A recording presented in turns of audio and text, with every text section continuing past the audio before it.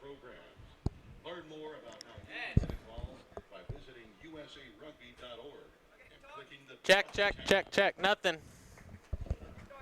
Check, check, check, check, check. Check, check. Check, check. Whittick.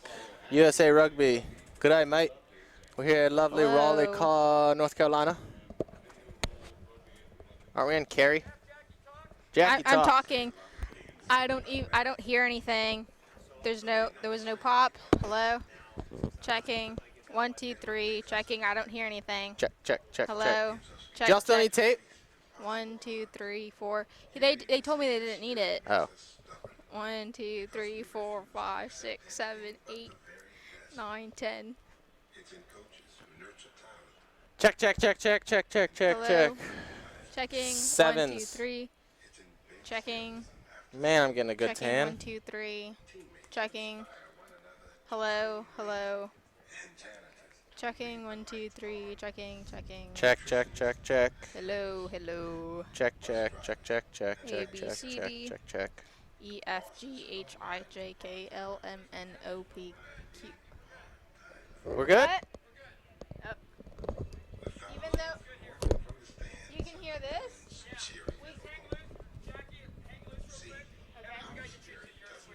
Okay.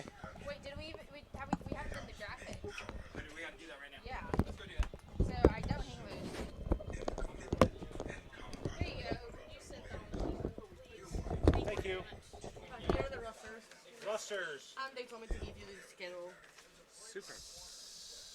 That's the schedule for the games in this field. Excellent. Thank you very much. Thanks. Thanks. Are you guys going to bring us rosters? Yeah, every like 30 minutes.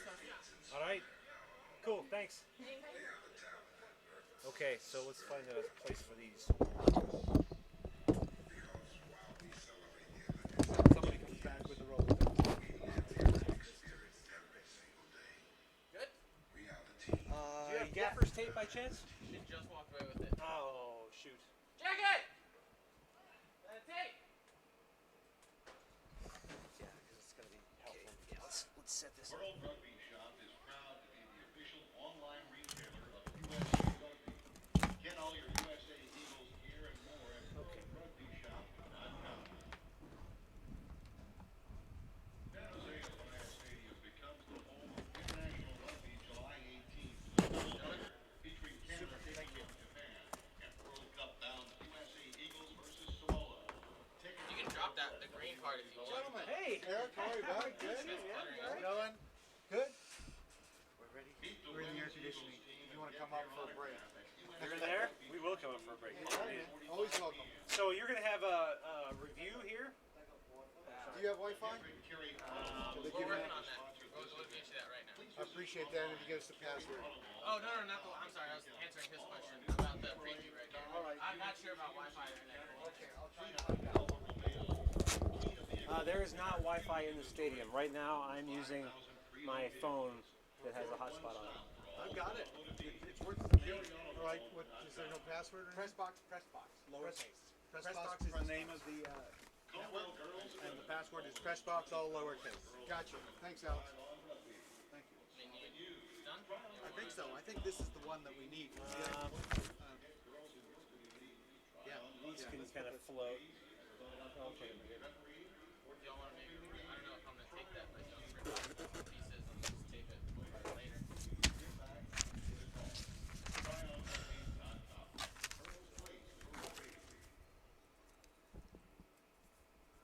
USA Rugby wants you to know about the Women's Premier Domestic Championship taking place this November. Glendale Raptors will look to repeat against top competition from 7 other elite women's programs.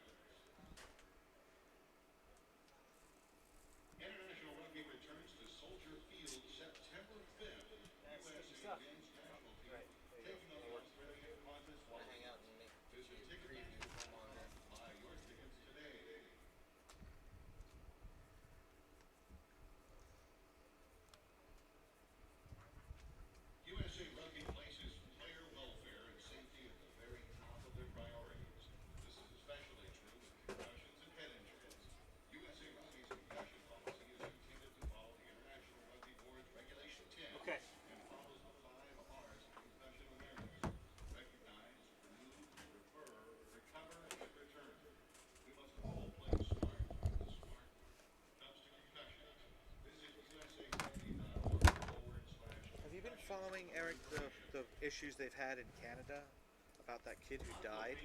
No, I haven't. This girl died at a game, and there's been a national inquest. Some people talking about banning rugby. Oh, wow. And Al Sharon wrote a column saying you shouldn't ban rugby. They're taking on all these recommendations, which all the recommendations are all pretty standard stuff anyway. Yeah. But here's the thing. This entire thing is brought forth by her parents. Hey. Hi. How you doing? Hi. Hi. I don't mean to interrupt you because I see you're working, but I'm here with the film crew filming the U.S. men's and women's teams. Okay. It's for a short that's going to be probably for Vice Media. Okay. And so I wanted to see how comfortable you'd be with us filming you because you're the announcers, correct? The webcast. Is what we're doing. Webcast. Yes. Yeah. Okay. Is there an additional set of people, or There's PA. I mean, if you're thinking about PA, they're over there. But yeah, we're the only. We're doing the live web stream. Yeah. okay? Is Does it go on TV too, does or not just on the web? it does not go on TV. Just Just on the web, right? now. Okay. Yeah. Cool. But we're fine with. I'm fine with that. You're fine with it? I'm totally fine. Okay, so we might like come over and maybe mic you up, or like it would just be an additional. You probably already have a mic, Yeah.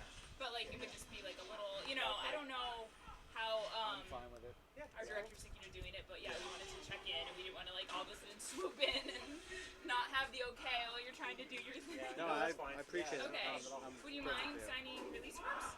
Sure. Okay. I don't know if I have a pen. I have pencils. I have a pen. All my writing implements are pencils, so they don't get washed away when it rains.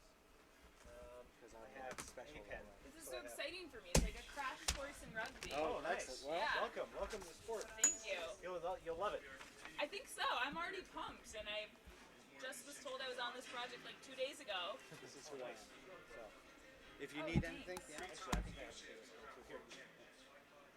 Oh, great. This is perfect. You know, actually, I gave away my last business card yesterday. Shoot. Sorry. Oh, I can hand you mine too, just in case for any reason. Oh shoot, no, I don't have it. Never mind.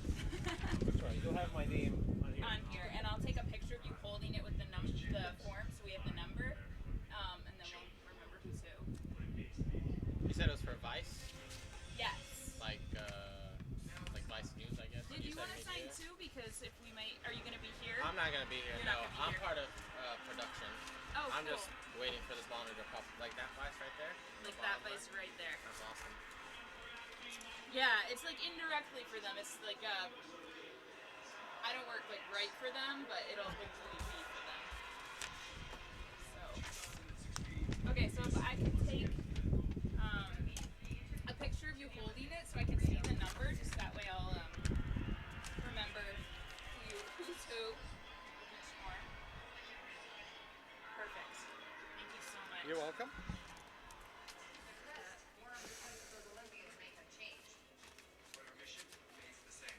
So the lawsuit, or not the lawsuit, but the whole inquest and stuff is brought by her parents. It was her parents who let her play. She'd had 2 concussions previously, including the previous weekend. She had a concussion. They knew she had a concussion. She complained that her head hurt. They gave her painkillers. She said, I feel a little bit better. And they said, well, I suppose you can play this coming week. And then she got hit in the slammed to the ground and died. And it's the parents' fault. But nobody wants to say that because they're grieving because their child died. But it's the parents' fault. No, who doesn't know that, right? Who doesn't know that you don't? A kid gets a concussion on a Saturday that you think, I'm sure you're fine. You can play again. Less than a week later. Yeah, that's terrible. Go to usaRugby.org for full information on how you can watch the games and support the Eagles. Thank you. Okay. Come watch our USA Men's 15 Oh, forgot. All right. So it's Eric and Alex. That's Yes. correct. Okay, and I'm Claire. Hi, Claire. Hi, Claire. Nice to meet you. My crew, well, I'm part of the crew, it's all men. So, there's 3 of them. Where are you from? New York. All right. Don't forget to stop by the USA Yeah, Rugby I'm tent psyched. located on the Congress Did you just fly in for this? Rugby Nice. gear. Yeah. Cool. Yeah, my first time to North Carolina, my first time doing anything rugby related at all. What do you need to know? I need to know everything. I time. Like, So It's just like football where you're trying to get down to their side of the field and score in their team's end zone, right? wait, let me film you. Oh my gosh. Saying this. No, I mean just on my phone, but like Okay. for my. Hang on. This camera is like. Buick, GMC, Cadillac, Fiat, Alfa Romeo, and Kia vehicles. And our huge inventory of over 5,000 pre-owned vehicles. Your one-stop for all your automotive needs. CaryAutomall.com. Okay. The rules of rugby. Oh geez. Rules are good. For And dummies. go. Rugby is just like football in that you're trying to get down to the other team's half of the field and score in their end zone. It's also a full contact game, just like football, but it's like soccer in that play never stops. Play continues with every tackle. Teams recycle the ball and they keep moving and they keep going.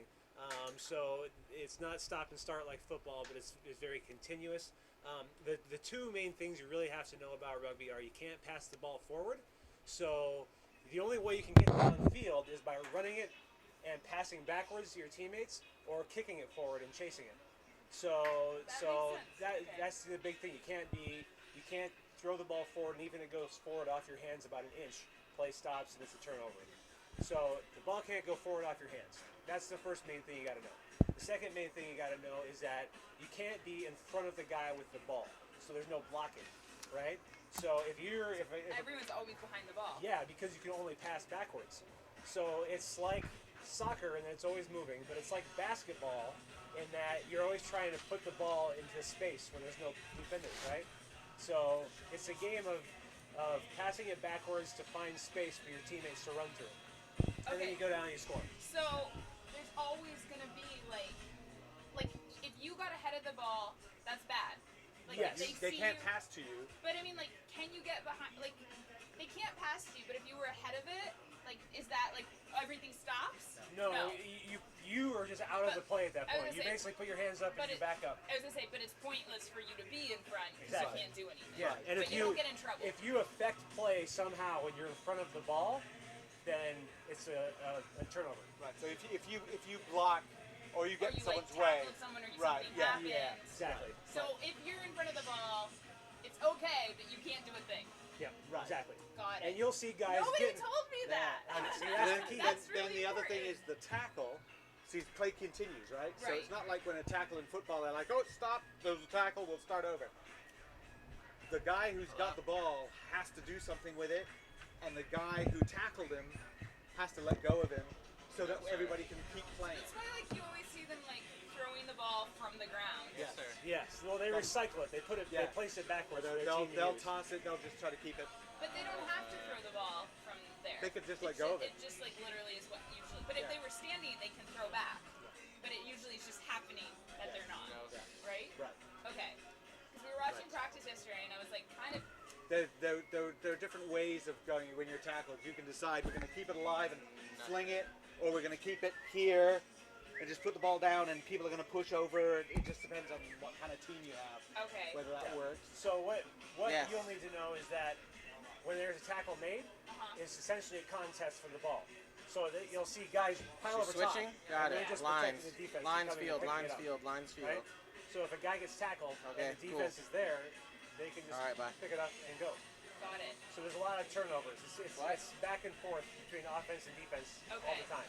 So my goal by the end of this weekend is to be able to like explain this back to you. Yeah. And just No. be like, this is rugby. You'll get it. After a weekend of watching sevens, no problem. I'm so excited. It's a lot of fun. You'll like it. Okay, awesome. Well, I'm gonna go check in with my crew, but All right. Eric and Alex, And Claire. Claire, that's right. I really, really appreciate it. Thanks, Claire. John is the filmmaker with the camera. He's like 65, wears a black baseball cap, and has a feather. He's a Nice. character, really nice guy. Awesome. But you'll probably see him around. Sounds good. So, all right. Great. Thanks a lot. Thank you. Have a good day. Have nice fun. to meet you. How's it going?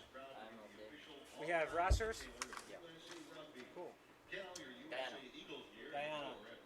Which will be You're up next. Okay. Great. Thank you very much, man. Appreciate it. Are you guys are going to wear the same numbers all weekend? Yeah. Awesome. Thank you. The coin toss it. No, that's final. Y'all want this in the middle though, like right here? Well, I thought this is for the referee, or is this for us? I think If he doesn't, I'd say this is more. I think they're gonna have their own on the side or in the press box. Unless it's right here. Is this our referee review person? I'm the citing commissioner. Citing yes. commissioner. Hello, I'm My Eric. name is Carlos. Nice to meet you, Eric. Eric. Alex. Carlos. Alex. Hi, Carlos. Yeah. Nice to meet you too. So he'll need it more than we will. But we'll Okay. we'll be borrowing Let's this see. for replay for broadcast. Okay. Yeah, we can also look up there. You want my number or anything? Or I guess you could talk to us through there or anything. Yeah. just Well, to- if we have any issues, we'll let Alex Solomon know. There you go. Sounds good. Right. Have a good one, guys. Okay, so Put that down here. I'm going to try and write down the roster here as well, so I have it. What is this place called? WakeMed Soccer Park. You can see it on the that blue sign up there in midfield. Oh, right. There we go. WakeMed. I also have these pulled up. Great. So we got Jamaica and Bahamas first. Yes. Jamaica didn't hand anything in, but we do have.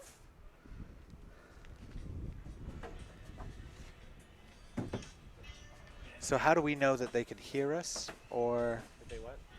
that they? I don't know. How do we know if they can hear us, or when we're ready to start? I guess is the big question.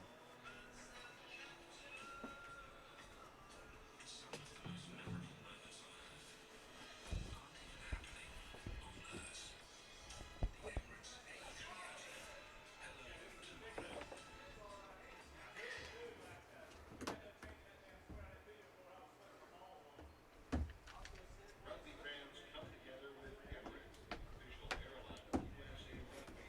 Enjoy our award-winning service to more than 140 destinations worldwide across 6 continents. Tomorrow, I'm on the press box too, so All right. So there's the feed.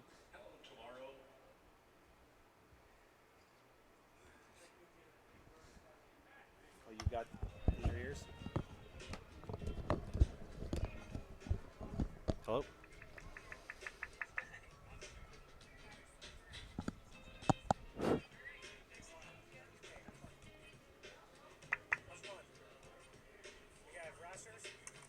Okay. You're audible.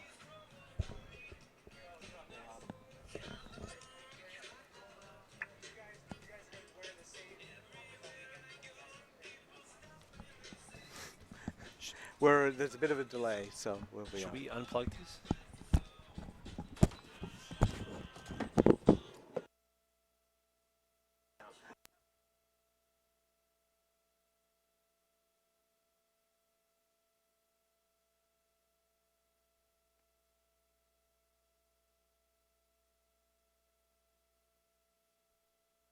Unplug them.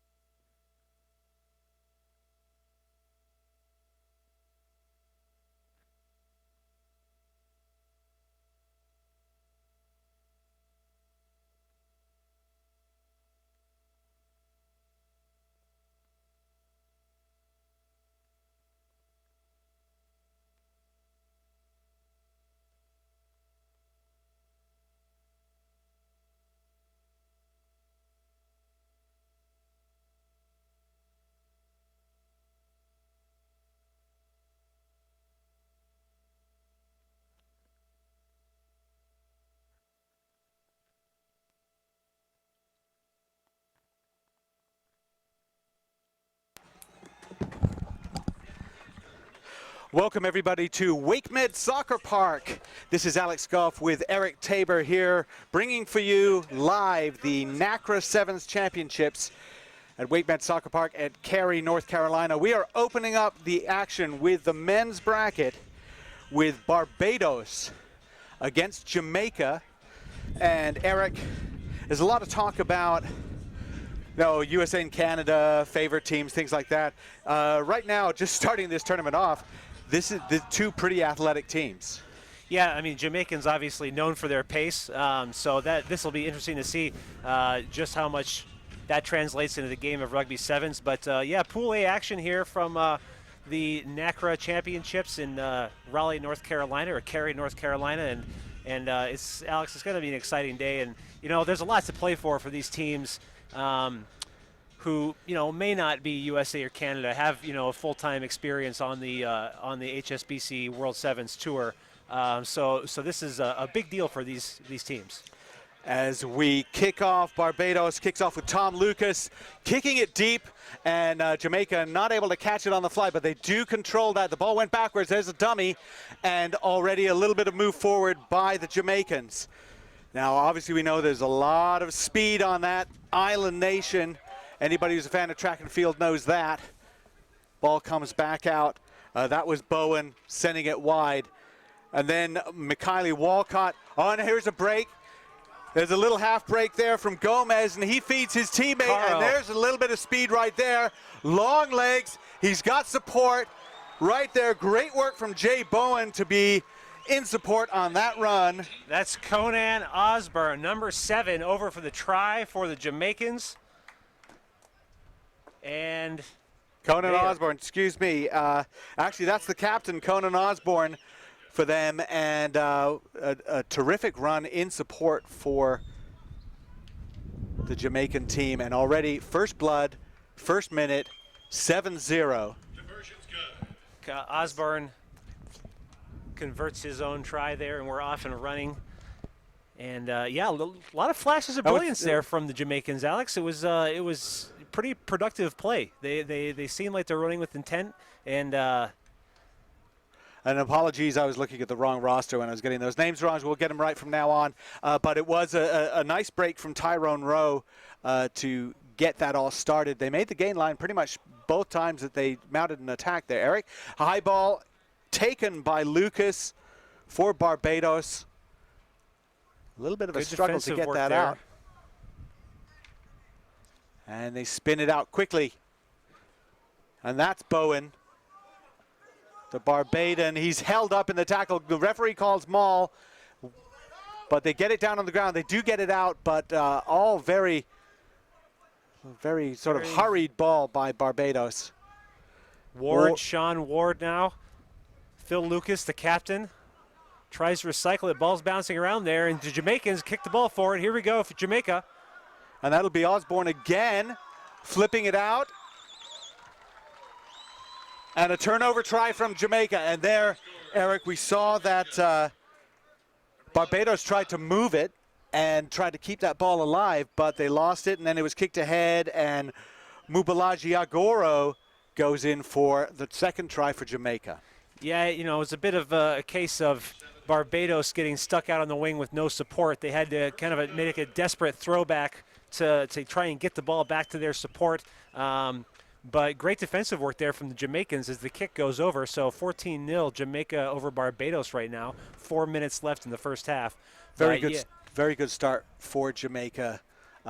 Looks good on the defense, and you see, Eric, they're really pushing it on these rucks, trying to counter ruck quickly. Well, there's great restart. Right on 10 meters. It bounces Jamaica's way. They hold on to it. Lost it, though. Taken away by Brian Cummings for Barbados, and just nudged forward at the base of that ruck. Good work from Cummings, because really it looked like Jamaica was off to the races once more. Yeah, that restart was just fantastic for the Jamaicans, and a little bit unlucky in this kind of muggy weather to not hold on to that one. But actually, it was good Barbados defense is what it was. Ball ripped out of the hands of the Jamaican ball carrier. So we'll see if Barbados can do something with this possession now. Again, they're looking to use their speed guys on the outside. Walcott still on his feet. Michael Walcott finally taken down by the Jamaicans. Now here's some numbers for Barbados. Can they take advantage of it? They're kind of running sideways there, using up that space. You see how they try to keep that ball alive. It's Another sort of Shot back, desperate that's Stout. offload there. They're trying to offload the ball off the ground and off the deck instead of playing solid sevens. Well, there seems to be a bit of a size difference, but there's also a bit of a speed difference. And this is what they wanted right there. Barbados goes in. Number 4, Dario Stout.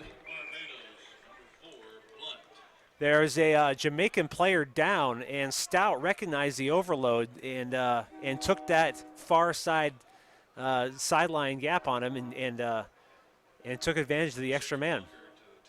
Well, this is what they wanted. They wanted to get their pace moving and stressing. And you know, we're going to be talking a lot about the weather today. It is very warm here in Cary, and it's humid. And the forecast is for it to get into the 90s. A team that's with the heat index in the hundreds, so it's going to be a hot day. It's going to be a hot day. Maybe a lot of these teams are used to hot weather in the Caribbean, but who can handle it? Who can handle the difficult games? That's going to be an interesting question. So, well, now this is also going to be a factor, Alex. So we talk about we're seeing Pool A action here. All these teams have an extra or one less game to play today. As number 14 for Jamaica, Caro. Geez, he's all over the place. Well, Caro's guilty of holding on right now. He's tackled nicely by Cummings, who's made a couple of good plays for Barbados. And he forces the holding on, but really kind of a lackadaisical approach to that tap penalty. Stout is trapped and not really able to go anywhere, but not 10 by Jamaica. So Jamaica has to move back 10. Barbados has another bite at the cherry now with 1 minute left in this first half in this first game here at the NACRA Sevens. Barbados in blue, Jamaica in yellow. And Bowen gets a pass on the ground and tries to control it. They call it a knock-on. Tried to knock it backwards. He's sort of shaking his hands. Kind of was okay with that. But scrum down to Jamaica now, and we are inside a minute. And certainly with a nice big weak side, you might want to see a scrum half move around to the weak.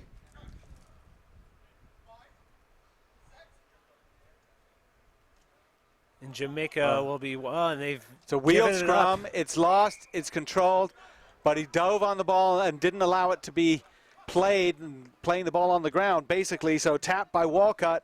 Jamaica's going to want to be smart about this possession here. They need to get one more score on the board before the half, and there's just enough time to do it. We're about 5 seconds now. This will be the last play of the half. If they could take advantage of this overlap here, it's going to be 5 points. That's Garvey, though. That was a break by Garvey, and there's Garvey again. He goes in, he grabs it. And Marcel Garvey has gone in for, and that's the thing right there, a try right at the end of the first half.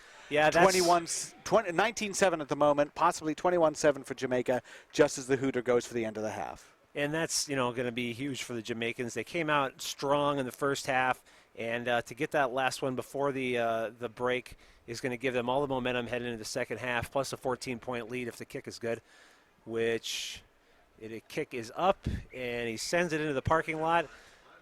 So Osborne's kick is good. The score at halftime now, 21 points to the Jamaicans, 7 to Barbados in the first match of the NACRA Sevens Championships here in Cary, North Carolina, just outside of Raleigh-Durham.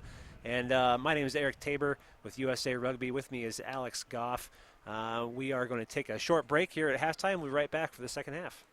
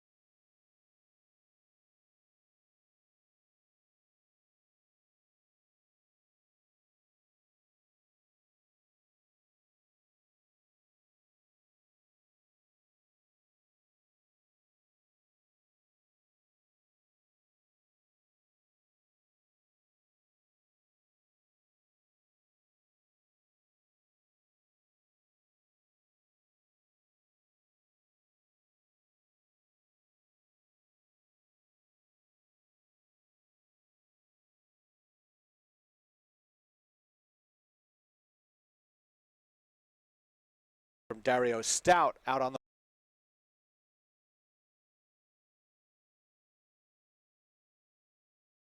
by Ward and Eric Tabor. They're looking to use their pace, Barbados are, and they're kicking for it. Not sure if that's the right option. Yeah, O'Shane Eddy here with the ball in hand. He's a stepper. He's got some pace out there, but is he isolated? Jamaica, Jamaica's playing a nice physical game, Alex. They're definitely got some pace, but they're able to control the ball in contact, and then you see a turnover there, but they're playing a hard game. Perfectly legal the way they went right over the middle in that ruck, and there's a break from Ward. Again, we keep talking about him. He's got support. He's got Lucas with him, the captain. The captain keeps his legs churning, and Phil Lucas in with a big, big try for Barbados. All these tries are going in under the post. Conversions, no problem so far. Yeah, good individual effort there from Phil Lucas, the captain. And look at this, he lost a boot on the play too. He's over there relacing up his shoe. So he scored that try with one sock on, with one sock, one shoe. And Tom Lucas kicks it over. So Phil Lucas scores. Tom Lucas kicks the conversion. And we've got a ball game here at 21-14. We're at 5 minutes, 51 seconds here in this second half action. First game of Pool A action at the NACRA Sevens Championships here at WakeMed Soccer Park, Cary, North Carolina. And Eric, you were talking earlier, Pool A has one less team in it than Pool B, and that's because of an immigration visa problem that the United States government is having all over the world. In fact, that meant that St. Vincent Grenadines team could not make it in, which is a shame. But there's a break, and here's somebody who's making something happen. Dario Stout, once again, he's already scored one try. He's got some sidestepping to him and a little bit of pace, and well recycled by Barbados. A little bit better in the rucks this second half, but once again held up. This time Ronaldo Wade says he's going to hold up this, make it into a maul. Ball doesn't come out, and that'll be a scrum for Jamaica. And so that's a tactic we're certainly seeing. It's definitely Jamaica sees themselves as a bigger team, a stronger team. They want to hit harder in the rucks, and they want to hold them up in the mauls. Well, and you'll see this tactic, I guess you could call it, of the maul being used by teams that aren't quite as experienced in sevens. A little bit of 15s creeping into their sevens game here. They want to use that maul, whereas a team like the USA, who I think has done brilliant this year in the HSBC series of letting a maul just go, and there's no contested maul, so the player has to be released. And I think that's been a great tactic that the USA boys have used this year. That's true, and you'll see if you can get your knee down on the ground, if you're the ball carrier, you're down. Yep. Then they have to release you. Yeah. Scrum down for Jamaica, sloppy scrum, but they do rescue it out there. Eddie gets it out, and there's a break right up the middle. Osborne once more, he is chased down though by Jay Bowen and turned over by Barbados. End-to-end stuff here in this first game of the NACRA Sevens. There's not much in it right now. 14-21, Barbados trailing Jamaica. Jamaica with the physicality, but they're not taking care of the ball in contact. Well, they want to stay on their feet, it seems. They dish it out there, and that's Blunt. And there's Bowen. Bowen sidesteps. He's got support. That'll be Walcott. Walcott through. He's looking for someone to help. Oh, he held on to it. Waits a little bit too long to give the pass, and it is just completely taken by Eddie. And you're right, he is a stepper. Steps all over the place. Pops it. Tyrone Rowe, he's over now to unloads to number 13. Reinhard Richards was there. The sub comes on, and he's just like, give me that one. No one else is anywhere near me. And that was all about timing on the 2-on-1. He passed a little bit earlier. Maybe something happens. Waited too long. He was tackled. Not only was tackled, he was stripped of the ball. Yeah, you saw the the opposite ends of the spectrum there. Barbados has a great breakaway, all the opportunity in the world, and they can't execute the 2-on-1. They turn it over. But Jamaica, on the fast break, they execute the 2-on-1, the simplest move in rugby, and here they are with the try time, going to give them a 28-14 lead. Now Jamaica over Barbados. We got 2 minutes, 50 seconds left here in the second half of this opening match of the NACRA Sevens Championships. Well, a lot of breakaway tries, because we've seen every single try scored under the post. Every single try has been converted. Eddie converts that one after he was the one who made the tackle and the strip and just set off downfield, and he did have support. A lot of confidence in this Jamaican team working with each other. Ball kicked up high, taken by Gomez. Gomez says, you know, let's just go straight ahead. Dishes it off to Blunt. Blunt is nailed by Agoro, and the ball is knocked forward. That was a huge hit by the big sub, Mobilaji Agoro. And the ball is knocked forward in contact. He's a bit of a load there. You know, there's some big dudes on this Jamaican side. You know, they if you look kind of, 1 through 7 on the field right now. Well, I guess number 7 being subbed off, Osborne for Jamaica. He was one of the bigger guys out there, but Jamaica definitely has the size and the girth on this Barbados They've been side. doing the bench presses, that's for sure. That would be Garvey getting it out there, and there's the new man coming on. I think that's Linton. Yeah, Jamaica's an interesting rugby country. They seem to really enjoy their rugby league down there. So we'll see if that can translate into the sevens game. This guy looks like he's playing a bit of rugby league Tyrone right Rowe now. wants to get into the contact, that's for sure. Got to love your contact if you like your rugby league. But it is a penalty advantage to Barbados for not releasing the ball. Tapped quickly by Sean Ward. Taken out by Gomez, who And just reverses direction Another nicely. Look at Jamaican it. down. Sean And Ward, no problem. He had 3 guys outside him. He didn't need a single one of them. Right up the middle, Sean Ward, big try for Barbados. And he knows there's only a minute to go. This half has gone very quickly, and it is 28-21. Jamaica Ward leads. puts his own kick over there very quickly. Now we've got a Jamaican player down here. This is going to be interesting. It looks like that's number 3, Garvey. He took the contact. He took the ball into contact, turned it over, and he's been down ever since. And that led to the Barbados try. We have a couple of kind of spark plug smaller players for Jamaica. Garvey is one of them. Oshani Eddie, the other one. And both of them have been heavily involved in the scoring, either setting it up or Garvey actually scored one. But he's hurting a little bit right now. Need to get the magic sponge out there. Maybe cool him down a little bit. But this is a big deal because the clock has stopped. We have 41 seconds. Which is an eternity in rugby. Jamaica's brought on a sub, so they're back to full strength side right now. They will be taking Garvey off then. So it looks like Sneathan Trapper comes on for Garvey. Garvey walking off under his own cognizance, which is good to see, but that's 2 players now that Jamaica's had go down in this first game of the day. It's difficult. This is a lot to do. Now, Jamaica does have a little bit of a break in the sense that they play 2 games today. They don't play their pool game against the United States until tomorrow morning. It's actually the first game of the day. So should be, he gets a nice round of applause, does Marcel Garvey. Had a try, and now he's sort of coming off the field. Deep kick from Barbados. No, they want the ball back. Caro has taken it. Kick ahead by Trapper. Not a bad idea from Jamaica there, too, putting Barbados under all kinds of pressure, and now that is Blunt is all alone, isolated. Turnover, there it is, and this is a big opportunity for Jamaica if they can get the ball quickly. 20 seconds to go. There's numbers out left. They're calling for it. I'm not sure if Barbados was back 10, and no, we got a high tackle. High tackle. So again, the if half I were of the Jamaica, I would just take all the time in the world right now. 5 seconds left in this one. Take your time, kick it out of bounds, and go back to the sheds and shower I up. think they would. They hear the hooter now. Got to be careful, though. No. They don't want to lose things, and the bobbling the ball around. And it'll be a here's penalty. an opportunity. And that is where you've got to execute. You've got to be careful. You've got to take care of the ball. Blunt, no, not Blunt. Blunt is elsewhere. That would be Bowen.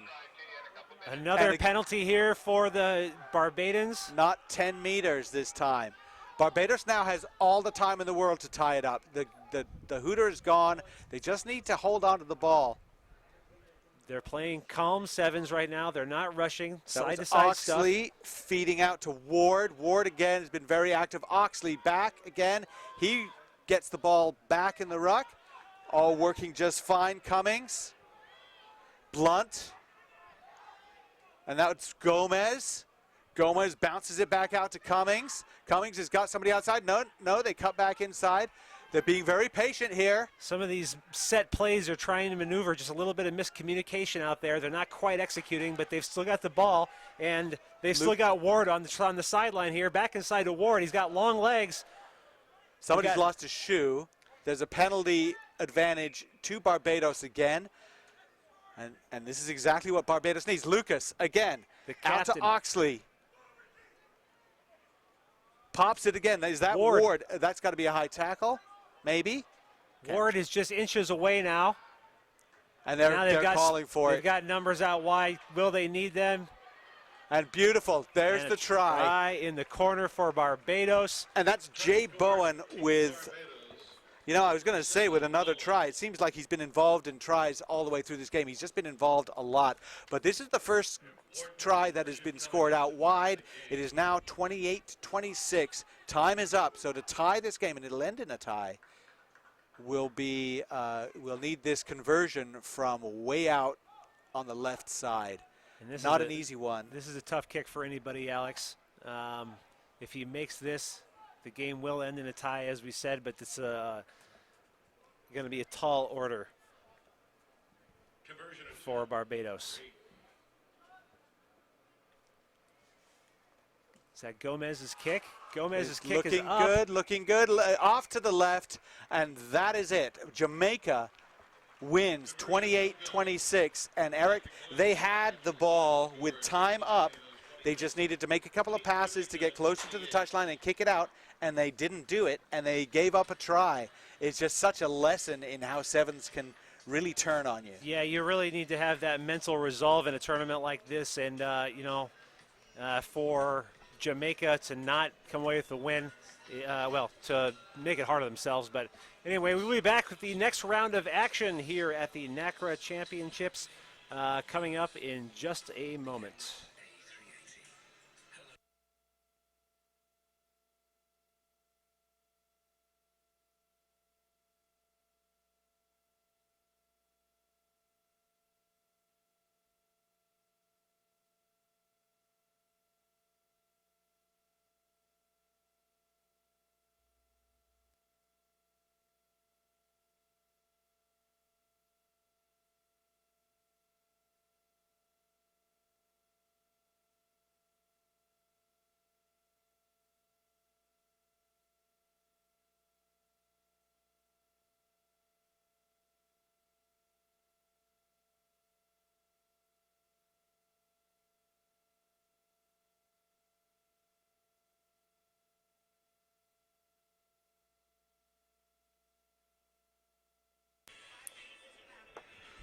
Welcome back to WakeMed Soccer Park here in Cary, North Carolina for the NACRA Sevens Championships. We are looking at the second game of the day here in the main stadium with Guyana against the Bahamas. And this is a Pool B game. Guyana in the multicolored, mostly green jerseys against Bahamas in the blue and yellow and black. A lot of power from Guyana, always a very physical, fractious team, a lot of speed expected from Bahamas. There's the kickoff, nicely taken right on the 10-meter line. Referee says that's good enough for me, and a good start, Eric Tabor, here with me, Alex Goff, here at WakeMed Park. And Bahamas, they've got the ball moving, and they've got the ball running. Yeah, fantastic stuff on the restart there, Alex, for the Bahamas. And, looking pretty industrious at this point right now. Mistimed kick forward there. Looks like we'll have an advantage being played to Guyana. Yeah, we had a knock on there trying to cancel it. So that little chip ahead, probably not the wisest idea.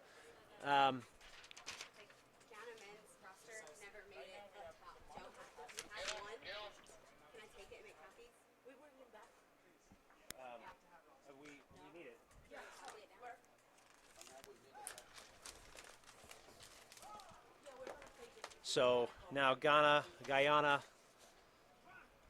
putting the ball into the scrum. And looking like they're going weak now. Maybe a bit isolated, but that looks like Travis Bascombe. Bascombe slicing and dicing. Bascombe, is that Bascombe? No, it's number 11, Claudius Butts. Claudius Butts, one of the more experienced players on this Guyana side. We were talking about Claudius Butts earlier when we were discussing the teams and how Butts has been around for quite a while, in fact. He's been sort of the main strike guy for several years. He's been at the USA Sevens in Las Vegas. A lot of experience. There's Butts strolling in for the try. He's got the long legs, Alex. He's He's definitely an athletic sort of fellow, and really it was his fast feet that really scored that try for Guyana. They were looking like they were out of space out there on the wing, and you know, he just had an ability to make those players miss. And here's a knock on from the Bahamas. Yeah, well, they've got to take care of that ball, Bahamas. Certainly, this is perhaps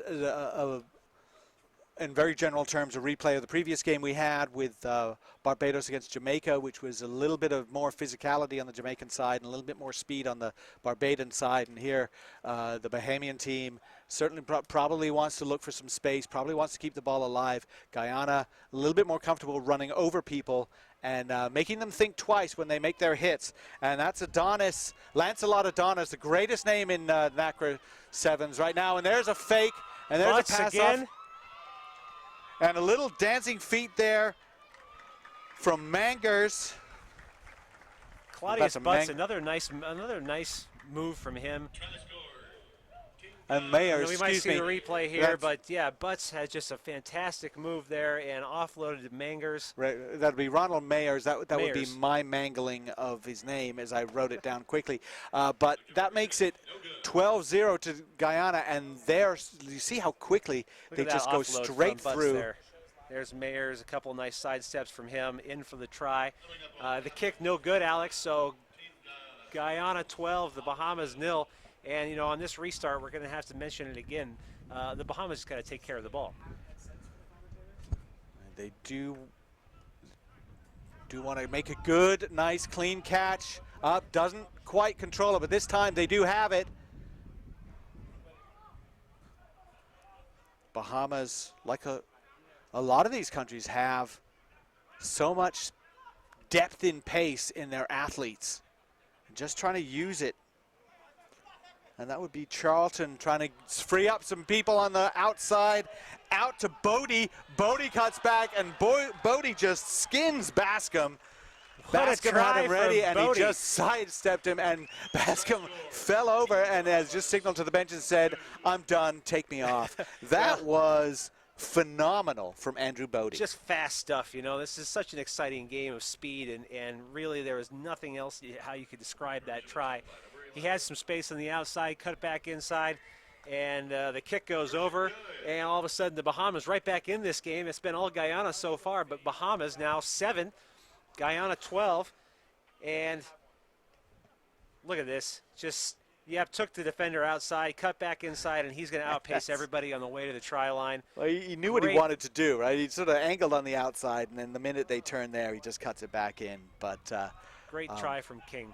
There's the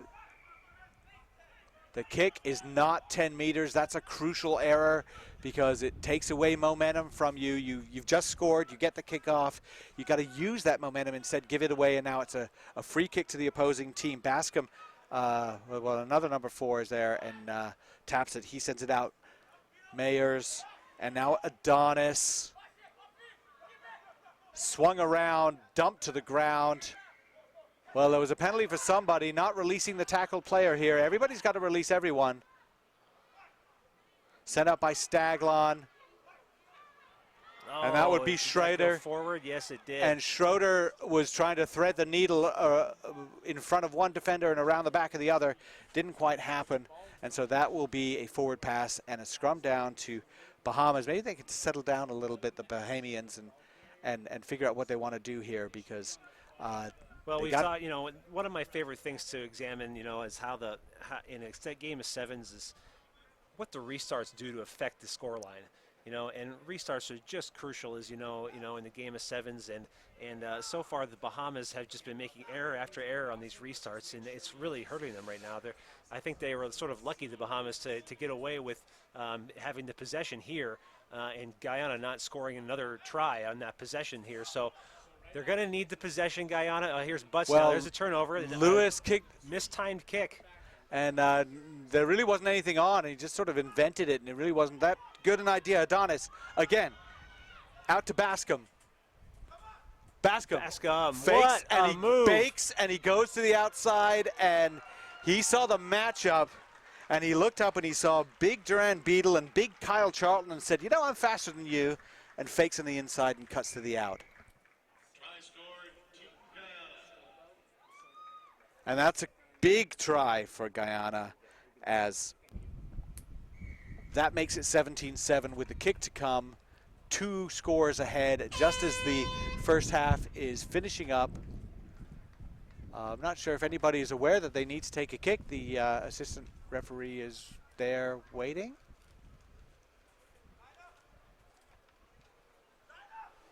So the Bahamas, the Flamingos, find themselves in a bit of trouble here. They're going to have to restart the play here. So I thought we were going to go into halftime at the Hoover. No, they had time for the kick. They elected not to take the kick and instead go for another try. But there's a big charge.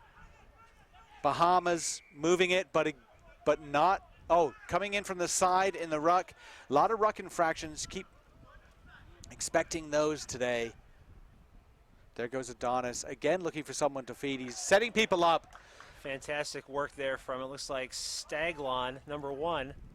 And he just took that ball on pace. Another try. So good move for Guyana. And that actually is Corbin with the try.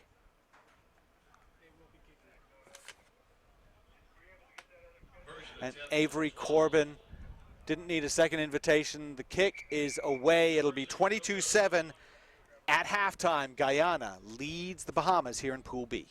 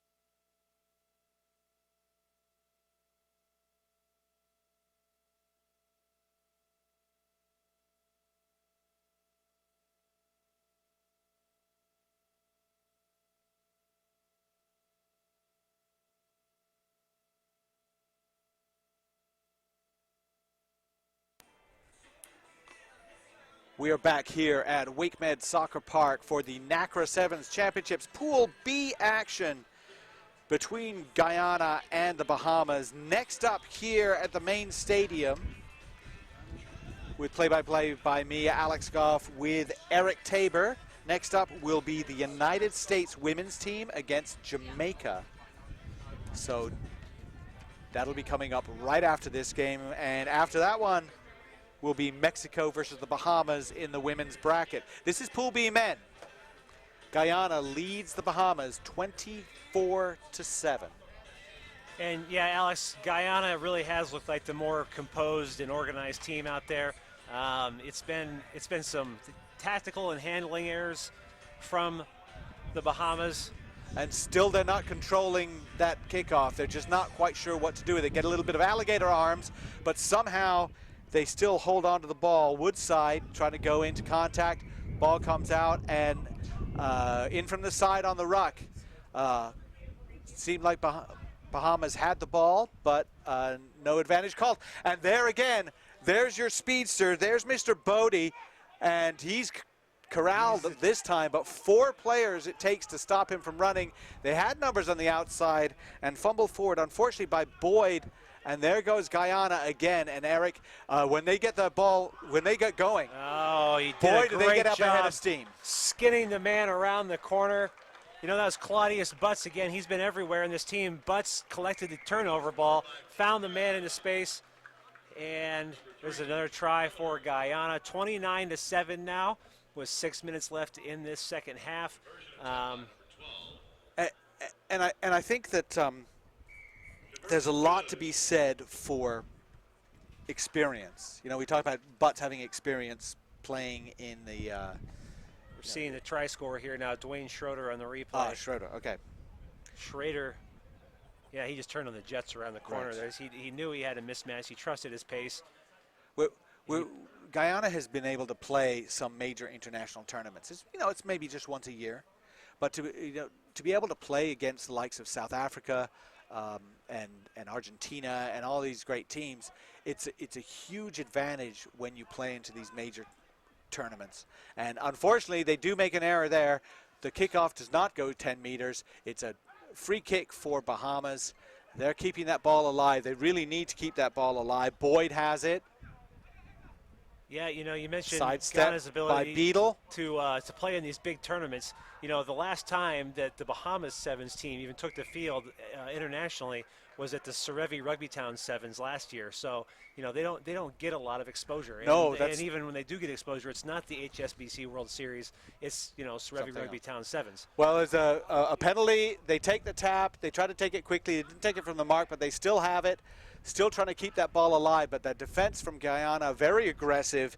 Lewis has it now. 2 tacklers on him. Very slow coming out. Patient with the Beadle ball here. They need an attacker, and they do there we get the go. attacker. Is there support? Will he get there? And that's Woodside. That was a flat ball to him. He was taken down, but he wasn't taken down in the tackle. He wasn't held, so he was able to get up back and just dive over. Stretch out for that try. And the Bahamas now on the board for 5 more. 31-12 the score now. Guyana leading the Bahamas 31-12 with the kick to come. And yes, the kick is good. 31-14. 3 minutes, 50 seconds left in this second half. Well, that's enough time. Plenty of time. It's enough time for 3 tries, but they do need to sort out their restarts, both receiving and kicking off. It'll be interesting to see what they do here, how they handle this restart, the Bahamas, because they haven't been successful on really any of their restarts yet so far. Well, they're trying for the short one. They're trying to go, and it doesn't quite get there. And it looked to me like he sort of pulled out of that one and didn't go up for it. Kind of needed to go up for it. Guyana using it now. They're moving it. Now that would be Mayers, one of the try scorers. Ball loose. Claudius Butts now. He controls it. Ball's off to Hamilton. That was a loose pass from Butts. Yeah, Hamilton's pass is not quite there. Boyd goes in to force the knock on. It'll be a scrum down to Bahamas. We're right about 3 minutes to go now, and I think they've stopped the clock. Mayer's shoe came off, and we got a sub coming in. So that's 3 players that have lost their shoes so far this morning. Yeah. So, I don't know if it's the humidity, but the guy's not tying their shoes properly. So Guyana now bringing on plenty of subs. Keep the legs fresh. This is a Pool B match, Alex, so they are going to only have 3 games today. It's going to be aware on them for certain, especially as, temperatures reach into the triple digits today, with about triple-digit humidity as well. It's going to be a cooker. Luckily, WakeMed Soccer Park here in Raleigh or Cary, North Carolina.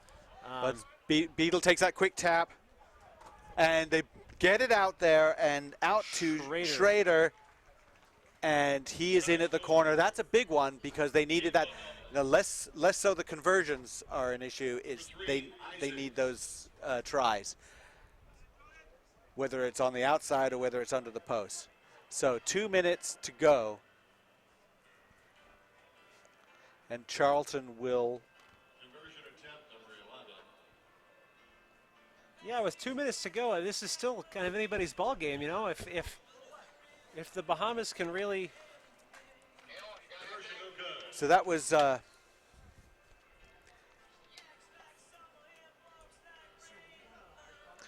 Isaacs for Bahamas scoring in the corner. Charlton doesn't make the conversion. 31-19.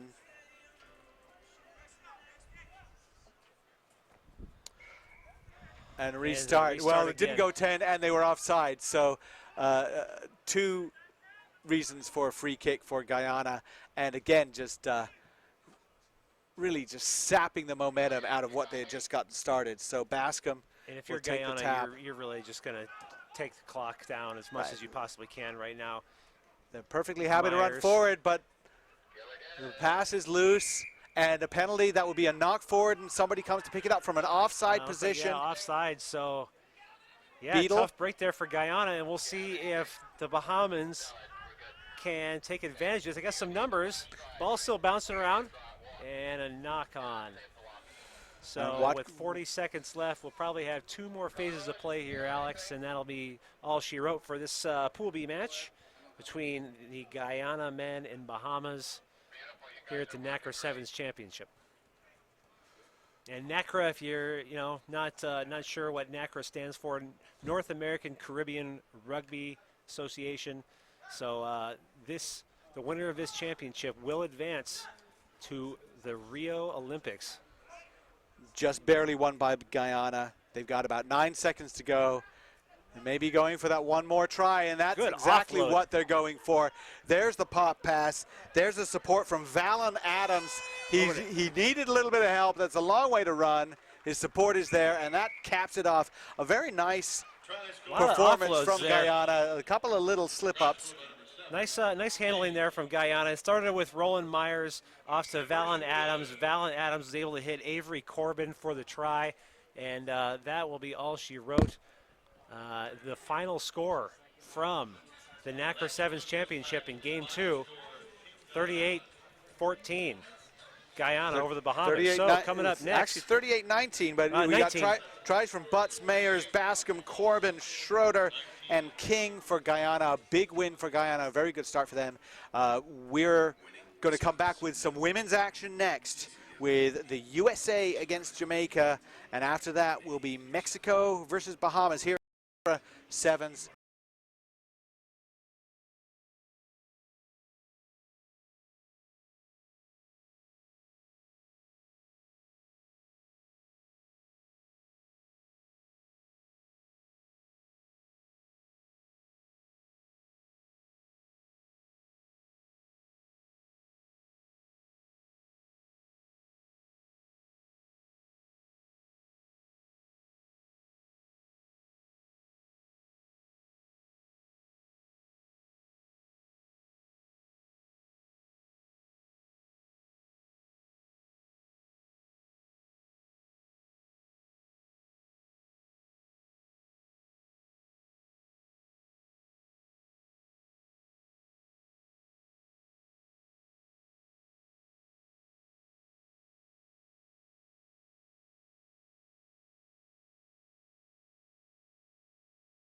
And we are at the NACRA Sevens Championships, North American Caribbean Rugby Association Sevens Championships. And the winners for the men's bracket and the winners for the women's bracket get automatic qualification to Rio 2016. And Eric, here we have a team that missed out on qualification through the World Series by 1 point. Yes, such a close, close event there for the USA ladies. But hey, the crowd's starting to fill in here now at WakeMed Soccer Park for the USA, and a lot of American flags in the audience. Good to see that. And this is going to be a real outstanding opportunity for the U.S. women to sort of get the monkey off their back. Frustrating loss for them, as you mentioned, 1 point loss. And they're already, we're going to see a team that wants to execute their structure. That's all they really need to worry about, it seems. Good a lot of offload. young players, but there is a beautiful short ball right up the middle, and that'll be Lauren Doyle, who has emerged as such a good player the second half of the World Series season. And that was just a flat ball, goes right up the middle. Fantastic try.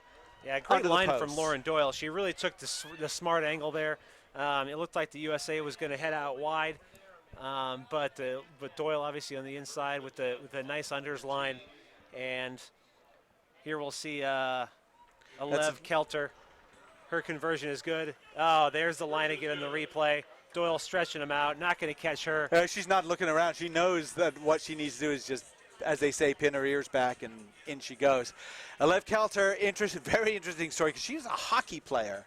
And it's not that strange to have someone change sports and play rugby and play it well. But how great is it that she's actually the one taking the kicks, to learn the drop kicks, to learn that very difficult skill. She's the one doing that. She was changed from hockey not that long ago.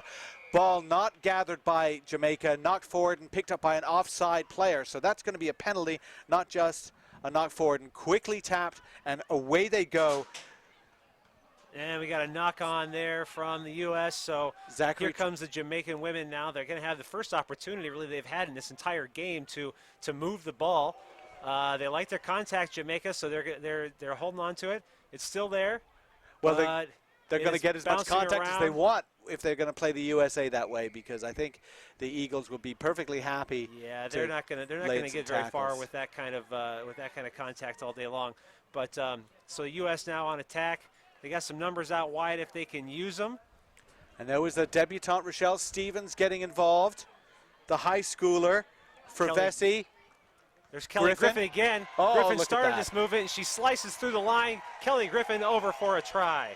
And that was just a fantastic little sidestep, just a little step to the side around the one tackler, and the Jamaican defenders just didn't have time to react. Nice little pass back from Joanne Vesey, and Kelter pops it over, and that'll be 14-0. So we have some newer players, or players with not as much experience for the USA, but we've seen the veterans scoring so far with Griffin and Doyle. But we do have Rochelle Stevens, who's starting this game straight out of Fallbrook High School.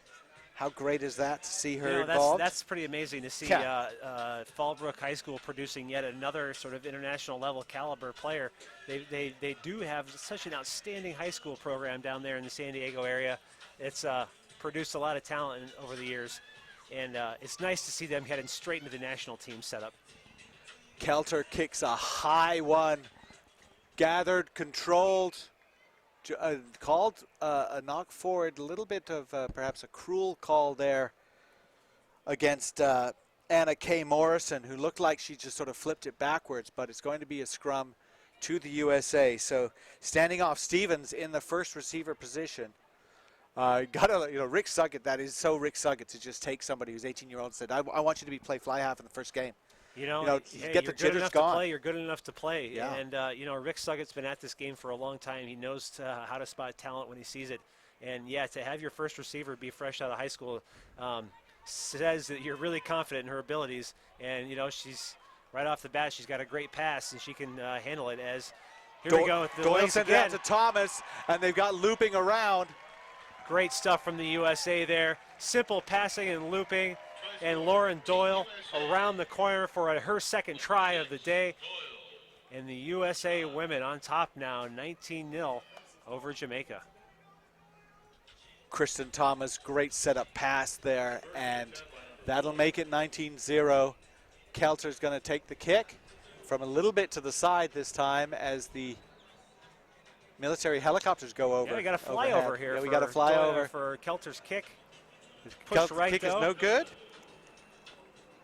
And I think it's 19-0. unannounced military flyover. Nice little addition to the scene here at WakeMed Sports Park. Helicopters in formation over WakeMed Park here at the NACRA Sevens. So USA now leading 19-0. I think this is what they wanted. They wanted to put them to the sword early. Again, Well, like I said earlier, if you're USA, you leave the last tournament in London frustrated at not getting that automatic Olympic qualification. You come here to prove a point. And so far, 19-0 over Jamaica, they have proven a point. And they're really taking care of the ball well. And looks like another opportunity for Doyle. Will she get her third hat trick coming up here for Lauren Doyle? Try USA. Well, that was all Lauren Vesey. She was the one who had the ball in the middle. She moved around. She danced a little bit and forced enough defenders to pay attention to her that she could then just send it out to Kathy Griffin. And she sent it out to Doyle. And there we go. Lauren Doyle just having a cracker of a game. Griffin. And here comes Kelter's kick. This is, out on the 5-meter line. Going to be a tough one for her. 24-0 now, USA. Kick to, hey, not a bad nudge. I thought she was trying to curve it in with the wind, but the wind's not strong enough, so she does miss it a little bit to the left. 24-0. 3 tries for Lauren Doyle, and that one was just a really nice team effort. And, yeah, the breeze, Alex, we were talking about earlier this morning that was going to be so necessary for our survival here in the commentary box. Seems like it's dying down a little bit, so it's shaping up to be a muggy, still day out here, just heavy air. Indeed and, it is. Hot temperatures. Jamaica does not catch the restart, but they do have the ball now. And they've got to go into contact a lot lower than that if they're going to be able to secure some good recycling ball. And now they're sending up their big player, Debisha Scarlett. I know they want her to use her to challenge defenses, but they fumble the ball. And Griffin just says, you know, I'll just kick it ahead. I've got it. Touch it down. Are we Beautiful. Good? Fantastic try. A little bit of soccer skills there from the captain, Kelly Griffin. Not, you know, and that was really patient of her to not be in a rush to pick up that ball. She was thinking about it, and she thought, you know, maybe not. She wanted to. She knew that if she just nudged it ahead a little bit, she can fall on it and score that try. So real smart stuff there from the captain. And just like that, your USA Eagles on top, 29-0 over Jamaica. And that was, don't know if you heard it in the at home there, but the hooter has gone, so time has expired in the first half. Oh, another nice kick from Kelter. One looks Did good. that one get over? It did. Alev Kelter, great nudge from her from over on the 5-meter line. So, USA 31, Jamaica 0 at the end of the first half of the NACRA Sevens Championship. My name's Eric Tabor with Alex Goff. We'll be back in just a moment for second half action.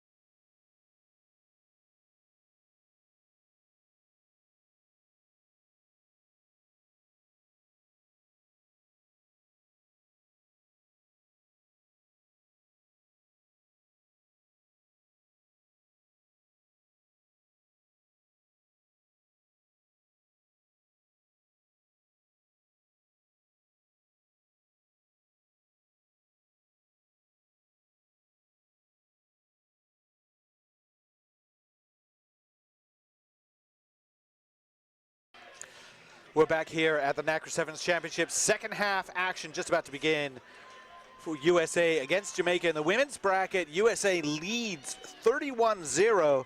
Lauren Doyle with 3 tries. Kelly Griffin with 2 tries. The veterans are the ones scoring the tries, but Eric Tabor here with me, Alex Goff.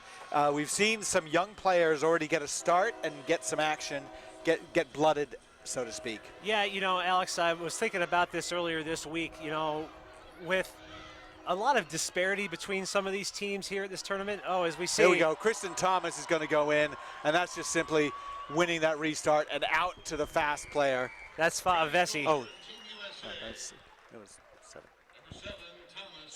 Number 7, excuse me, Kristen Thomas around the corner. So another try for the USA ladies. She didn't even get into second gear on that one. Yeah, she just had to stroll in. I mean, you know, it was all came from earlier in the play, the creation of space on the outside. But anyway, so I was saying earlier, the disparity in the level of play at this tournament will give these coaches the opportunity to use their players that don't get a lot of minutes on the HSBC Tour, the IRB Tour, the World Rugby Tour, just because you want to have these players, you know, that put as much effort into the training sessions, you know, do everything the team asks of them to do, but they may not get all the minutes, you know, that the starters do. It'll give them a time to get out there and show their stuff. It certainly is crucial to reward the hard work. Thomas, having scored that try, comes off, as does Vessi. They come off at rest. Melissa Fowler has come on, and I believe that was Lori Clifford also coming. No, not sure. It might be Carmen Farmer. But the USA team also has a job to do here, which is to win the tournament to get to Rio. And I'm sure some fans would think, well, you know, you can put in someone who's 18 years old or somebody else who hasn't played sevens for the USA team, and is you know, is there a reason to be nervous here or something like that? Well, we just talked. Rick Suggett shows confidence in his players. He tells a player, "You're good enough for me. You're good enough for this team." It's a way of instilling confidence. Yeah, Long kickoff here. If you're putting on the red, white, and blue, Yeah. you know, I know that Sluggo has every bit of confidence in you, and he's not afraid to let the subs do the work out there for the team. Fumbled forward by Jamaica, who've not been able to catch a restart cleanly. It's been a crucial problem for them. They haven't really seen the ball much. Kelter gets it out. Now out to Stevens, and then out to Fowler. Fowler's got Stevens looping around. Oh, numbers Griffin out again. wide. Kelter, she has just acres of space. Cuts back into contact, though. There's the hockey player trying to just forecheck a little bit.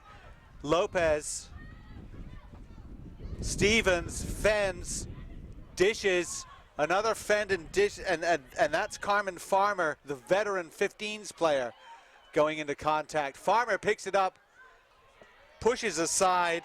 Carmen Farmer over for another try for the USA. And that is, she's been playing a long time, but she's never played for the USA Sevens team before. And in her first action, she gets a try, and she gets a try the way I think she would want to get a try, which is hard work. Well, she's a forward at heart, and you know the USA playing a lot of short ball there. They started with Kelter. She didn't want to take the space out wide. She took the contact right at the middle, and really it was a lot of essentially pick and drives there for the USA to score that try. But a try is a try nonetheless, Alex. 43-0. 4 minutes, 5 seconds left. USA on top of Jamaica. USA in the white shirts playing from the left to right on your dial as Kelter's kick is good. A fantastic strike of the ball from Kelter, who then gets a congratulatory pat from Dana Machisi and goes off to the sidelines. Kelter is done for this game, and she's subbed off. We have 3 minutes, 40 seconds to go in this game. 45-0, the USA leads. They've dominated possession. They've executed quite well. And the first good control from Jamaica, and they were thinking about kicking downfield. She didn't. She kicked it to touch, and we will have a line out. You'd think that you haven't seen the ball all day, you wouldn't want to kick it away. Yeah, you know, I tell you, I was doing a broadcast once with Al Caravelli, the former USA men's national team coach, and it was a Club Sevens event, and he was just espousing how, you know, he just hates when players kick the ball in sevens because it's almost a guaranteed turnover. You know, it's a really low odds chance of recovery. And so it certainly is. And well, now we've got the USA is keeping the ball in hand. That would be expected.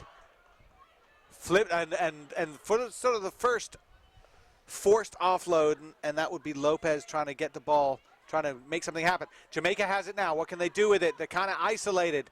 Need some support. Penalty against the USA, not releasing the tackle player. Certainly, Dana Machisi just sort of flopped onto the tackle player and just stayed there. And Alex, this is really the first bit of continued possession that Jamaica's had in this game. They really haven't had much ball to speak of at all. They need to run with a little bit more confidence. They look very displeased at the prospect of being tackled by the ladies in white. And we're running softly as a result. And what happens is knock forward in contact. Scrum down to the USA, right on the Jamaican 22. We have about 2 minutes left in this game, 45-0. USA leads. Backs set wide right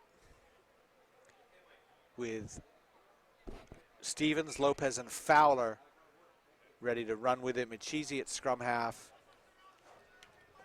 Farmer has come in the forwards.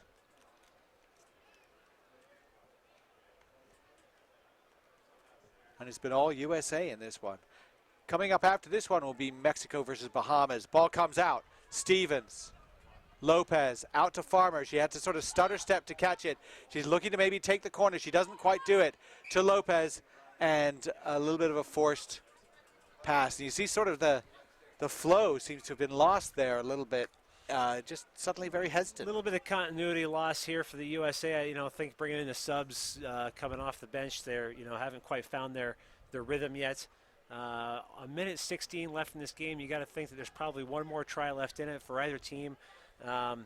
Jamaica's going to have to put it into the scrum here, and we'll see if the USA can disrupt this scrum a little bit and force another Jamaica turnover, which they've been doing fantastically all day. And they do just that, and Clifford managed to send it out, and out it goes to Fowler. She's got lots of space. She's running at an angle. Somebody's got to straighten that up. Stevens has it. She goes into contact. Fowler rucks over. Nothing on the weak side. Let's go wide. Ooh, That would pass be and loop. Catherine Zachary. Katie Zachary churning her legs. She pops it up. Fowler's there. She's very high, though. She's going to loosen that ball. Oh, big defensive work there from the Jamaicans, and it forces a knock-on from the USA. Good defensive work there. They were backed against their own line, and they put in the hard hits to keep the USA out. They certainly hit hard, and it was an old-fashioned strip and bring the ball up high like the it takes me back to the 70s, those kind of mauls. You'd rip it out, you'd pop it out at the top, and that would have been fine if they'd sort of let her throw it a little bit further back, but it was knocked forward. Ball lost by Jamaica. USA has it. 2 scrums in a row that the USA has stolen against the head. And going to the line. They go to the line. They're not there. It's held up. No try. And we're going to have a talk with the assistant referee just to check. The hooter has gone. No try. Held up is the call from the referee, and that will do it for the game. 45-0 now. The USA women over Jamaica. Great start for the women, Alex. Very good, especially that first half. Just took it to them. The second half a little bit slower, and I think Coach Rick Suggett would have liked to see them just really attack with a little bit more aggression. Didn't quite see that, a lot of sideways running. We will see another game coming up here in the women's bracket. Mexico against the Bahamas will be coming up in just a few minutes here at the NACRA Sevens Championships.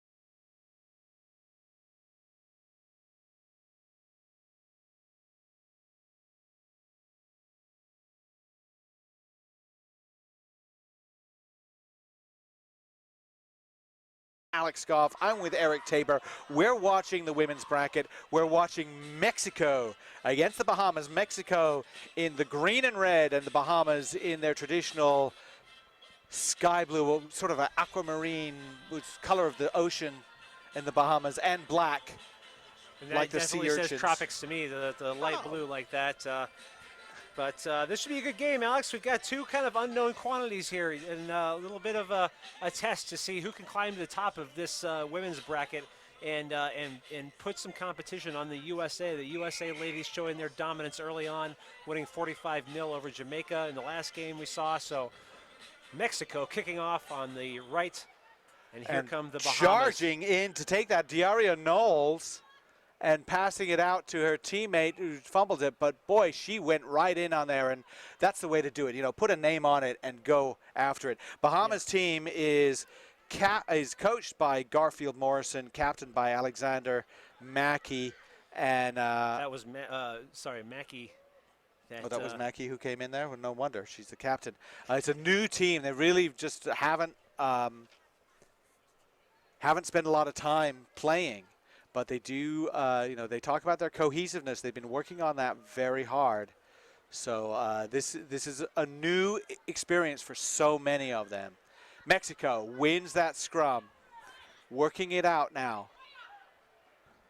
Looking to use Zenteno on the outside. And Zenteno, she's trying to curve around. She doesn't quite have it there. Landeros. Back, who can gather it? Somebody's got to control it, and that would be Rivera trying to control it, but we had a little bit of a obstruction. Well, from the referee, Leah Berard came in there and did a nice job blocking the pass. I think the players sort of ran into her as they tried to pass, but you know, it's interesting, and it's good for the players to have a world-class referee like Leah out there. Leah, she's been simply put, the most successful referee in America over the last year, and she's been doing all kinds of men's and women's action on the international level. And you know, a team like Mexico doesn't get that kind of officiating that often, or the Bahamas doesn't get that, and it helps them raise their game.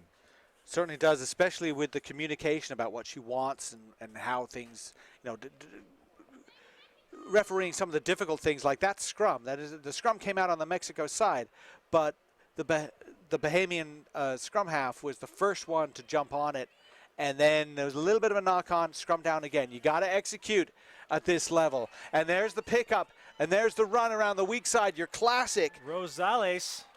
Daniela Rosales saw that there was no one home on the weak side. The ball came out cleanly on the back of the scrum, and around she goes. First blood for the Las Serpientes from Mexico, 5-0. Serpientes or Serpientas for the women's team? I think it's still Serpientes. Serpientes. Yeah, great stuff there from Mexico. They're applying continued pressure as Rosales converts her own kick. Wow, off the crossbar. Daniela Rosales makes the kick work. A little bit of soccer skills there. And here we see Rosales' try. Geez, just a simple pick and go from the back of the scrum. There was no one home. She saw the space. Off she goes, striding those legs out for a try underneath the post. And there you talk about the inexperience of the Bahama team. You got to be able to cover that. It's very difficult to cover that.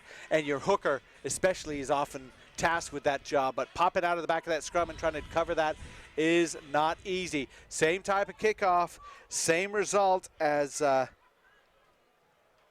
Bahamas starts galloping ahead. Traco taking the ball into contact there. And, you know, sloppy stuff here from the Bahamas. It's a couple of missed passes that, you know, should be easy. But they're just not finding their receiver. Well, a little panicky pass out of contact, actually forward, very forward. Yeah. In fact. Yeah, it looked like she was and I think you'll see actually the experience level right here between Bahamas and Mexico is going to tell in this game as time goes on. So a scrum down here to Las Serpientes. Daniela Rosales, the try scorer, is going to pop it in. Good She's defensive tackled work nicely, there. though. Bahaman scrum half. And out we come again. Mexico retains possession. Rivera. There's some space out wide now. Oh, a little bit of a high pass. They're going to keep using it. And that would be Knowles. Scoops up the loose ball. Well, some And good we work from Knowles and from Glenatsis to defend that, but really Zenteno needed to get that in her hands. It was a very high pass. Zenteno, not a very tall person. You know, she snatched for it. You know those passing, catching Yeah. drills, you know, the snatch, when you go up with one Right. arm. You got to have two hands on that ball, and she just didn't have the control of it. Obviously a knock on, and see if the Bahamas can make something of this. Bullard puts it in. Bullard is Rosales great in the defense there. and picked up. We've got a loss in contact. Mexico takes it. Oh, and Mexico finding a gap. Now there's numbers out wide if they can This use is it. Rivera Taking that contact, too much contact. to the other from Rivera Rivera. Zenteno, she's really, they want to put her in space, and she had some room on the outside, but it's all very bunched in the middle now. Yeah, That would be a lot of Fernandez. contact here from the Mexicans. Again, they're looking for Zenteno. And finally, she gets it on the run. Cuts back inside. That's what they wanted. They've been trying that so often. I think that was that Georgina Zenteno? Yes, Georgina Zenteno for the try. Nice little cut inside there for Zenteno. Zenteno has space out wide. The defender was expecting her to go take that wide corner. Zenteno cut back inside, and she didn't need anything else from there. She had a wide open pass to the try zone. Another try for Mexico with Daniela Rosales to attempt the conversion. Well, fourth time's the charm in trying to get Zenteno free. And this time it works. The kick is good. It's 14-0 Mexico. And I think we see there, that's the Yeah, good Mexico stuff there approach. for Mexican Landeros. Taking two players. She committed two players, gave it out to Zenteno. Zenteno went outside, cut her defender back inside. Off she goes. 14-0 Mexico over the Bahamas here at the NACRA Sevens. A low line drive kicked. Bullard takes it. And Shantara Bullard just keeps going. I like her moxie. Bully to you, she says. And not releasing the tackled player. Oh, no, we're talking about going in from the side. Either way, it's a penalty against Mexico. Nicely done, Shantara Bullard, to get her team into the 22. What can Bahamas do with it? And they're running a nice little sort of flat pass to get, I think, Ferguson going. And that would be Zonicle. Kind of tangled up in there. The Hooter goes for the end of the first half, and that will be it. Leah Berard, the referee, calls time. Well, the most promising movement from Bahamas, but 14-0 Mexico. Mexico looks just a little bit more polished. Yeah, you know, and it's just organization is all it is, really. It's there's still a few handling errors from both teams, but Mexico looking fairly solid here in this game, and we'll see what the Bahamas can do when we come back here for the second half of the NACRA Sevens Pool B action, Mexico and the Bahamas.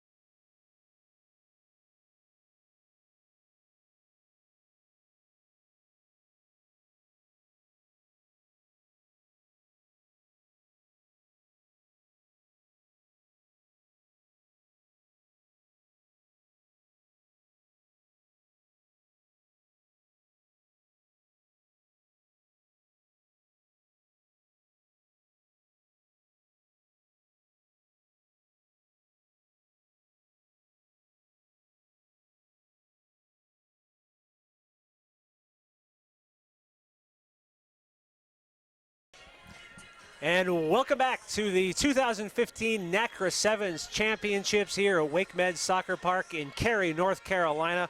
My name is Eric Tabor with Alex Goff, and the NACRA Sevens Championships are brought to you by BLK, the fastest growing teamwear supplier in the world.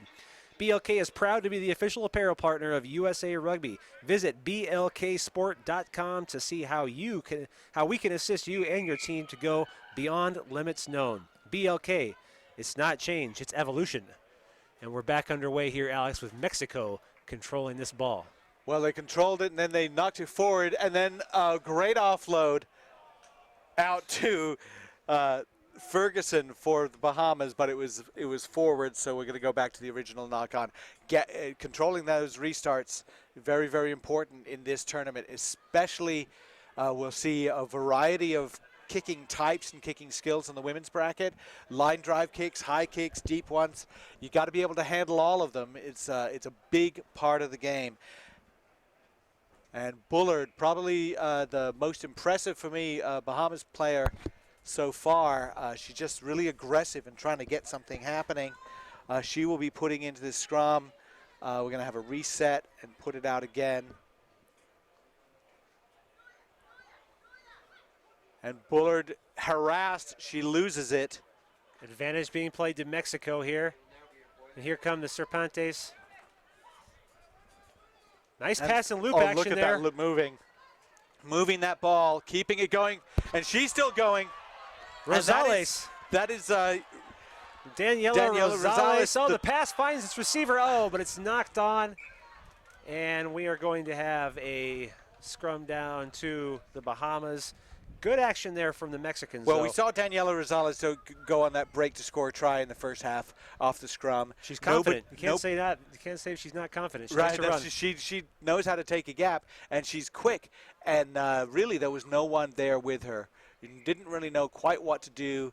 And especially, you look at the height of this Mexican team. Look at their forwards. They're all pretty diminutive. They're short. It's a short team. It's a short team. And so making those high offloads, it's not going to happen against a team that's got several inches on you, cutting off those passing channels, which is what's happening. So on for Mexico, Andrea Rodriguez in the shiny, shiny headband. Well, I can find her out of a crowd. So yes, that'll radioactive that thing is. But we've got a scrum infraction, free kick for Mexico. Rosales wanted to go quick, but she's brought back by Leah Berard. So we'll see if Mexico can make this happen now. Nothing happened in there. Rosales. And that's out to Reina. And that was Rodriguez. Oh, a nice cut back. That was Rosa Rivera. Out to Zenteno. Zenteno, another one of the try scorers from the first half. Good defensive work there from the Bahamas, though. They're making it difficult for Mexico. They've done it illegally. Yeah, offsides there. Using their hands. We're tapping quickly. Again, not near the mark. Referee Berard said you got to tap it at the mark. And certainly you see that Mexico wants to go quickly. There's nothing surprising about that. They're going to want to use their pace. Looking to get it wide.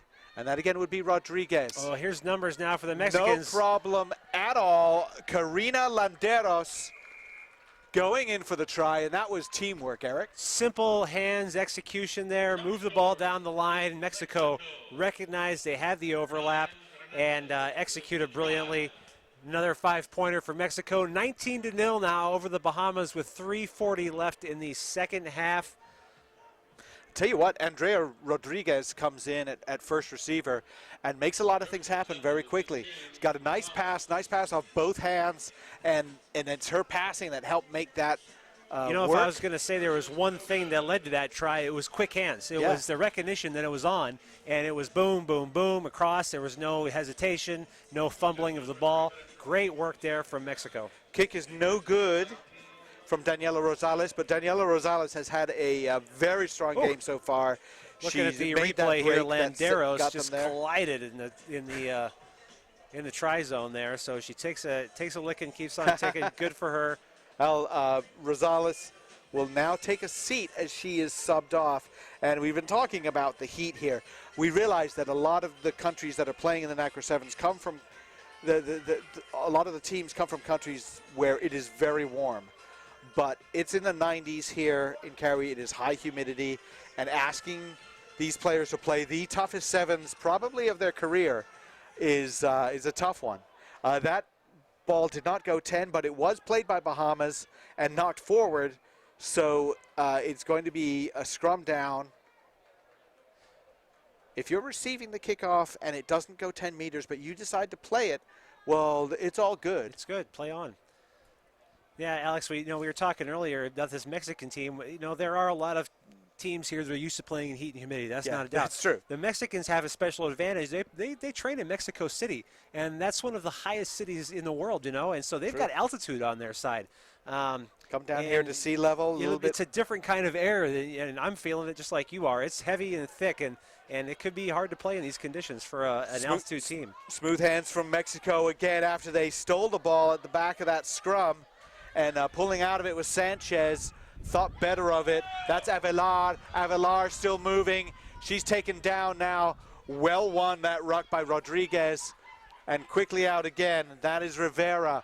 Rosa Rivera. Making the break. Rivera fakes, goes through a gap and says, nobody's coming with me. Well, I'll just go and score myself. Rosa Rivera, huge try for Mexico. It really puts the nail in that coffin. Yeah, that was exciting stuff from Rivera. 24-0 now, Mexico over the Bahamas, and it was just a simple show and go. They had numbers on the outside, could have used them, not necessary, as the kick is successful. I think actually they missed it to the right. Missed the kick, sorry, my fault. It looked like it should have been successful. From here it did. From our angle, but it was missed to the right. 24-0. Now Mexico leads, and some very handy players here on the Mexican side. Again, a little show and go from Rivera. She had the options, could have used them, didn't need them.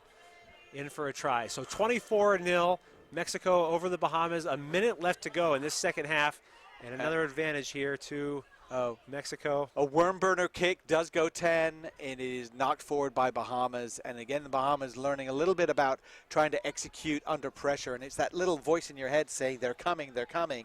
You hear the footsteps. You certainly do. And, I can't say that I've never done that in my career because you do it a million times in practice and you execute it perfectly, but as soon as you got someone chasing you down, it's a whole different story. Nonetheless, scrum down to Mexico, and Alivar now in the game for the Serpentes. And she was called for feeding the scrum, which should look from here that she did exactly that, and that'll be a free kick for the Bahamas. They do need a ball to actually take the free kick.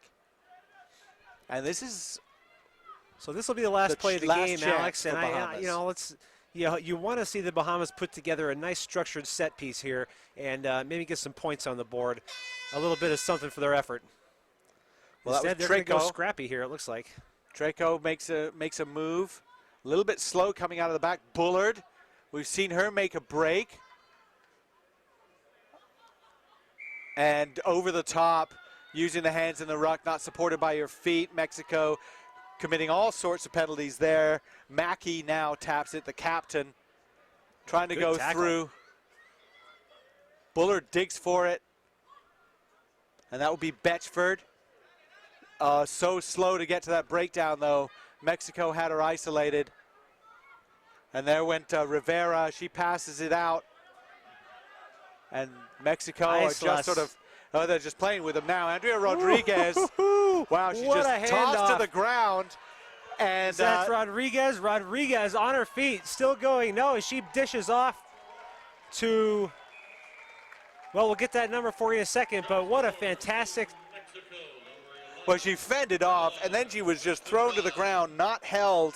Dorian Avelar comes in right next to her. Avelar, who started that attack. And I want to see this replay, Alex, because what a handoff that was. From waiting for the kick. And that was Andrea Rodriguez. Rodriguez with the headband, yeah. Yes, of the nuclear headband. And here comes Rodriguez right to the face. Gets back on her feet, keeps going. And you notice she makes eye contact. She's just, as she's rolling around on the ground, she looks up, sees her friend with her and says, okay, I know you're there. Another quick look in the pass and try under the post. The kick is good. 33-0 it is for Mexico. A really, really impressive start. Yeah, good stuff and start to the action here at the NACRA Sevens. A lot of exciting stuff, Alex, and we've got plenty of action coming up a little bit later. We have reached the end of the first bracket of play here, the first period of play. We're going to take a break, come back now at 1:22 Eastern Time, back in the men's bracket, Mexico versus Jamaica, and then we're going to see the Canadians taking on the Bahamas. My name is Eric Tabor with Alex Goff. We'll be back here to the NACRA Sevens Championship at WakeMed Soccer Park in Cary, North Carolina, in a little bit over an hour. Tweet live action from today's game using the hashtag NACRA Sevens.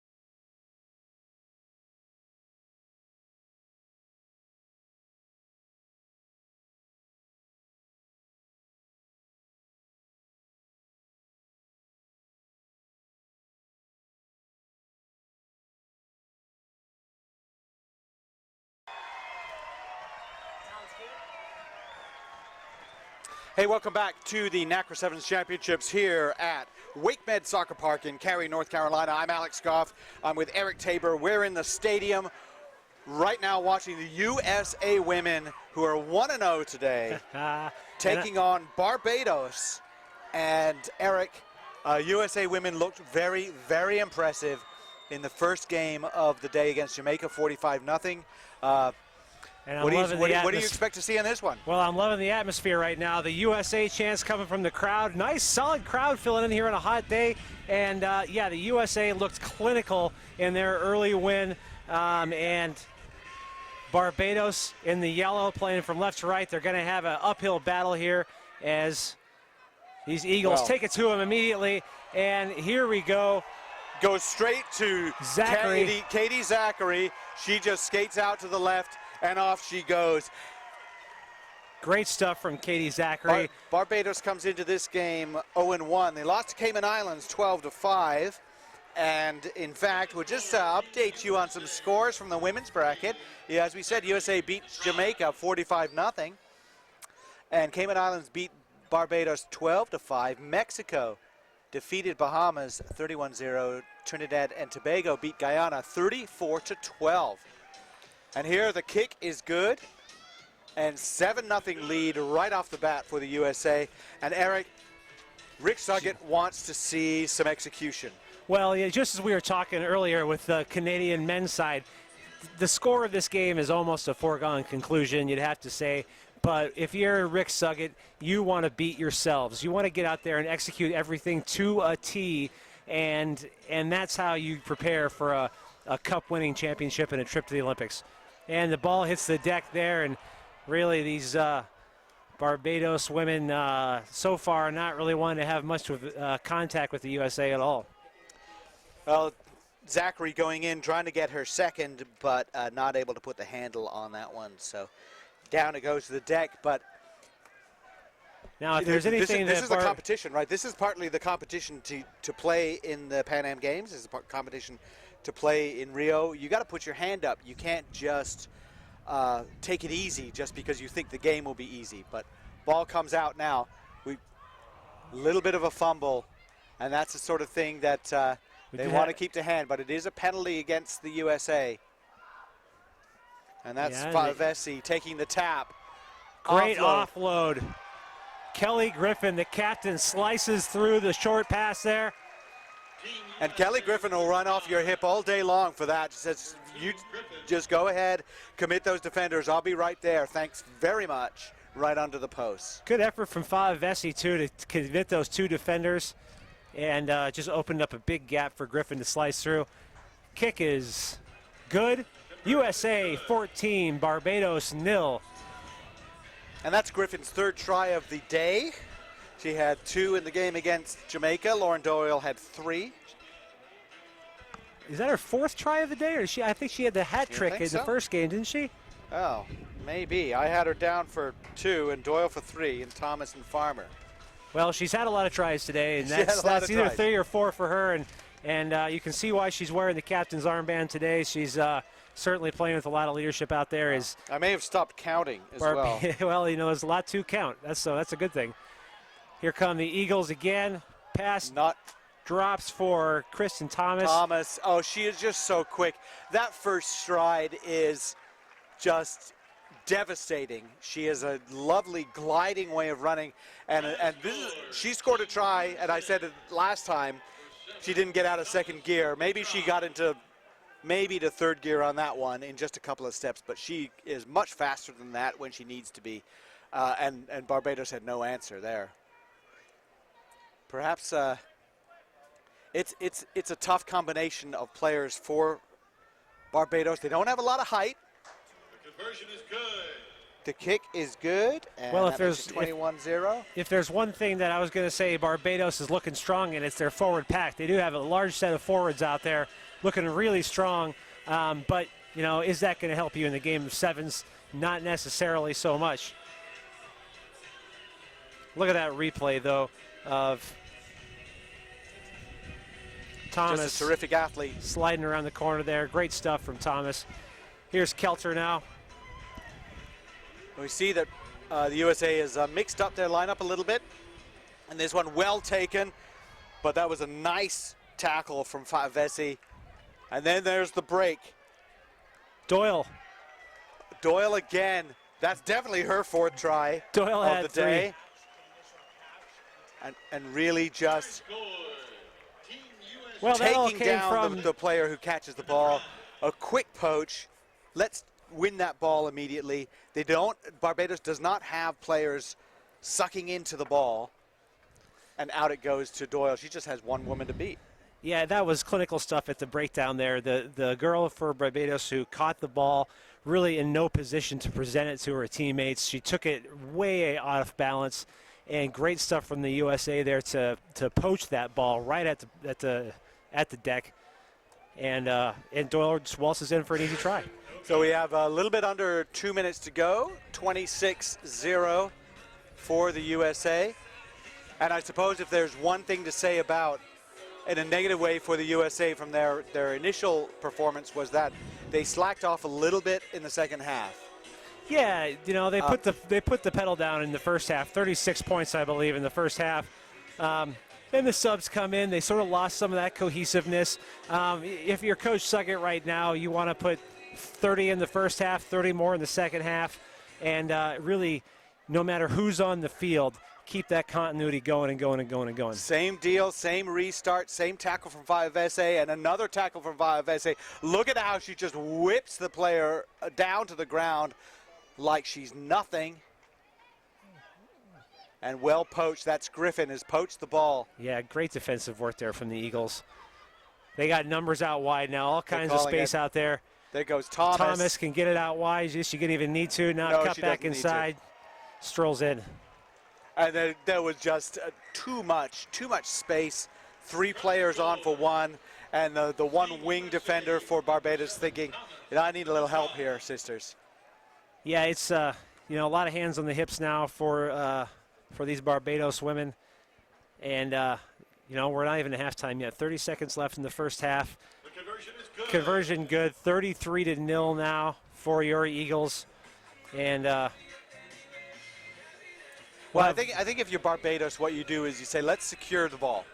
Let's take it, and let's secure it, and let's go run up, and let's take it and secure it and see what we can do. Let's run some phases.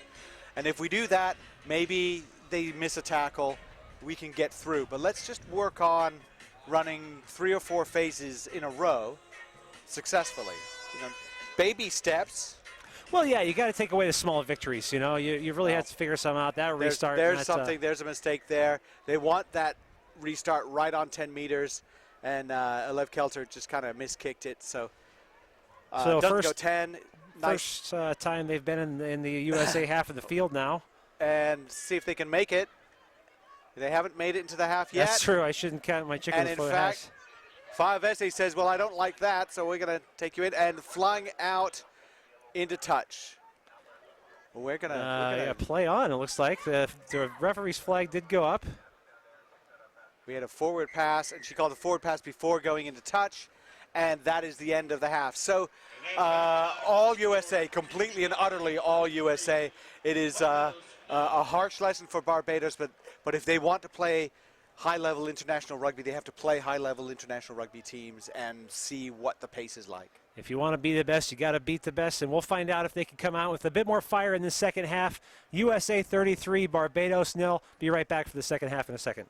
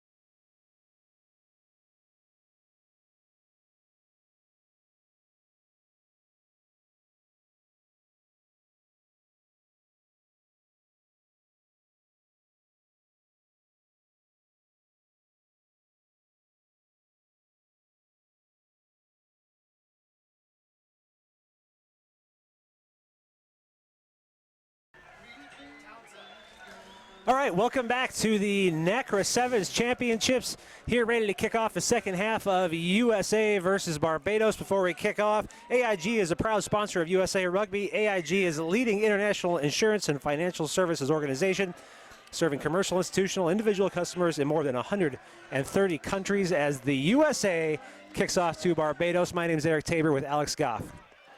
And we see the USA recovering that kickoff again. And immediately sending it out. Lev Kelter going on. We haven't seen her run with the ball too much. She's been kicking and passing and setting people up. But there she just skates around and in under the post. And a couple of real nasty goose steps there from Kelter. She showed a couple of high knees and just went around the competition. No problems there from Lev Kelter. Great stuff for the Eagles. And, boy, that took about 30 seconds of time off the clock before that try was scored. 38 now to 0, USA over Barbados. And I think the kick was good. She just took it immediately, and that was it. So that makes it 40-0, and Kelter, the former University of Wisconsin hockey player, really has developed. When the USA was not playing well, I thought that she was the one player that really was demonstrating a lot of passion, a lot of aggressiveness, and the USA started to play very, very well. So right now, 40-0, USA leads Barbados. Zachary, Kelter, Griffin, Thomas twice, and Doyle, all try scorers. There goes Farmer. And that's out to Fowler. Fowler pops it back inside to Stevens. Stevens got all kinds of room. She's just thumped to the ground. Big tackle from Barbados. Ball comes out. Griffin. Huge cutout pass. Doyle. Doyle does that whole thing she does. She shoulders on the inside and hips on the outside, and there she goes into the corner. Looked a little like Carlin Isles on that, send a guy inside and turn him around, burn him around the corner. Not a problem for Lauren Doyle there. She's a try-scoring machine today. That is 5 for her, I believe, on the day. And USA starting to rack up the points here, 45-0. Lauren Doyle, for me, has been one of the most improved players on the circuit. Early on, I struggled to find praise for her play, simply that she would turn the ball over in contact a great deal. She completely turned that around, and in turning that around, somehow found her voice as an attacking player. She really has a lot of attacking talent. Well, 5 tries is certainly a lot of attacking talent. So much confidence. She's playing with confidence now, but it comes from not making mistakes. And if you don't make mistakes, you're not kicking yourself or something like that. So we are just waiting for the ball. The poor ball boy had to go get the ball. He's doing double duty, so don't blame him. Well, it's hot out here for everybody, and I'm sure these ball boys are just it's got to be sweating running around up there. They don't get the timeouts like the teams do. The teams play for 15 minutes, and then they go back into the sheds. These guys are out here all day. It seems like a good idea to volunteer for that early in the day. Yeah. And you think this will be fun, and then you realize it's actually a lot of work, and you got to be really attentive. So beautifully taken by Barbados. Such a brave little piece of work there. That's number 3 took that, Alyssa Gibbons. And Gibbons did well because there were all kinds of people just trundling on to knock her down, and she made the take. Lev Kelter now headed off the field. What a spark plug she's been for this USA side. She's done her work. Take a rest there, Lev. She has been fantastic. Dana Machizi comes in as scrum half. That's the change they made in the first game, too. Here comes Fowler, the former basketball player from Western Oregon. She pops it into Rochelle Stevens, the newly minted Eagle from Fallbrook High School. And Stevens says, thank you very much, appreciate it, try. Stevens, a high school athlete, getting that try for the Eagles. That's a special moment for her. But how about Melissa Fowler showing the gas, the clean pair of heels around the outside, and set up Stevens. Oh, the kick is up. Oh, just not quite. Just to the outside. Well, what I liked about that was that Fowler had beaten her defender, but she still had company. Instead of thinking, I'm just going to beat the other one, she created separation with her fend hand and then just looped that pass around just the way they teach you. Yeah, very unselfish stuff there from Fowler. So this USA team, we were talking in the first half, they kind of showed that maybe a little slower in the second half of their last game. Not showing any of that slowness in the second half so far. 50 points now over Barbados for the USA. What can Barbados do with this? They've got the ball, but they're being rucked off it right there. Griffin just feeds it off. Whew. Wow. And out to Machizi, I think. Is that or so far away from us? But that is a fantastic try. That's all about. That is Machizi. Machizi, yeah. Dana Machizi, and GSU was just hauling around that corner. That was all from the counterattack. They sent in 3 players to ruck over. Farmer did a fantastic job to help win that, and then quick. And so we're over 50. We are over 50. We're over 50 to 57 now. No, they missed it. They missed it from in front of the post. So 55. That's one we don't like to see. And 55-0, USA leading Barbados. Well, I was wondering if we'd see 50 points on a team so far today. I was wondering that. And I believe you were wrong. I was wrong. I did take the under on that, but we'll see what happens in the men's side of the bracket, too. I'd be impressed if we saw 50 points in the men's side of the bracket during this tournament. Well, struggling to keep that ball. Barbados fighting. We got a phase going. Finally, a bit of possession here for Barbados. And here they go. Hello. A big break. Go. Does she have support? She does not. Oh, just great counter rucking there from the Eagles. Is it available? It is. And here comes. And Fowler said, I'm here. Here we go. My boots are yellow. Look at her stride it out. Just a stroll in the park for her to turn the corner, score another try. 60 points now for the USA. Well, if there's one person getting a workout in this game, it's the guy running the scoreboard. 60 points to 0. Well, a minute left in the second half. Nice break up the middle. I mean, that's kind of what Barbados wants to do, but they need their players there faster.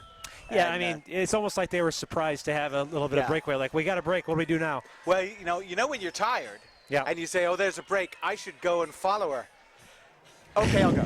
And that little delay is enough to have you be late. Well, especially in a game of sevens, and especially against the USA, who's playing so well right now. And as we mentioned this morning, Alex, just by the closest of margins, missed out on that automatic qualification to the Olympic Games in Rio de Janeiro. But there's a lot of desire from the players who know that they missed that chance. And trying to offload, and they've passed it forward. Farmer's picked it up, and yeah, that's no problem whatsoever. Carmen Farmer said we'll take that all day. So strong. Yeah, that's good forward work there from Carmen Farmer.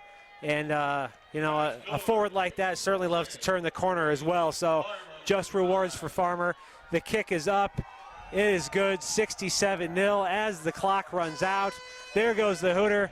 And the crowd here at WakeMed Soccer Park really loving this USA performance. And, Alex, I got to say, there's nothing wrong with that. There's this clinical stuff from the USA. Well, they lost it. They're going to say went backwards, and, why not?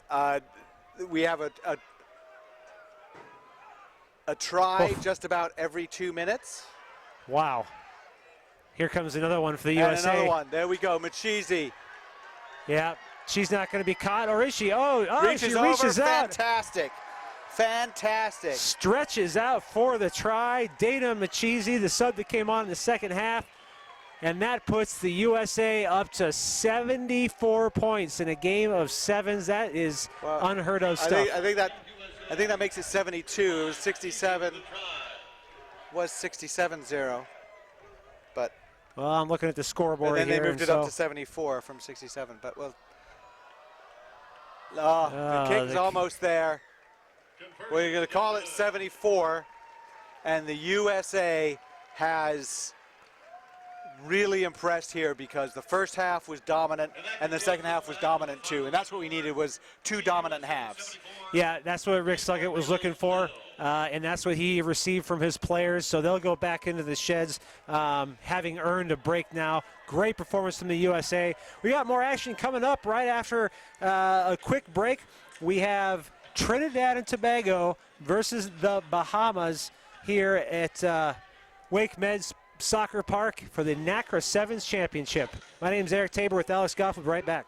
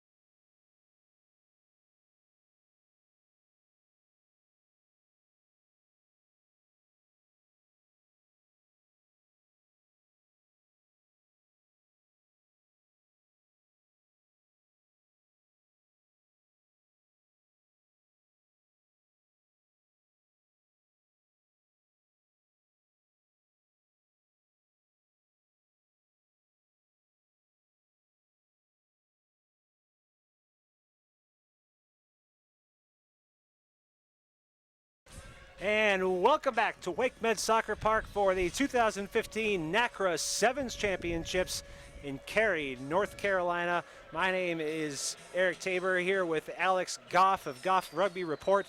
And Alex, we're in North Carolina. It is certainly a hot and steamy North Carolina, everything you expect out of the southeast United States in June. So it's been a hot one today, going to get even hotter, expected to be in the triple digits with close to that amount of humidity as well. And I want one of those Caribbean offshore breezes right now. I think that would be nice. We do have a slight breeze here. We do have a little bit of a breeze, a little bit of cloud, but it is very difficult. I think the players are taken care of. They have tents, they have places to cool off, but it is still not an easy proposition to play this tournament, asking a lot of the athletes. Well, if there's two countries that are used to heat and humidity, it's Trinidad, Tobago, and the Bahamas.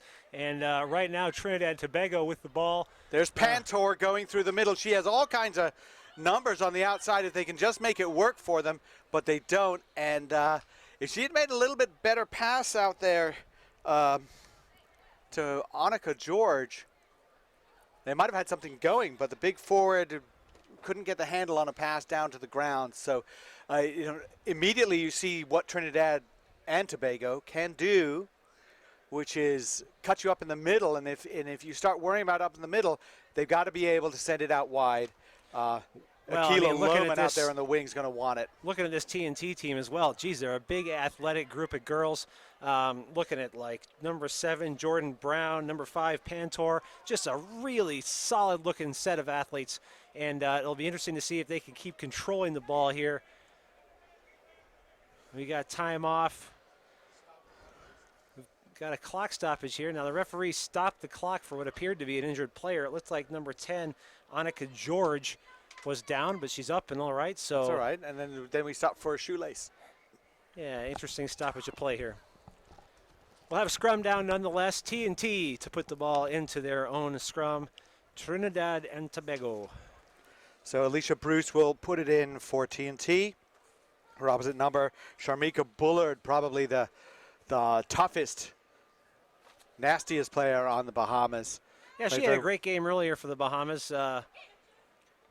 She's certainly, as you mentioned, toughest girl on the team, it seemed like, not afraid to take a bit of contact. There's Pantor, was breaking through, couldn't get the handle, but Bahamas not getting back on side, so there's a penalty for TNT. Tapped by Mendez, Pantor, Bruce. Again, the passing just not quite there. Skeet having a problem with it. Well, I'm sure you remember from back in your playing days, Alex, and it gets hot like this, the ball is a bit just greasy, and it's tough to hold on. That's why I never passed it. Neither did I, really, but someone told me it's harder to pass. I just kind of went for it. But, no excuses here. It's the same for everybody, Well, and we have seen a bit of handling errors, but at the same time, some of the more polished teams come on this field, and the USA just put 70 points on the board. That's true. Can't be blaming the Heat for too many handling errors. Early shove by TNT. Penalty for the Bahamas. Already Bullard passes it out there to Glenatsis. She's taken into touch very nicely indeed by Skeet. Going for the quick line out, but referee Slaughter says, no, I don't think so. You already formed the line out. So great tackle there from Skeet, man. Just beautiful form, came across, shoulder behind or head behind, and plowed her out of bounds. Good stuff. Yeah, here's the replay. Skeet, nice wrap up, drag her out. Good tackle. Line out now here. TNT, Bruce with the throw in. Well, kind of a weak throw. It was rescued, though. It's okay. Pantor again trying to get it. She's just got to go at that point. And there's the pass out. Lohman has got a clean pair of heels. Nobody's anywhere near her. Referee has to really book to get within the 22 by the time she touches down. And that's some fantastic work. And really, that's all about Pantor seems to be that dangerous playmaker. Get it out to their, they have some pace. Akila Lohman scoring the try there for TNT. And, we were talking earlier about the handling. And, yeah, it was a bit of a sloppy line out. And that was a bit sloppy getting out there. But TNT's game is all in their pace. And if they can somehow get that ball out to the wings, you've got speedsters like Lohman out there ready to just turn the corner, and that's exactly what they did. Well, that is the first blood to TNT. Lohman's try makes it 5-0. There's Lohman striding out those legs. Yeah, she's fast. She's got the wheels to put the finishing touches on any kind of speedy try, and that's exactly what it was. Kick no good. So 5-0, TNT over the Bahamas, and the restart is loose, but not releasing the tackler is the call from the referee, and here come the Bahamas, and a little bit of a desperation kick there. TNT recovers. This could be danger now for the Bahamas. Big tackle there.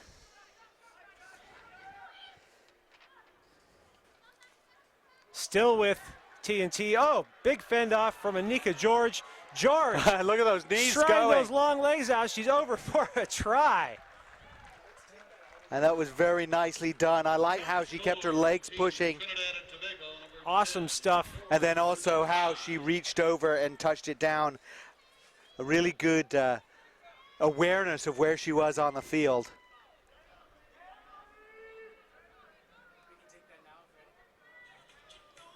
Looking for this highlight here, and yeah, George. Nice bit of defense there from Bahamas, but oh, great scoop up there from George. Get out of my way once, get out of my way twice. High knees, and she stretches over for the try. I don't know how tall she is, but she looks exceedingly tall. I'm 6'5", and it looks like she beat me in basketball, so. Yeah. She's better lateral movement, I think. More than likely. Now, remember, Trinidad and Tobago did beat Guyana earlier today, 34-12. They do have the ability to score tries. This is kind of a big game for them, really. They want to continue to rack up some wins in pool play, but that restart does not go 10 meters. Again, that's a momentum killer for your team. If you do that, you've scored a try, you're kicking off. It's a way to, you want to regain possession or at least put pressure on the other team. Instead, you put pressure on yourself. Well, looking at the notes from Trinidad and Tobago here, the biggest strength this season, there's a mental focus. They've been really able to hone the mental side of their game. They've obviously got the athletes. If they can keep honing this mental side of the game, they're going to put up a lot more points here this afternoon. Coached by Carlton Felix. So good stuff so far for TNT. Well, they had a free, with that free kick, they decided, Bahamas decided to kick to the corner. It was a very interesting decision to do that. It rolled into touch. They didn't really chase it. What they wanted to do, I guess, was to put some pressure on there. Time is up in the first half, and what they need is a break, and they do potentially break a knot straight. So sort of a risky move there with the kick, and the referee's has paid off a little bit. Referee's going to give them an opportunity either to go for a scrum or a line out. So this is a huge thing here because right at the end of the half, Bahamas has an excellent scoring shot. If they win this scrum, really, wouldn't you want to just go weak side? Well, it doesn't look like they're going to because they're going to put it in from the right-hand side, which is I wouldn't do that. I'd probably put it in from the interior side of the scrum on this one. But free kick against Bahamas for angling in on their drive. And we're playing now. Pantor again. Oh. Remember how she just set everything up? Oh, she just goes through that line. She stretches her leg. I don't think they're going to catch her. She's going to go all the way. She is going. Oh, she's got some support. Nicolette Pantor, makes the pass right at the end. Akila Lohman's going to score the try, and wow, what great work there from Nicolette Pantor. She strided her legs out. She had one defender beat. She knew she couldn't defeat the other defender. So what did she do? Akila Lohman on the inside. Great teamwork there after time had expired. Fantastic from Trinidad. Support running to know that you've got to get there. And look how she just accelerates onto that pass too. If you're trying to learn how to play good rugby, one of the things there's a pass that's a little bit in front of you. Instead of just reaching for it, speed up. And she sped up to get that, and that's why it landed in her hand. And it was a nice pass too. phenomenal. You know, you put it for the man, not to the man, right? The pass, and she put it exactly on the money where she was going to be. So at the half, Trinidad and Tobago 15, the Bahamas 0. We'll be right back from WakeMed Soccer Park with the second half of action here in just a minute. Team Bahamas 0.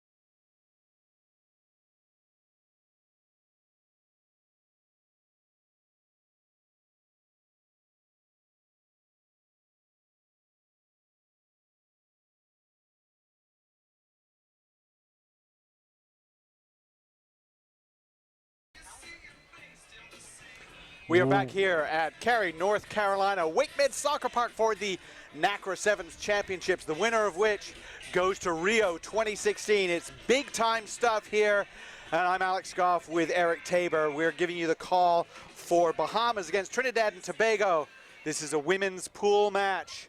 Trinidad and Tobago in red is leading 15-0, and one of the reasons is that lady right there, Annika George, who scored a try and causes all sorts of problems because she's tall and imposing.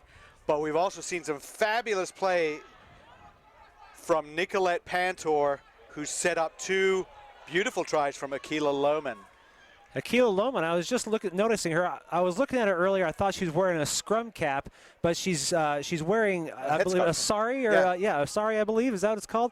And interesting stuff on a hot day like today. It's got to be be brutal. It's not easy. It takes a lot of dedication. Yeah, good to for her. Wear the headscarf, the black headscarf on a hot day. There goes George in for the tackle over on Knowles.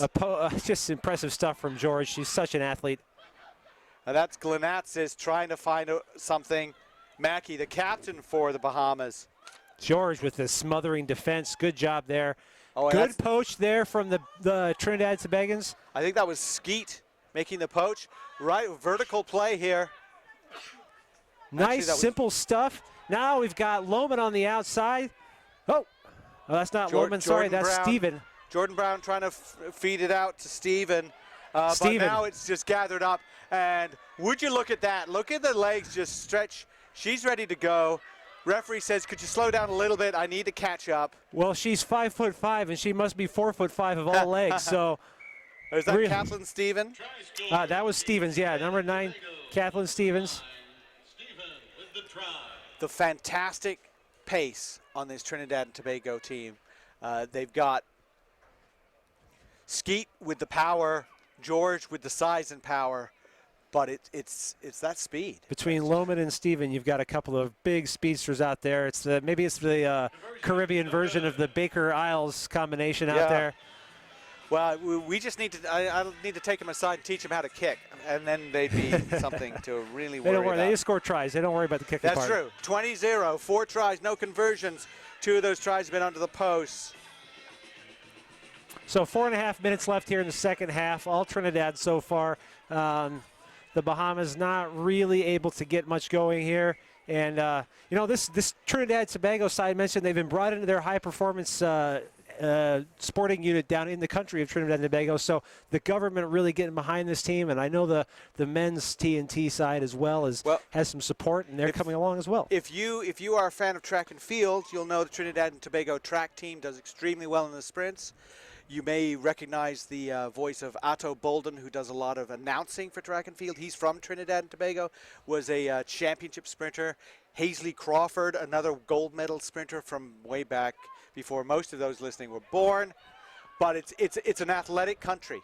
They know how to put together successful sports programs. If they're in the high performance program, that's only got to be good.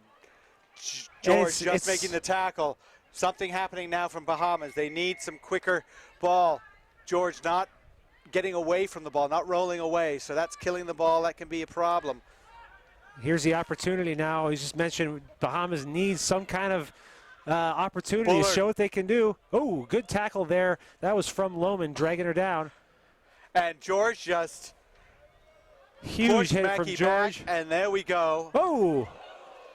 Yeah, we've got a penalty here. And that will be a no-rep tackle. That's going to be a card. Yeah, there was no tackle at all. her. It's a shoulder charge. It's a dangerous play. Geez, I want to see the replay on that one. Just come in. Yeah, there's the yellow card. And number 9 for the Bahamas, Lekoye Ferguson, going to take a few minutes in the bin. He's like, where do I go? I don't know. She's headed off to the she's going to go out the back, and they're going to send her off to the side to sit on the naughty spot for a no-wrap tackle. And she was there. She was there on the cover defense, but yeah, it looks like a bit of an NFL-style tackle. You know, yeah. just left her feet, no wrap through the whole shoulder at her, and there wasn't really much in it. It wasn't a dangerous tackle, I don't think. It didn't seem like there was any chance of the ball carrier getting hurt on that. But you can't do that. It's just you can't do that. So Skeet waiting to take a tap. She's got Kenesha Vincent with her, and there goes Vincent. Right around the outside. Hello. It's a mismatch. I'll take advantage of that mismatch. And that is a beautiful try from Kenesha Vincent, just freshly onto the field. 25-0 Trinidad and Tobago. Well, that's always fun as a sub to be on the field for all of 10 seconds and get your first try of the day. Yeah. So 25-0 TNT over Bahamas. 3:10 left in this second half. And yeah, they're going to be taking advantage of Barbados being Bahamas being a man down. Thanks to that yellow card. So again, no conversion. No conversion. She doesn't look at the ball. She's looking at the post. Look at the ball, and you'll the ball will take care of itself. Be the ball. Is that what you're saying? Be the ball? I think be the ball, no, yes. No, but always look at the ball. You should be looking at the spot where the ball bounced and not looking at where it went. Someone should tell me that in golf, because I could probably use that. It's the same in golf. It's the same in baseball. And it's the same in drop kicking. Be the ball. So, possession now for the Bahamas.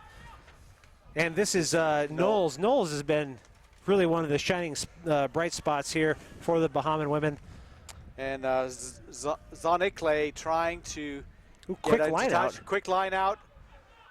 And, thrown a long way back, but Trinidad has plenty of pace to make up for that. Oh, what a handoff. No, not quite there for George. Or that's Ornella George. I'm guessing her sister. They look very similar. She's another imposing figure. Oh, geez, you got to use those numbers if you're TNT. Stephen thrown to the ground. Samuel Advantage, now. though. And then skating out wide. Stephen again. Stephen, she had the angle. She doesn't have anybody with her, and she looks like she's just flagging a teensy bit, but she now has support. Great offload from the deck for Stephen to keep the ball in TNT's hands. Here comes the penalty now for TNT. Yeah, Stephen again. She's going to waltz in on these ones. And this is energy sapping stuff. This heat and the intensity of these games. But Stephen scores a fantastic try. Trinidad and Tobago, aside from their kicking game, has been quite impressive. Yeah, this is a real show of speed from this Trinidad Tobago side. You know, for my money, I think this is probably the team to beat out of the rest of the field below the USA so far. And by the end of this weekend, we'll see just exactly how much energy these teams have left in the tank for a knockdown, drag-out battle. It looks to me like Trinidad and Tobago is going to finish this second round. They'll be 2-0. They'll be taking on Mexico in the next game, and that game will be at 4:50, 10 minutes to 5 Eastern time, and that will be the game where TNT can wrap this up. Mexico won their first game 31-0 against this very same Bahamian team.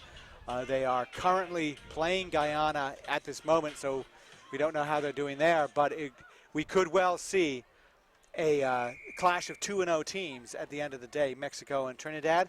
And if we do, kudos to whoever seeded these pools and made this schedule to get the 2-0 teams at the end. Exciting stuff, and you know, speaking of excitement, as long as we're looking ahead, Alex, coming up 3:44, don't miss it. The USA finally takes the field against Barbados. This is our first chance to see the USA Eagles in action. That would be the men's team. Yeah, the men's team, defending Cup champions from the London stop of the HSBC World Rugby Tour.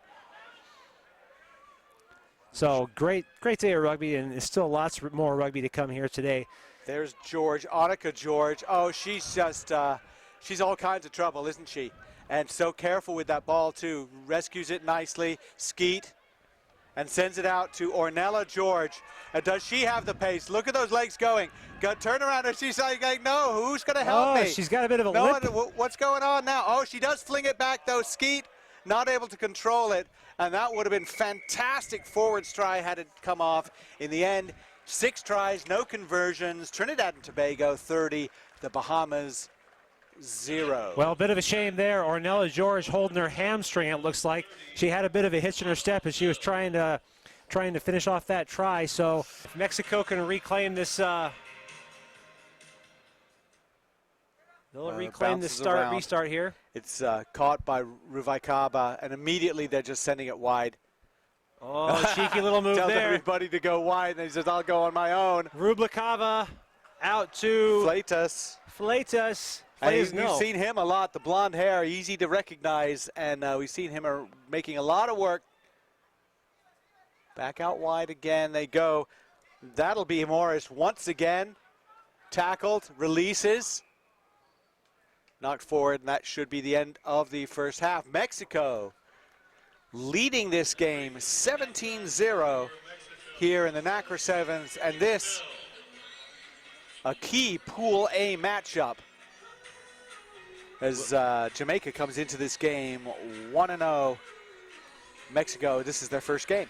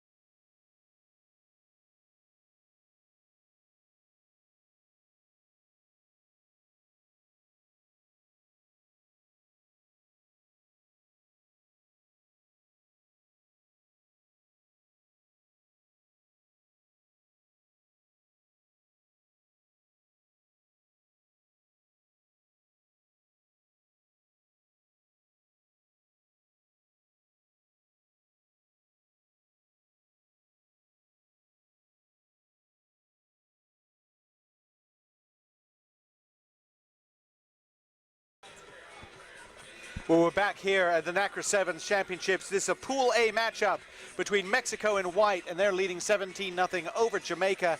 I'm Alex Goffin. And Eric Tabor, there are a bunch of players who played really well for Jamaica in their victory over Barbados to start the game.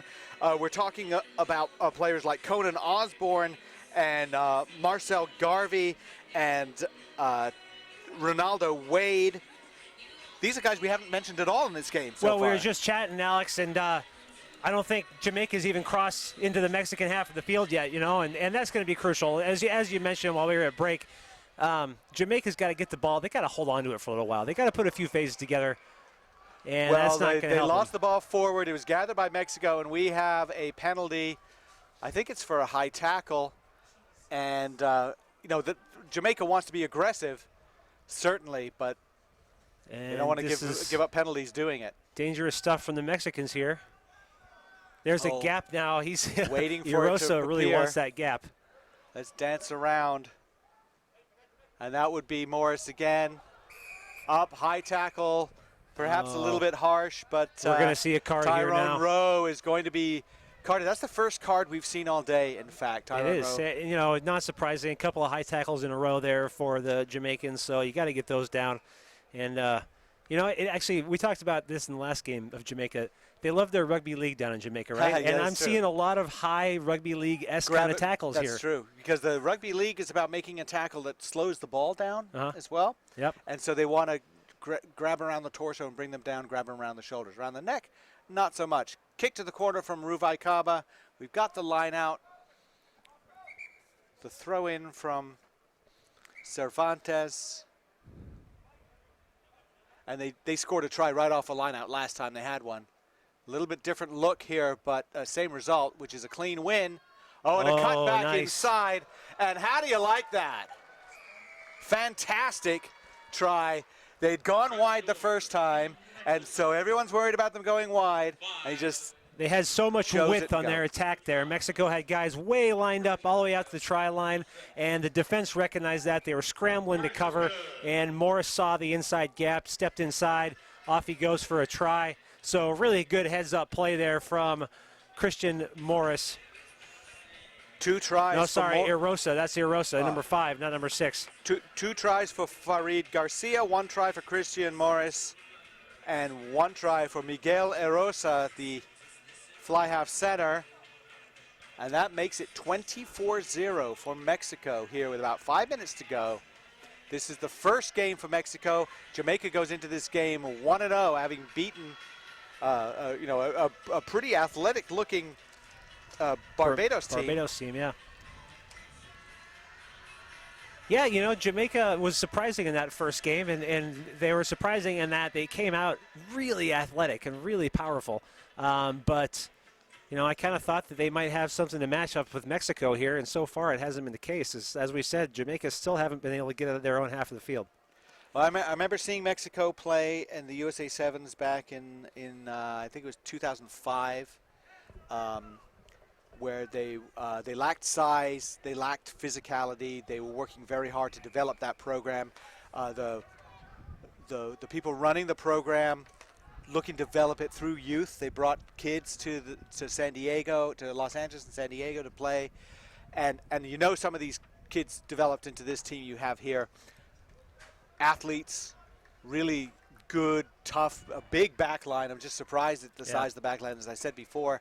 And they can use the kick. They've got some good kicking skills. So this is an impressive group right now. Yeah, I was speaking to you know, one of the players, Mexican players' father last night, who made the trip up, and I mentioned to him that I actually spent some time in Guadalajara, Mexico, and I was just out of college back in 2002, and I told him I brought my boots down there and was looking all over for rugby to play, couldn't find any rugby to play, and he's like, oh, there's rugby all over Guadalajara. When was that?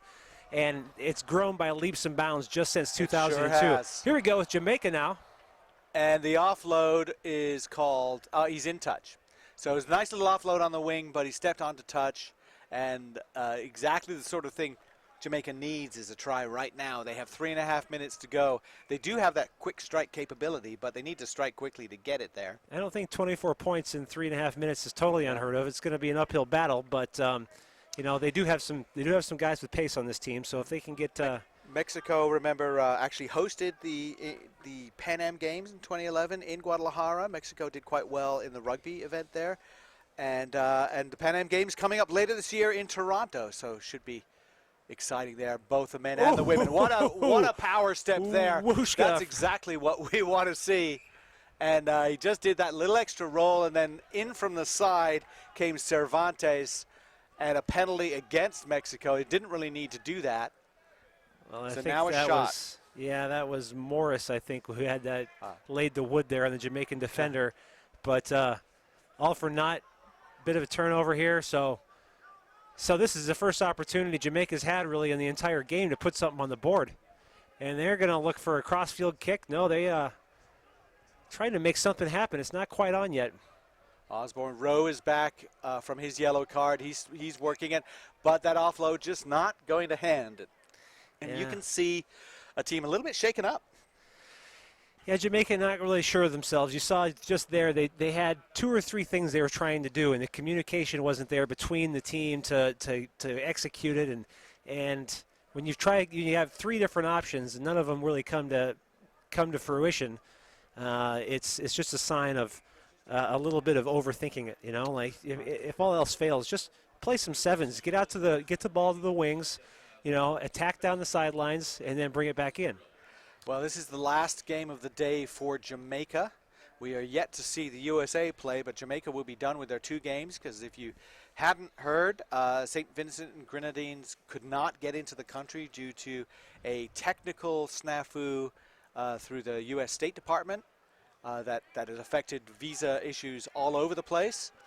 So that means that everybody gets a bye in Pool A, as well as the games with the remaining 4 teams involved.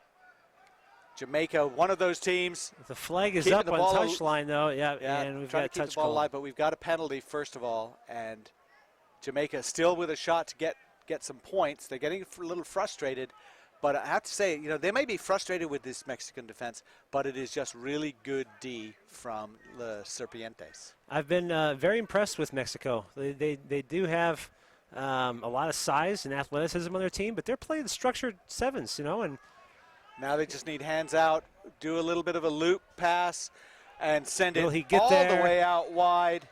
And that is Mibolaji Agoro scored his 2nd try of the tournament. You can see them feel like, okay, now that's what we wanted to do. They've only got a minute, though. It doesn't seem like they've got enough time unless they can pass up kicking this conversion. Yeah, it's a little case of too little, too late. Yeah. You know, time will expire here momentarily. I'd say we'll have a maximum 1 more phase of play. But good effort from the Jamaicans to get something on the board. Bit of a consolation try. And something to show for their efforts today. Kickoff from Caro, just on the 10-meter line. Nicely taken by Mexico. They push forward, make it into a ruck. Time ticking down now, maybe about 20 seconds left. Morris. Around managed to just slide off that high tackle there. Again, we saw a player be sent off earlier for it. In an offsides position now. So Mexico going to take their time. 3 seconds left on the clock. And I imagine there's the hooter. Mr. Referee, if I kick it out, is the game over? And yes, it is. Well, that was pretty clinical for Mexico. Yeah, very clinical, and that's going to see them through to the next round of play. They're going to. That's a real momentum carrier as they head into their next game versus the USA. So they're going to need all the help they can get coming up in the USA. And next up for us, Canada versus the Bahamas in men's Pool B. Welcome everybody back to Cary, North Carolina at the WakeMed Soccer Park. This is the NACRA Sevens Championships. This is Alex Goff with Doug Cross. And Doug, we have the first run out for the USA men's national team here against Barbados. A bunch of fans here excited to see them out. This is the first time they've been back since they won the London Sevens in such dramatic fashion. Talk about a team on the upswing. Mike Friday has turned this bunch of guys into a fantastic team. They add in a couple of, well, familiar faces, but a little bit Newer to this team would be Chris Wiles, of course, longtime professional. He's back with the Sevens team. Zach Test missed London due to injury. He's back. Your starting lineup today for this game against Barbados, Danny Barrett, Garrett Bender, Zach Test, Falau Niua, Nate Augsburger at scrum half, Perry Baker, and Martin Iosefo. Madison Hughes, the normal captain, on the bench, as is Maka Nufe, Andrew Durtalo, Chris Wiles, and Carlin Isles are all on the bench as well. And Barbados. Yeah, I was just looking at this team. Phil Lucas, the captain. Dario Stout, Tom Lucas, Phil Lucas's brother. Jay Bowen, Mikael Walcott, Brian Cummings, and Sean Ward. I tell you what, it's two different teams out there, and I think even USA resting the players that they're resting, it's going to be a lot of one-way traffic.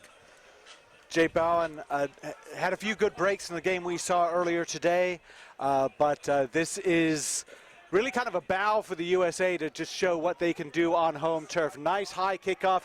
They went for it. They lost it. Barrett's got it. Bender's got it, excuse me. Augsburger out to Niua. And immediately he kicks through. There's no sweeper, and that would be Martin Iosefo, the pride of Montana, going in, gathering, scoring under the posts. That's about decision making, not panicking. Opening seconds of the game, they immediately realize all the Barbados defenders up in a line, no one home, and so they just chip it through for the easiest of tries. But that's because they're so used to high-pressure situations now. That's like, that's a Tuesday for them. They don't care. That's a normal day for them. Tuesday for them. And we're seeing a big issue in this tournament about retaining or winning restarts. And the teams, some of the teams, once they're under pressure, they start to juggle it a little bit. They start to knock it forward. Saw Canada dominate the restarts. USA, I think, would expect to dominate the restarts as well. Yeah, they got good high ball, and they got good guys that are going to challenge that ball. And Barbados, they're going to not welcome that pressure, and that's when the mistakes will come. A high kick from Niua to the right side, in the air. Iosefo takes it. Niua spread it out wide to Augsburger. He's got Zach Test on his outside, but Test pulls it back out. Niua fakes, goes up the middle. Does he have anybody with him? He doesn't, but he's all alone. Not held in the tackle. He can get up. Barrett cleans out. Bender. And there's Iosefo again. Sidestep. Does he have anybody with him? Oh. Yes, he does, but knocked forward by Nate Augsburger. And I think Augsburger wasn't expecting the pass. I think he was backing his teammate to take it all the way, and all of a sudden he had a 1-foot pass being thrown at him. I'm just hanging with you. You've got it all the way, but you don't want to be selfish. So a little bit of a spill, a little bit of lack of execution there from the USA, and a scrum down to Barbados.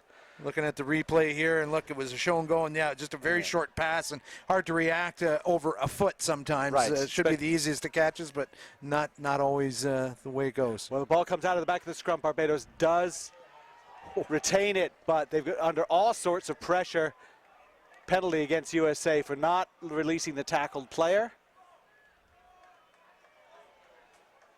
So Barbados will look to just get some relief here, kick the ball to touch and organize a line-out, but I would say USA is pretty larcenous at line-out time, and they may well grab possession off of the restart there. Line-out is a big part of the attacking platform for the USA. Some tall guys there in the Barbados team, but execution a big part of it all. Great crowd in the grandstand here at WakeMed Stadium, and they are hardy sorts as it goes 93 degrees here this afternoon. Captured Stolen by ball. Barrett at the back of the line out. He goes, weaves around, and that's no problem at all. A flanker in 15s, and flankers love those kinds of tries. He is just such a great player. You know, he scored a fantastic try in the London Sevens against Australia, where I almost thought he could get a yellow card for defending himself. You know, he put his shoulder down and just about knocked the guy out. And so I think everyone knows who Bender is out there. They clear the track and say, you know, Ole, you're on your way through. Don't worry about it.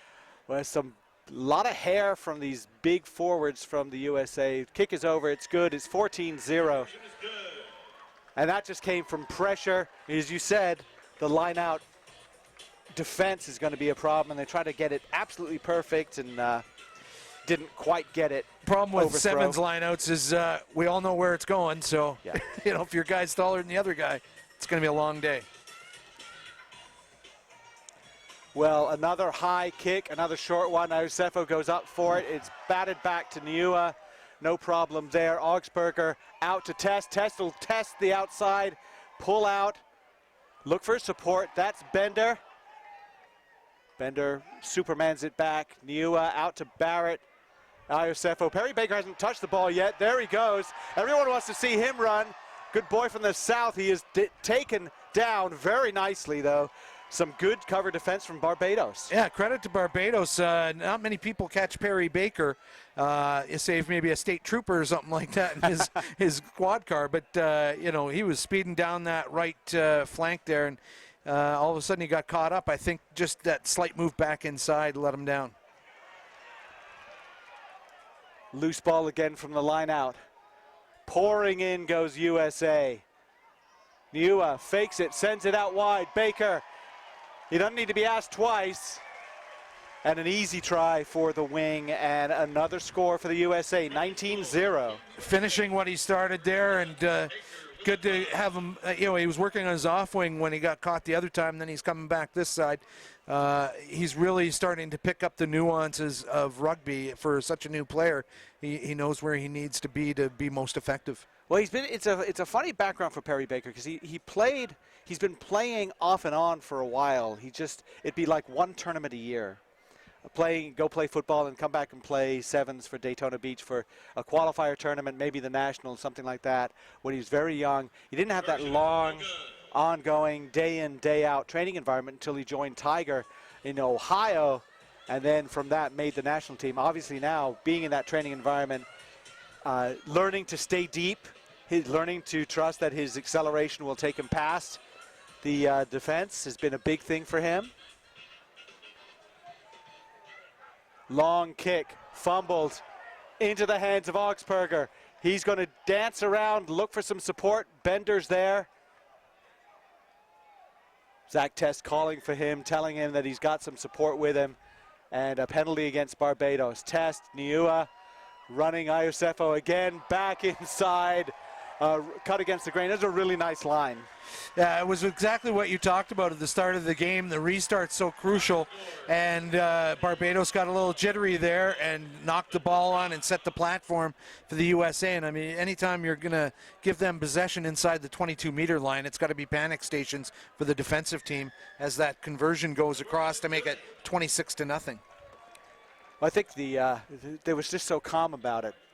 Garrett Bender takes the ball. He's got two people around him, and he just stays on his feet. He listens for someone. Someone says, okay, go down. And then look at that, straighten it up, and then just cut back left because the cover defense over pursues. It's for his second try of the afternoon, and no time left in the first half, but will the USA opt to get some possession and kick it into touch? Or no, it's the Perry Baker show. Baker puts on a move. He's taken down. But again, the clear out is right there.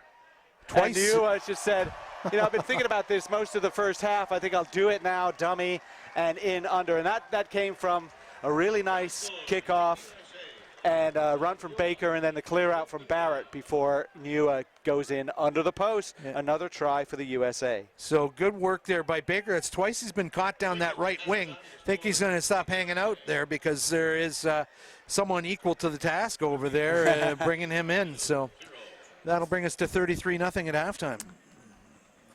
Now, Doug, the approach from a team like this is they want to just push on, keep pushing on, keep executing. And I think that we on this field, we've seen a couple of games. We saw the USA women come out to a huge lead on their first game, and then it was really only 2 tries in the second half, kind of like they let off.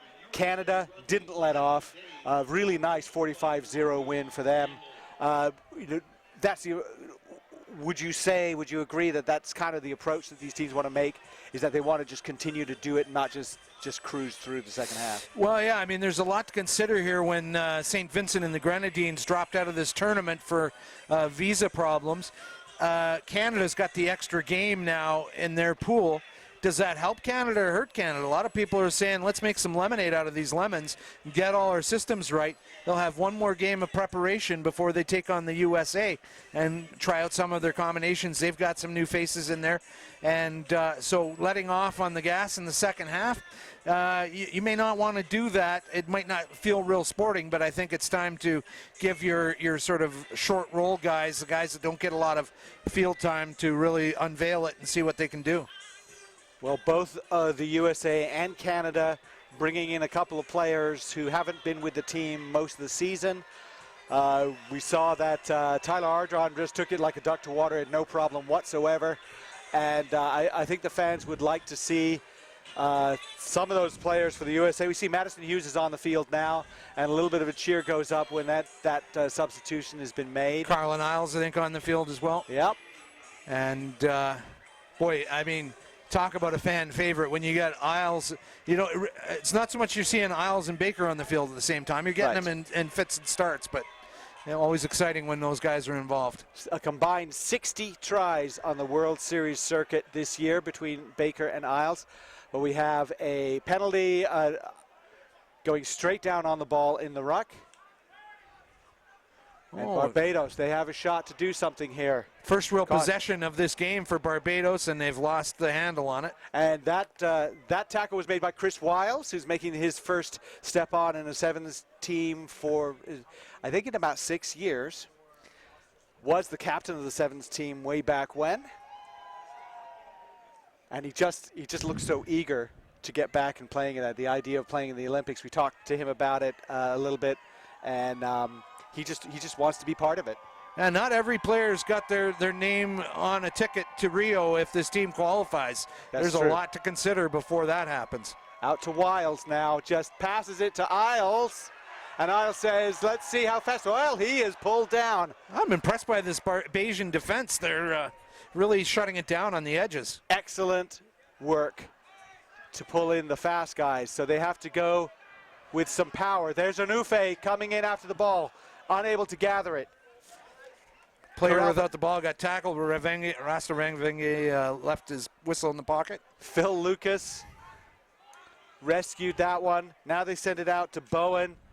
He is a tough character. Interception, batted back. There's Hughes. This is where the U.S. is dangerous. Broken play. And there goes Test. Barbados interested in playing. They're making big tackles. They're interrupting the U.S. flow. And, I don't think the outcome is in danger, but it's going to be frustrating the Eagles at some point to say, hey, why aren't we getting this ball moving around a little more fluidly? They have nothing to lose defensively, and they are making their tackles, paying for it as well as the Barbados player. Just having a look at his number. Yeah, that's number 9, Mikhaili Walcott. Maybe it happened at this breakdown we're looking at there. But it looks like he's staying in the game, is he? Yeah. Yes, he is. He's shaking it off a little bit.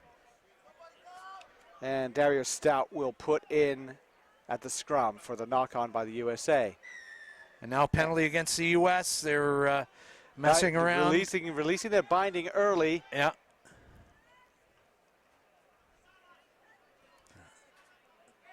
So Barbados better find touch on this when they have. I guess that's not bad move, but we've seen at the line-out some problems there for Barbados already. Yeah. So maybe the better play is keep that ball in hand and play it head-on, because they've really had relatively few touches with the ball in hand in this match. Most definitely, and they gave up a try to Danny Barrett by overthrowing that line-out the last time in the first half. It's a short throw gathered by the USA.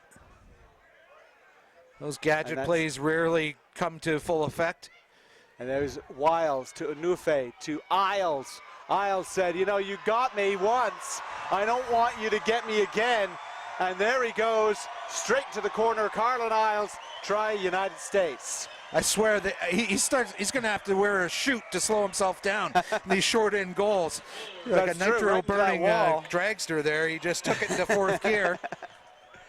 And good effort by Barbados.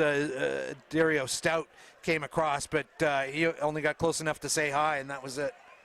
You know, the Barbados has a very impressive track and field history as the kick goes up from Chris kick. Wiles. A fantastic kick from the touchline, the left footer.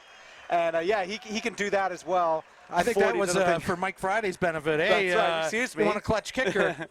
Say hello to Mr. Wiles in his left boot. That was good stuff. And he does have a dropped goal in 15s to his credit for the USA. And Madison Hughes,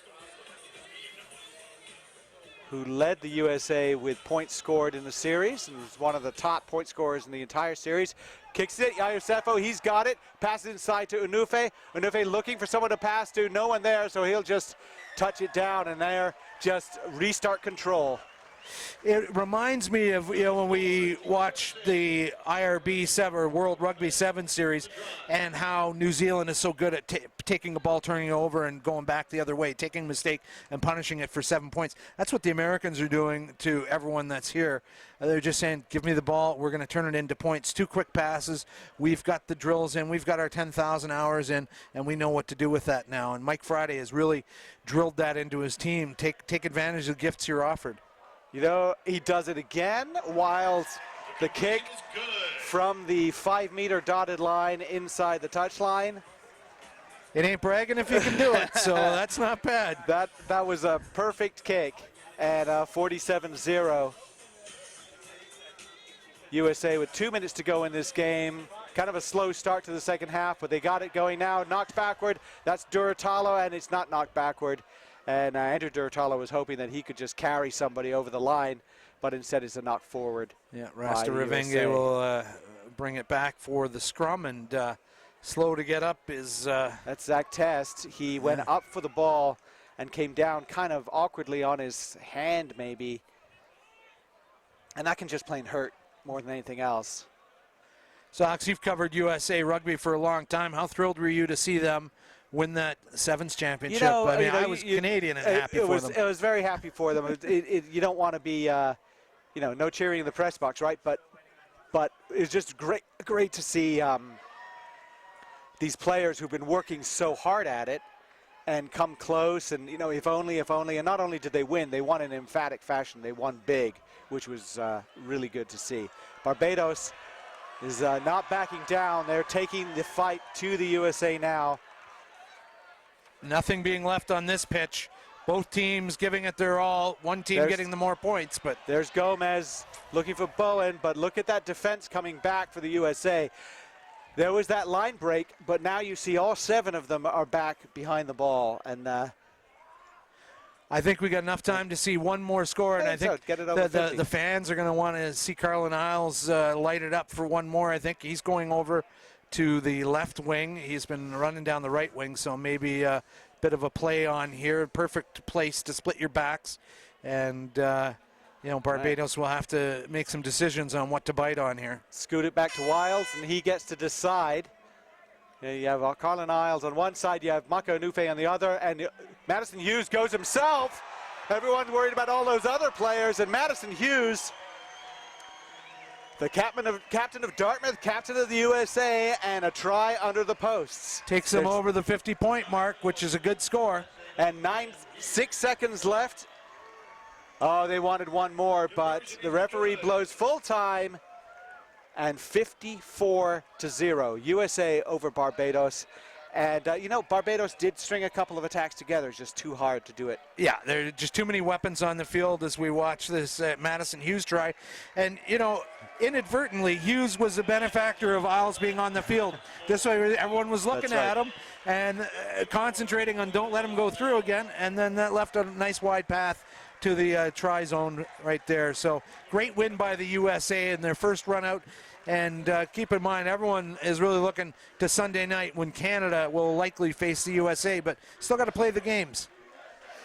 Coming up next, Trinidad and Tobago will take on the Bahamas. We will be right back here at WakeMed Soccer Park. Have we got the sheets for that?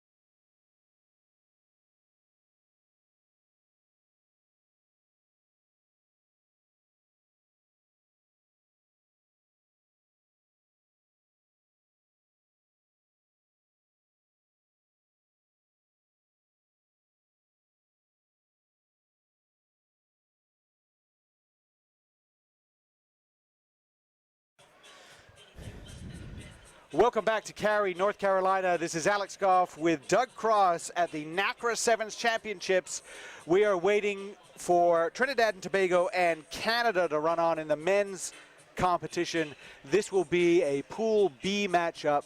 Canada already won big earlier today, and Doug, you've been covering the Canadian team for 2 or 3 million years, and what's the feeling among the Canadian team? They've had kind of an up and down season up of late. Yeah, I think they feel like they're peaking at the right time. Disappointed that they couldn't qualify through the Sevens series, but that was always going to be a long shot. And really have had Cary, North Carolina circled on their calendar for a long time as the weekend to get the job done. U.S. are very good, but I mean the weekend before the London Sevens, Canada smashed them 40-0. So it just depends who's showing up on the day, and I think there's going to be 2 very different teams facing each other over this weekend. But Canada, you know, getting some new faces in there, Tyler Ardron, Connor Braid, Taylor Paris, all making appearances for this Canadian team. Well, smash them is right. I think they looked very impressive in winning that game in Glasgow. We saw earlier on Adam Zaruba, who's starting in this game. He scored 2 tries as an impact sub in the previous game, 45-0 win. And here against Trinidad and Tobago, who I have to say I was a little bit surprised lost to Cayman Islands. I thought Trinidad might be able to bring a little bit of pace to the game. Canada and Trinidad last played in the Commonwealth Games last year, and wasn't a close match, but a very physical match according to Callum Ramsey, the video analyst. Well, so the kick is not controlled much and batted back, but a penalty against Canada for taking the man without the ball, and there is a little bit of a show and go, and here's a big shocker right off the bat as Agbula Silverthorne just goes right up the middle and a score under the post. Wow. Uh-oh, I don't know what happened there, but definitely someone didn't have that post covered off, and it was just a simple pick from the ruck and nothing but green space in front of him. And Agbula Silverthorne said, don't ask me twice, I'm taking that path. The penalty against Canada, quickly taken, and just pass it to someone. That's the thing about the tap penalties is when they dance around and they don't really seem to know what they want to do. Pass it to someone and get them go forward, and if they're slow retreating, which what Canada seemed to be, then you can get somewhere, and there was no sweeper. They were on the attack. So a little bit of a confab by the Canadian players around, say, hey, look, just don't worry about it, settle down, or maybe they're saying, let's worry about it and stop doing that. But yeah, Moonlight's upset that happened, and he's letting his guys have it a bit because that was everyone's responsibility. So rare thing for Canada today, they're receiving a kickoff. They haven't had a lot of instances of that other than the start of the second half. Yeah, that was it. And we have a little bit of a delay, but we're kicking off now, and that's a kickoff by Lewis. Deep one, trying to keep Canada in their own end. That's going to be tough. They're looking to try and free up Duke on the sideline, but not a great pass from Kieran Hearn. He's passed better, and ball goes into touch, so line out to Trinidad. I would call that an unforced error. I mean, there was no real pressure there. It just wasn't a precise pass, and I think their nerves are a little jangly, and they shouldn't be. It should be a normal day at the office, and they're just not playing like that. Well stolen by Moonlight, the captain. Popped it out to Paris. Hirayama. Hearn, another leading pass, hoping to get Duke going. Duke did gather it this time. And out we come again. Trainer, Moonlight. And that's Zaruba on the wing. He's going to fend off one and work his way out of that tackle. Wayne Kelly had him around the ankles, and Zaruba just pulled himself away, and that was just sort of very simple. Let's go to the right, let's go to the left, let's keep moving. Again, the pass wasn't great to Zaruba, but he's got such a wingspan. If we look at the replay, he reaches back about 4 feet behind him, well, 3 feet anyway, and gathers that pass in, and then stepping out of the tackle, as you pointed out, he's just got such a long stride that every step is like walking on stilts for a normal person. Helps to have big hands to catch those passes behind you. Hirayama's kick is up and good. That makes it 7-7 as it ties it up. If you're just joining us this, you think, what, it's 7-7? Yes, Trinidad and Tobago did surprise with an early try, but there's that pass that Zaruba caught behind his back and gathered in and then pulled out of Wayne Kelly's tackle to score. And so that ties it up. Hirayama will kick it off again. We were saying I think that's going to settle Canada's nerves, getting the scoreboard right. Zaruba ahead of that kick a little bit, but didn't get caught. Now he's caught that ball. No, they weren't looking his way. Hearn is trying to dig it out, not releasing the tackle player. Hearn's going to tackle quickly, move his way over. Duke clears out.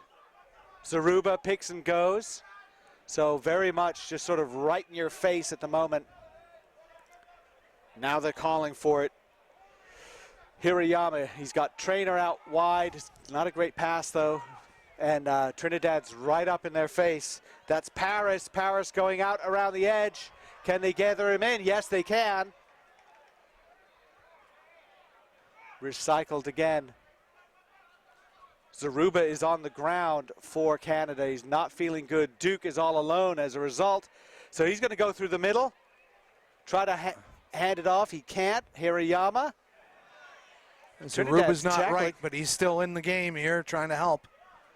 And that would be Moonlight, and Moonlight is over.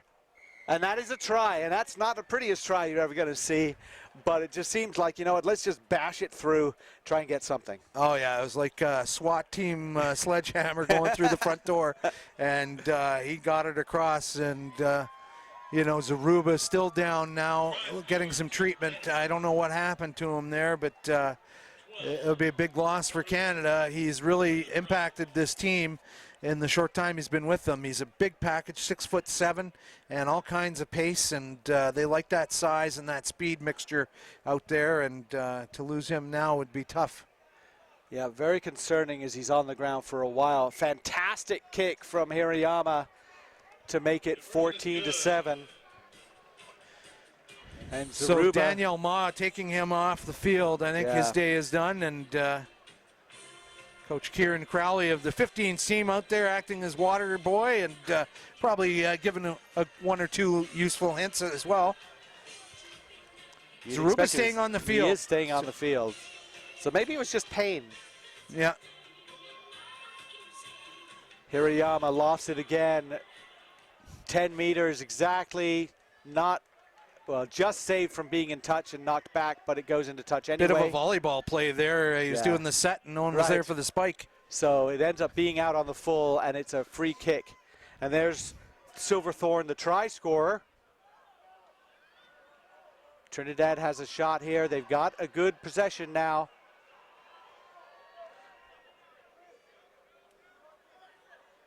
Some precise passing from Silverthorne there. There's Tull. Trying to clear it out. Kelly looking to dig it out, flips it through his legs. Silverthorne again. He's working to make a move, runs a switch move. Very, very nicely done. Lewis somehow gets it off to Silverthorne. They've got it alive, but it's a little bit on life support at this point. Back to Silverthorne. How many times has he touched the ball in this sequence? Tull. Oh, and it's intercepted by Kieran Hearn. Referee says play on. Things sort of slow down a little bit. Paris now has it for Canada. Oh, he's going to kick through. Oh, boy. Penalty coming on that one. And that was, may as well pick it up. And Duke will pick it up and take it in for a try after the kick through. There was a penalty advantage. He could have made the tackle, but he decided not to. And so that was kind of odd sequence there where even the players going, really, we're going to score this? Yeah, we're going to score. Because that should be a yellow card discussion there. That was quite the set there on the block. You kick through two people like that with a couple of people, and you try to run through them. You have the right to do that. And sometimes you'll see somebody play up the hit, but the hit Paris got from those two Trinidad players was pretty emphatic. Yeah. It certainly was a penalty. So it takes us to halftime. Speaking of Taylor Paris, I don't know if you got a chance to see that try he scored for Agen. Did not see it. In a playoff game, in from behind his own post, went 105 meters and beat everyone on the field. And, I mean, just bags of speed. It was all the talk of the French media for about a week. And, you know, with a name like Paris playing in French rugby, That's how are true. you going to fail? Well, it's 21-7. Canada leads after giving up a try right at the beginning. A bit of a come-to-Jesus meeting right after that and said, come on, let's pay attention here. You know, even if you're playing a team that you haven't played on the circuit and you think they're not on the circuit, they know how to take a quick tap. They know how to exploit a player who's turned his back on you. Some fundamental errors, and I'm sure Liam Middleton's in there just saying, guys, what's going on? We're better than this. Don't play down to Trinidad's level. And I don't say that disparagingly, because I think Trinidad and Tobago are playing a very adventurous style of rugby, and they've refused to read the news clippings about Canada. They're playing 7 guys, just like everyone else is playing 7 guys in this tournament. And they're not scared of Canada, and that was noted by Silverthorne scoring in the first 30 seconds. No, you're going to give me that gap, I'm going to take it all day long. And I think that rattled Canada more than anything else, looking at a 7-0 deficit after 30 seconds. I'd be interested to see the tackle stats on this game, because Trinidad has been making several tackles. They have been trying to stand up to them physically, and as you said, some of these players in Canada are enormous, and it's a tough road to hoe to try and continue to tackle and continue to play defense. This is what they're doing. This is a big game for Trinidad and Tobago. This is a big pride game for them, and they started off well. I think they could score again. If they score quickly at the beginning of this half, suddenly it's a 1-score game. You can make somebody nervous a little bit. You can force them into some errors. Canada, the word for Middleton will be mistake-free. Let's be more precise. I mean, we saw 3 loose passes in the first half under almost no pressure, where it was almost a training pass, and it hits the ground. One goes into touch. That's uncharacteristic errors, and they can fix that. It's a hot day, but you should be ready for this kind of stuff. Well, Trinidad and Tobago will kick off at the beginning of the second half here at the NACRA Sevens. This is Alex Goff announcing with Doug Cross. We're watching Canada in white and Trinidad and Tobago in red. 21-7, Canada leads. Paris, he's dummying around. You talked about that pace. Let's see what pace he's got here, what he can show here in the heat. Passes inside to Hirayama. Whoop. And, boy. You know, talk about the heat. There's a little bit of sweat on that ball. Oh, yeah. Sometimes it's not easy to hold on to. He was checking his jersey like, what have I got, Vaseline on here? What happened with that? And Hirayama very frustrated with himself, because had he not dropped that ball, things were shaping up nicely on that broken play to find a gap and put a shooter through there and get something from it. Instead, we're looking at a scrum against Trinidad and Tobago here in good position. Nathan Hirayama been a tremendous player for the Canadian team. In the age grade, captain of the under-19 team, and then captain of the Sevens team as well. And there's the kick ahead. There's a lovely chase. Cabrera, but Paris takes it before him. Cabrera still shadowing him and just misses. Paris just seems to sort of not be running that fast, except he is. And then powering on, that's Trainer. I don't know, did Trainer and Moonlight go to the same barber this week? I think they cut their own hair sometimes when they're bored. They cut each other's hair. Yeah, get the Flowbee out. And, Well, penalty against Canada. Quick tap for Trinidad. They've got a free man. Do they have support now? Canada very slow in getting back. I don't even know if they all got back. Kelly gets thumped. Paris had him lined up from about a block away. Gordon hoping to get the ball. He's got it now. Gordon still sending it out. That's Cabrera. Kick ahead. Cabrera chasing again. There's a big race on. And Hirayama. He saw enough and said, I'll take the scrum, thank you. I'll tell you, that takes some skill, though, to kick that ball that way. Just got a text from John Moonlight's cousin Dave, who's watching up in Victoria. I don't know, did we inadvertently call him Dave at one point? He says, does he look like me? But I don't think so. They both look quite different now. Yeah, I probably did call him Dave at one point.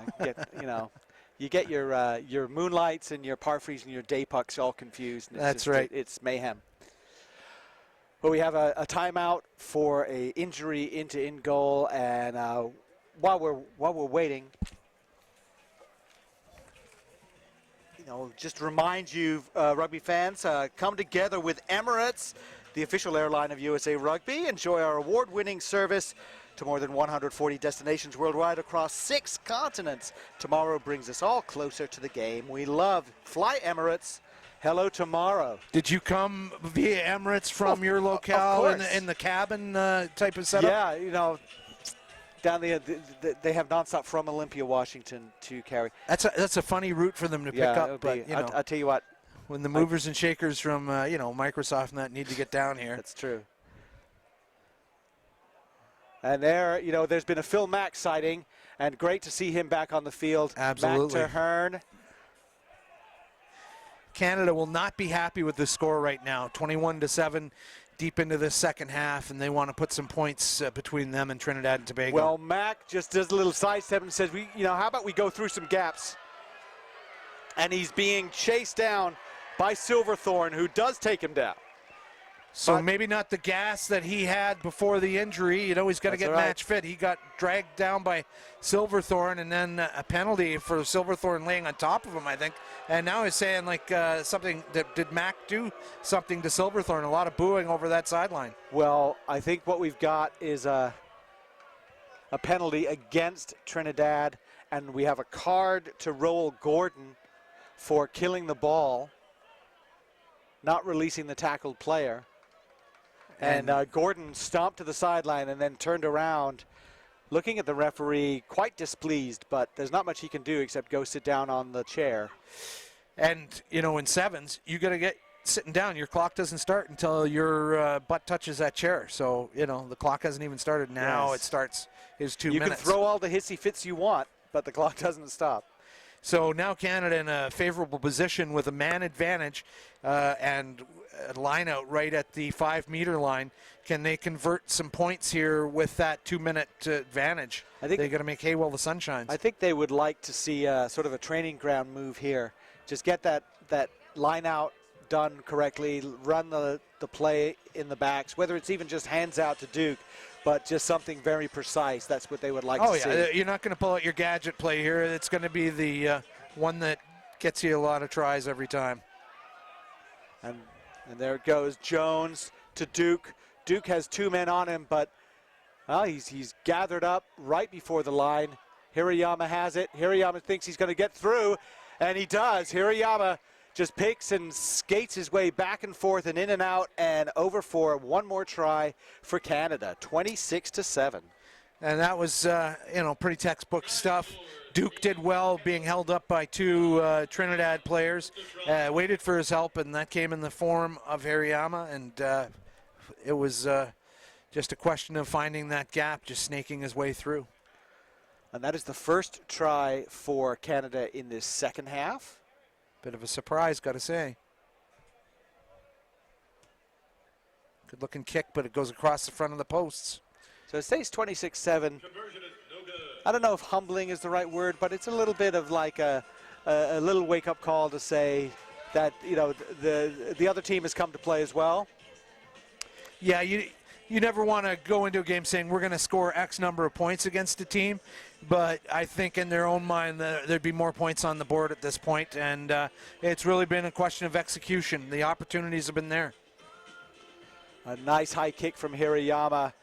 Ardron trying to get under it, but bounced off someone's head and kicked through. Trinidad hoping to make something out of this. They've got Canada pinned near their own 22. Braid on the field now. So they've emptied the bench, getting Jones in the game, Ardron, Mack. Everyone's seeing some field time now. Remember that Trinidad is short-handed. Yellow card on them.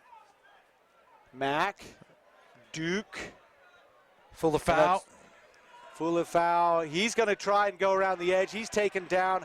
Again, we're seeing, just as we saw with the USA game, one thing that these teams from the Caribbean have is pace. And I think they're back to even numbers now that sin bin is over. That was a quick 2 minutes. And so only one try with the man advantage. Canadians in hockey, they're always used to the man advantage, the power play. Well, that's true. Yeah. And I kind of like to see the power play end the same way. Just throw the guy on the field while the play is live. There goes Tyler Ardron. He's going to go up the middle. He's way too big. He's way too scary to bring down from that short range, and he's got to love that. And Doug, how do you think, what was the reaction when they put Tyler Ardron on this team? There was people wondering? It's set everyone's mind straight. This is a winner-take-all weekend. We've got to bring in our big guns. Ardron, the Players' Player of the Year for Ospreys in the Welsh Pro League. So well thought of by his teammates as the gut check kind of guy to get the job done when it counts. And that's an example of it where he just took that ball, didn't even look over his shoulder and said, you can come with me on my back if you want, but I'm scoring. He is so light on his feet for such a big player. He's just a really terrific player and part of several impressive North American loose forwards who are in Europe right now. Ardron's confidence has grown playing in the professional environment, and that's just an example of that as Trinidad gets the ball as the hooter goes. 33-7, Trinidad is down. The time is up. They'll want to get one more try. Mack, will he get to it? He will. Of course he will. Did he knock it on? They're going to have a little chat about it. Looked good to us from here. Of course, we're about 80 meters away. Remember, you don't have to hold it for long. You just got to make that contact. Try counts. Fantastic try by Phil Mack, and he's got to love that one. We didn't really see him in the first game, and to see him come out and do something like that was just phenomenal. So first blood to Trinidad and Tobago, and the rest of it to Canada. 38-7 with the kick to come. Fans waving the maple leaf. They're pretty excited to see their men's team here. The women's team, of course, is not here because they've already qualified for the Olympics. Congratulations to them. An outstanding and excellent year for them. And we'll see them in Rio. And that's why you don't see them here. They're on the poster. They're on the poster. The kick is up and a little over across the front, 38-7. So a nice finish. Nice finish, and I think they would certainly look at the second half of the second half as where they really gelled as a team and made things happen. Before that, it was a bit of a dog's breakfast, and I think Liam Middleton learned a lot about his team there. And good on Trinidad and Tobago. You know, they weren't just there to make up the numbers.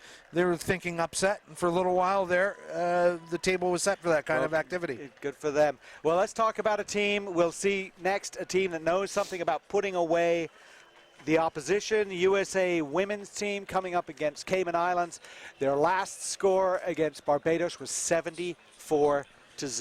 That is something to put that many points on a hot day. That takes some doing.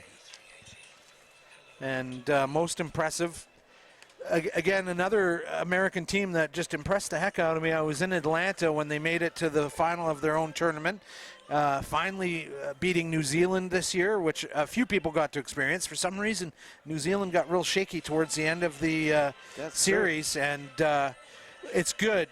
You know, as much as people go, ooh, the All Blacks or the Black Ferns, at some point the balance has got to change, and I think we're seeing that as the gaps are closing between the top teams. And you know, USA men an example of that too. I mean, they're beating everyone. Canada beat New Zealand for the first time in 31 attempts this year. Well, it's been an interesting journey for the USA women's team. Obviously coached by Canadian Rick Sugget, who coached Canada on pretty much every level, men and women. And Sugget's a character, and he picks some players. And people say, well, what is he doing picking a basketball player and a hockey player? He's got a high schooler on this team here, and this is so typical of Rick Sugget. In the first game, he starts her at fly half. He says, you know what? You're good enough to be on this team. Go start. Go be first receiver. Go do what you do. I have faith in you. It's one of the things that makes Sugget very successful. Sometimes it bites him when he has faith in someone who doesn't play well, but that moment where he just, the confidence he instilled in Rochelle Stevens by just starting her one game was huge. he's a very honest coach. You know where you stand with him, and yeah. So if the faith is placed, it's probably well placed. So we look at the lineup for Cayman women: Cassian Lawrence, Chanel Gall, Marlene Williams, Jenna Richards, Krishana Trowers, Maggie Ebanks, and Tracy Seymour as we're underway. We'll give the USA lineup. with Joanne Vesey, Kelly Griffin, Katie Zachary, Lev Kelter, Lauren Doyle, Kristen Thomas, and Rochelle Stevens. And there goes Kristen Thomas. She has that long, slow, almost lazy stride, and yet no one can catch her. What a phenomenal athlete. And she just took it up a little bit of a gear, not to her full speed, and just said, you know, try and catch me here. That's kind of like when Usain Bolt lets up for the last 10 meters of a sprint. And still you sets can a go world record. faster. Why don't you do that? But why? Why burn that muscle power and everything? You don't need to. She is, she's really special as a runner, and you see just that little change of direction. It's not aggressive, it just suddenly she's somewhere else. When you have Philan on the field with her, they're a dangerous duo. Yeah. Remind me, Philan injured or just rested? She is being rested. There's about half this team from Amsterdam is left home. Mostly, you know, a couple of people, little injuries, but it's mostly just to give them a rest. A bit of a reward for the players who've been putting in the work, and also let's see what you can do. Yeah, it's not a big risk tournament. You're right. Pretty much you'd have to have a horrifying outing to mess this up. Even with the quality players they got, they don't drop in talent too much. Well, Lev Kelter made the conversion to make it 7-0, but her restart goes about 9 3/4 meters. That's not 10 meters, so that will allow a penalty tap from Chanel Gall, who gets thumped, and a little knock forward at the base of the scrum. And this is one of those things that at this level of tournament, at this level of international competition, those little fumbles that maybe a referee will let go on the domestic game, said, no, you knocked it on. It went forward half a centimeter, but you knocked it on. Yeah, it's aggravating maybe for the fan, but it's that precision that you need that's going to give you an honest outcome for the game. At what point do you want them to be let go? You need them to be called. So the ball comes out. Doyle, who has been such a big try scorer today. Thomas, again, looping around, but cleans up her own mess. And there's Stevens, the newcomer, Kelter. And that's Favese. And that's out to Zachary. Zachary, just a little bit of a dummy, and then went out around the outside, stretching her legs. Hey, no problem. Favese in support, doesn't need her. Touchdown, under the post, try. Well, that was using the whole field, using the skills that it was a bit of a miscue by Thomas, but she cleaned up that ball, and then that started a whole chain of events that got the ball out wide, and then their super speed took out on the right wing and finished it nicely. And when you have that kind of confidence, when you know that's in your back pocket, that's the way you play your rugby and say, be patient, we'll get this figured out and go the long way around. Now, Doug, when you take a player from another sport and teach her rugby, and you think, as we see Zachary just go, running with the ball in two hands until she's got some freedom and then tucking it in. When you take a player and you say, I'm going to teach you how to drop kick, you'd think maybe you'd take a soccer player, right? Yeah. So Lev Kelter is the kicker here. She's a hockey player. All right. So how did she learn to be a drop kick? Well, she worked really hard at it, and she's done a phenomenal job. Played hockey at the University of Wisconsin, and has really taken to rugby very well. Ball retained by Cayman Islands right now. Chanel Gall is the real center of this Cayman team. She's gotten to that and passed it out, and now driven back by Kelter. Kelter, big tackle, stops her and sends her out. Ball passed out by Williams, but intercepted. And just like that, that's the kind of thing where a mistake will cost you. Try USA. Cayman loose pass just presented itself. Ball picked up immediately.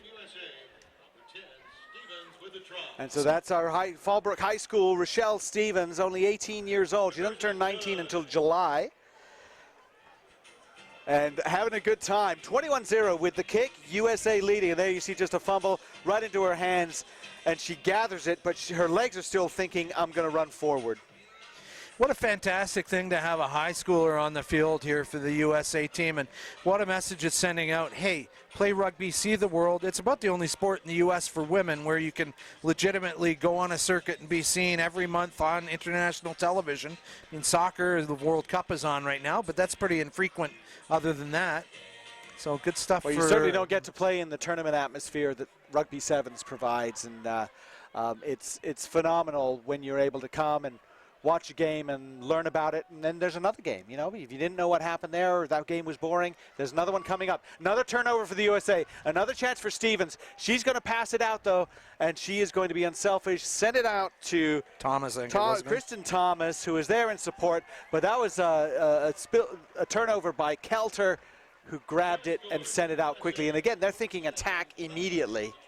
Yeah, it's all about pass, score. Yeah. Cayman does not have the speed outside to adjust to those quick passes out to the edges, and then it's a free path to the try land.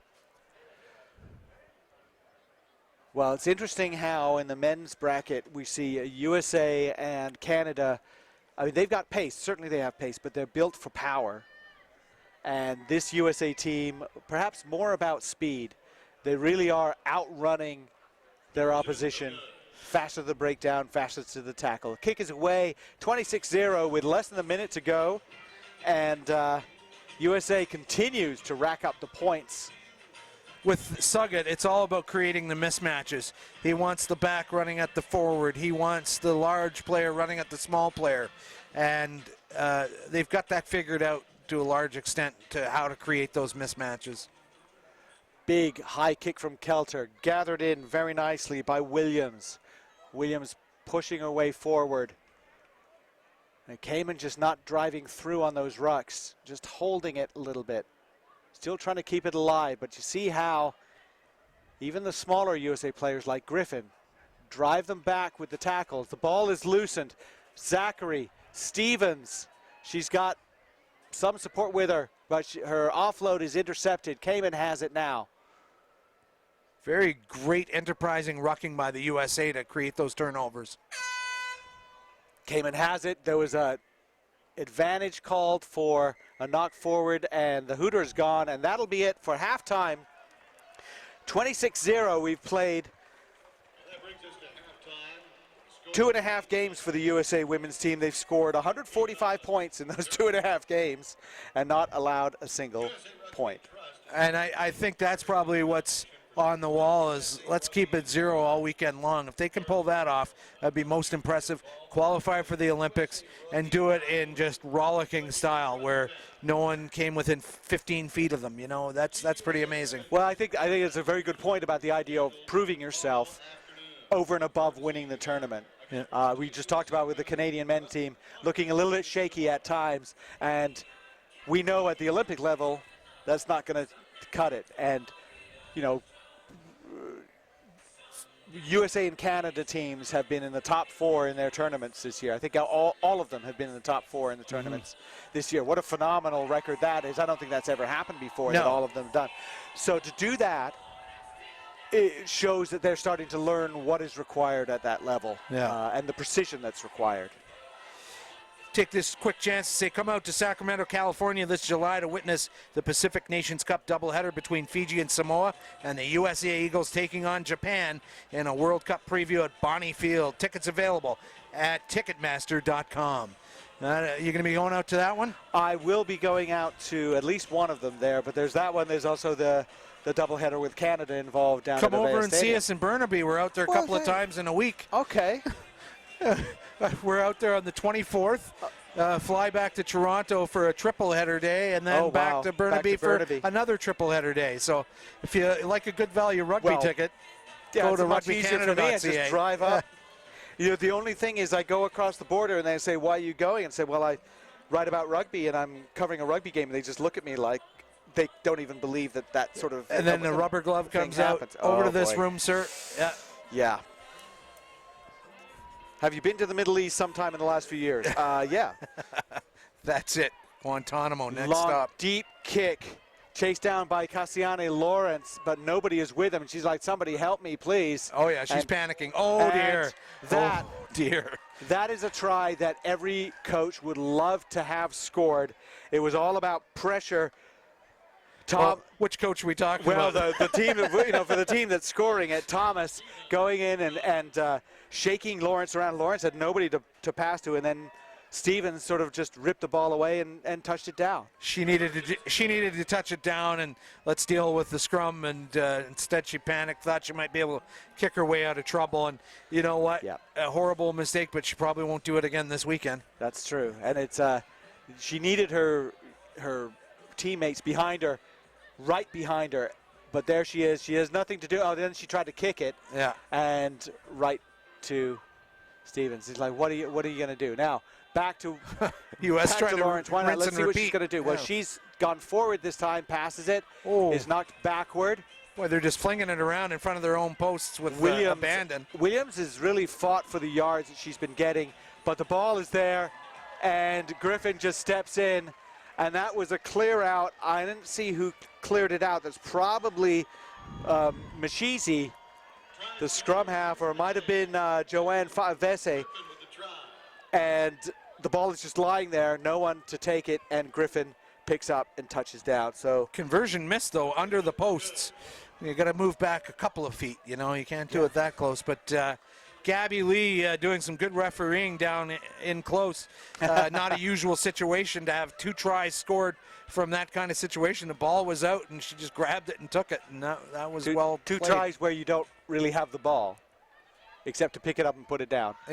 Yeah, exactly. It was 0 possession type of score. That is Maggie Ebanks taking it into contact for the Cayman Islands. Remember that this is really the first international outing for a lot of these players. It is very intimidating for them to be here, and they're not acting intimidated. They're just learning about the decision making. Tracy Seymour going into contact. Williams again looking to try and make something happen. Boy, she's not backing down, that's for sure. That, you know, the passes are just not precise. Oh, they want that waiting long one. for That's a moment. just danger all over the place. And you really just see the gulf between the Cayman Islands and USA is that skill set of the quick, zippy pass versus the long, looping, high pass that's telegraphed from last week. And it's just going to end in tears for the most part. So my managing editor, Jackie Finlan, informs me that Alev Kelter also played soccer at Wisconsin as well as hockey, so that would make sense. Thank you, Jackie. Passed out to Thomas. Thomas is going to cut right through the middle. She's taken out very nicely by Cassiana Lawrence. She took one roll too many there. She stopped, dropped, and rolled and rolled. And the ball is lost forward. And Lawrence making a couple of tackles, but it's more with the ball in hand that she's been left all alone to make her own decisions. A little bit unfair. So 3 minutes to go, 38-0 USA leads. This is their 3rd game of the day. This is their final pool game of the day, and they have been untouchable. Full value for all the fans that came down to see them. That's for sure. And a good crowd coming out to see them, especially in this heat.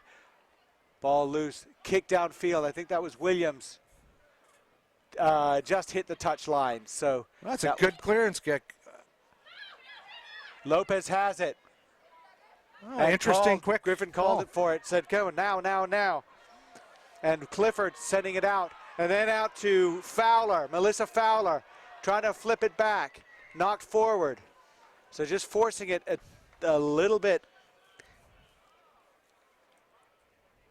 And we saw Clifford and Fowler come in as starters for the USA. They did very well. As subs, I think it's sometimes harder to just jump into that game and have perform an impact, right at that level. Alex Goff, I like to think I've heard it all, but you came up with the term a game ago, supermaning the ball back. I like that one. Like that? That's pretty good. I think that could catch on. We need to get it into the vernacular. To Superman as a verb. I've invented a new verb. You'll be in the Urban Dictionary by the end of the year. as the guy who gave the smart answers at the border. He got goffed. Right. Yeah. Oh, you were the guy who invented Supermaning? Yeah, right. Lawrence again trying to find some hard yards. Seymour, she's sort of pushed back. She Supermaned it back, though. There you go. Don't overuse it. Stops being cool. The kids won't use it. That's true. Out to Griffin. Turnover. It was a poach and just passed to Griffin, who has had an excellent tournament.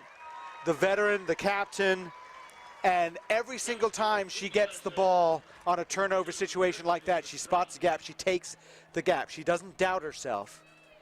Yeah, do you think Cayman comes away from this going, well, at least we didn't get 74 points scored on us? Yeah, quite possibly. Yeah. You know, I would say that they worked very hard for this, and to make the USA work on defense, which means getting through some phases, trying to break through that line. They didn't make a clean break, but they made some half breaks, and that was important. 43-0. We have a little bit less than a minute to go.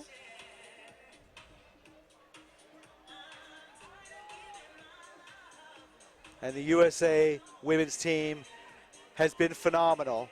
Oops. Until now, now. the restart things, we haven't seen too many of them, Yeah. but you can't make that mistake. And Cayman Islands has not been in the USA half, and now they're going to get to go into their half because of a free kick mistake on the restart. That'll be Chanel Gall who will start it. She has Jenna Richards on her left. Can they organize? You know, I think the game for all the other teams in the tournament, let's score in the States. If we can do that, that's right. doing something. And there's Lawrence going through the middle. She is tackled, though, very well by Ball going the other way now. By Clifford, and Clifford then picked up the ball that was loose. There's Fowler in for Farmer. Great Lovely presence of pass mind. out to Griffin. There we go. Now we're moving it on the trot. Fowler again. In the pass from Hannah Lopez to her, and Melissa Fowler caps it off, and that was very pretty indeed. And that'll take them to 48 points. The conversion will give them the half century. That's actually, I think people want them to go for that 50-pointer, you know, just Sure, to keep the math 50 point. going. Well, we had a contest discussing whether there'd be an over-under on 50. I took the over, won Nice fairly quickly, and there it is, 50 points. Hannah Lopez kicks it over. The USA, clinical and pretty impressive defensively too. Yeah, I think Rick Sugget will have nothing but great things to say. Sometimes, you know, he'll find problems where there are none in a performance, but really nothing to qualm about in the first two games of their three games today, and they've done well. Averaging over 50 points a game, 169 points scored, and none given up. USA will go rest up, cool off, get ready for tomorrow in excellent shape. Who will they meet in the final? Because, well, while the USA, I think the USA is actually ready. That's it. They've qualified for the final. So coming up, we are on a break now, I believe, or we got another game coming up. We got another game. We have one more game. All right. Because I was Mexico worried it was over. I'm having too much fun. We have Mexico versus Trinidad and Tobago coming up. So we're going to take a quick break and reset, I think, and then we'll be right back.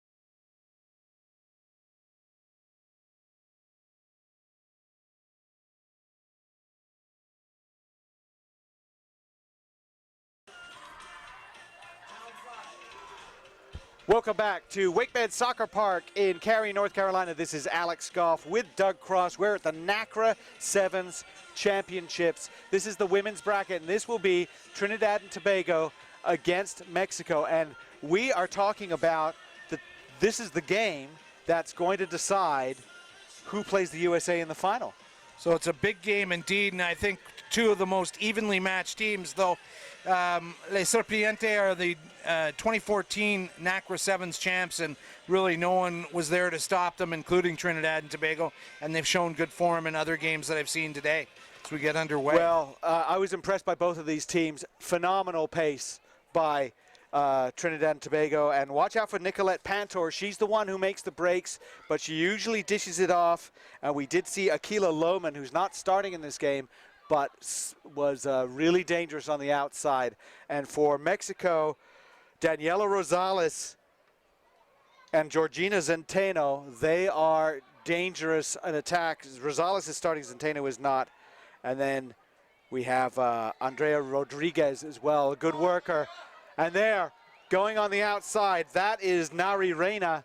She is pushed into touch. She knew she didn't have the gas to go all the way and was looking for a bit of help there. Instead, got crushed into touch for trouble, but a great breaking run for her. Should have had a few more Serpientes on her shoulder. Yes, she needed to do that. Mexico beat Bahamas 31-0 and Guyana 27-7. Trinidad and Tobago beat Guyana 34-12 and Bahamas 30-0. That was 6 tries, no conversions, I believe. So they're both 2-0. Nice looping pass. All started by Rivera, and then Rosales getting it out to the wing. Oh, well tackled, though. That was Jordan Brown, Dahlia Jordan Brown. Cut her down at full pace. Oh, she sure did. And then we'll have a discussion. It'll be a knock forward. As the ball was knocked forward into touch, you can choose to take either the scrum or the line out. And I think, especially on the women's side, we'll probably see more take the scrum. Yeah, the line out's not a great platform. You take the line out. Yeah. And pictures from the crew today. Pinned up back on their try line, Trinidad and Tobago have a scrum, and this is an attacking opportunity for them. They have the pace and the fitness to go long range. Well, they don't do that. That is a kick, lockdown kick by Pantor, blocked through the dead ball line, so it'll be a 22 dropout. That's interesting. I thought maybe Pantor nudged it over the dead ball line, which would have netted a 5-meter scrum instead of a 22-meter dropout. So they had to be really careful to see who touched that last. But the charge down really resulted in the dropout. Very slow to kick it. And wasn't a dropout. That was not what a 22 dropout is. And they're familiar with that hand movement by Tanisha Samuel. She basically said, I didn't know what you were asking me to do. And she put the ball down on the ground to take a tap. You can kick the ball 1 inch over the line and reclaim it. But it's got to go across the line, and it's got to be a drop kick. So if she had dropped it and kicked it immediately, she would have been okay. But she put it down on the ground and then gave it a little nudge. So Mexico enjoying the advantage from that mistake. Mexico wins that. Beautifully danced out of trouble. That was Rosales. Look at her move. She's running sideways, though. But then so is everybody else. And there is the one with the nuclear headband. I believe that is Rodriguez. Back out. Again, Mexico looking pretty smooth. That's Rivera. Back out again. Rivera. That's Rosa Rivera from Alma Rivera. Trinidad could have stolen that ball. Yeah, it was just waiting to be poached. But hands out, and that's going to work. Alma Rivera, she's dragged down. Another big tackle from Jordan Brown. But again, Mexico. And this time, Rosa Rivera looks and says, I don't like the distance of pass I have to make. I'm going to go up through the middle. She's taken down by Pantor. But she's over the line, and the call is try. Good try. And Doug, she wisely decided not to make that pass. Yeah, and it was a good solo effort, and showed she's been doing her ladder work. She had a lot of quick steps in a short amount of time, and coach for the backs, Robin McDowell, is going to love that try because that's the kind of stuff he works with them on. Former Canadian Sevens player, and owns a brewing company. I mean, talk about the dream life. You know, you own a brewery and you coach rugby in Mexico. Doesn't get any better than that. And does he own the brewery company in Mexico, or is it sort of a border-to-border thing? It's in Saskatchewan. That's the bad news. So. Oh. Saskatchewan. It's nice. A very interesting province, shaped like a rectangle. Kind of, sort of, yeah. It's a rectangle state. It's Canada's coffee table right there in the middle. Yeah, that's good. The home of the training ground for the RCMP, I believe. Yeah, look at you doing all your I know. Canada trivia. I know my Canadian trivia. And fought off a little bit by Dahlia Jordan-Brown, and a mistake in that if you're standing in front of someone who knocks it on, don't pick it up because that's now you're offside. It's a penalty. So Mexico, who looks so patient with the ball, they're going to do the same thing. Naru Reina, she has Rodriguez with her. Rodriguez still moving, and electric glowing headband and all, Rodriguez goes in, and that was a case of just getting those legs pumping, get yourself out of the tackle. You know, Mexico's not winning like they have. I've seen them in other games where they're using speed out wide. There's too much pace on this Trinidad team, so they're reinventing themselves a little bit and doing it in a more upfront manner and finding the gaps inside. And I like what I see from Trinidad. They're finishing their tackles right across the lines. You're not coming across here for free. You're going to pay the price. Conversion is good. Not coming over here for free. I like that. So 14-0, Mexico leads. Now this is a game between two teams that are 2-0. Two teams that are 2-0 in Pool B. Oh, and there was a penalty on the end of that try, that conversion, so they had the ball at center. And that would have been probably a late hit in goal. And usually a very good, smart move is you got to stop those late hits. And so you award a penalty after the try. But diving over onto the ball, so Trinidad gets it back. Still, they are pinned back. We haven't really seen them in Mexico's half yet. That is Vincent trying to make some headway. She's taken into touch. You know, in 15s, very rarely you'll see a 10-point try. Someone scores, and then you can take a kick from center if you want. Now, you're not going to do that in sevens necessarily unless you've got outstanding drop goal kicker. Then that could be the option. But, you know, you always want to score the tries. It'll be a scrum line out to Mexico as time goes up in this first half of this Pool B decider. Nice take and wisely kicked into touch. Let's not give Trinidad any false hope. And 14-0, Mexico leads. And Doug, this is a big game, and Trinidad had looked very impressive, you know, in terms of being able to score long-range tries, use their pace. We haven't seen any of that. In the previous games, yeah. I don't think we've seen the last of Trinidad here. I think they need to get their heads back on straight. They have had very little possession go forward. I think they've had a couple of touches, if that. If they can get the ball off the kickoff and start doing something with it, Mexico could have their hands full. I like the defensive work Trinidad's doing. I mean, 2 tries against the Mexican team, you're doing all right. You're holding them at bay. But I think there is more left in the tank for this TNT team. Big problem for Trinidad has been the goal kicking. They scored several tries under the posts in their last game against Bahamas, and they weren't able to get any of those kicks. So that's been an issue, and so it'll be an issue in a comeback. Take a quick break here to tell you that San Jose's Avea Stadium becomes the home of international rugby July 18th with a doubleheader featuring Canada taking on Japan and the USA Eagles in a World Cup preview match against Samoa. Tickets available at Ticketmaster.com.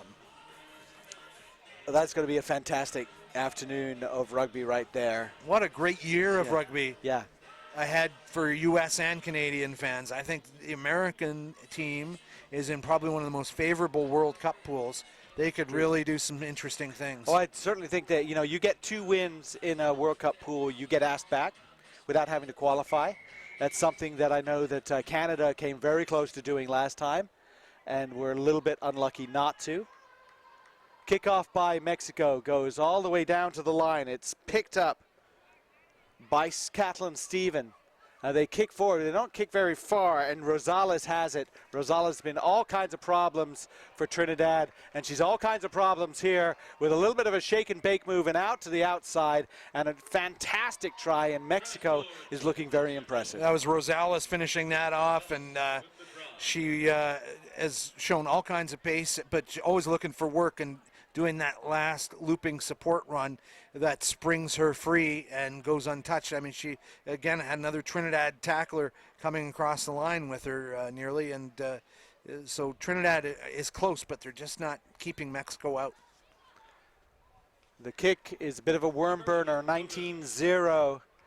And, Mexico's success both on the men's side and the women's side, I think, is a testament to playing the game. As you see, Rosales just outpace, and she wrong-footed a couple of players, and then she just took her line, and that was it. For Mexico, this is a nice tune-up. They're in the Pan Am Games next month in Toronto, and they won the NACRA Sevens in Mexico City to get to the Pan Am Games. So it's Olympic qualifying, but it's also getting themselves through the Pan Ams as well. And Pan Ams, that'll be a great event. Where are they playing that for the? It's being recalled. It's BMO Field, but Yes, because BMO. another bank is sponsoring the Pan Ams, they're calling it something else for, I think, Exhibition Stadium for the 2 weeks it's on there. But it'll be great to have all the teams in the Americas and the Caribbean coming up to say hello. Men's and women's for the first time. And there we see Annika George. She's the one who really asked questions of defenses today. The big forward, and there's a nice little pass to Dahlia. Jordan Brown coming around the back of that ruck, but she is thumped to the ground, loses the ball in contact and into touch. Getting back a little what she's been handing out. She's been putting some blistering hits on Mexico, and she is a tough player. And she'd be my pick of player of the game for Trinidad in terms of her defensive work. Well, it was interesting to see. We did do the Bahamas game, the Trinidad versus Bahamas game earlier, and Annika George was a huge factor, and so was Akila Lohman. And neither one of those started this game. And George is number 10, the really tall forward, and she can move. She can really get around the field as well, and dangerous in the lineout. You can see she's got a big wingspan, trying to disrupt that lineout.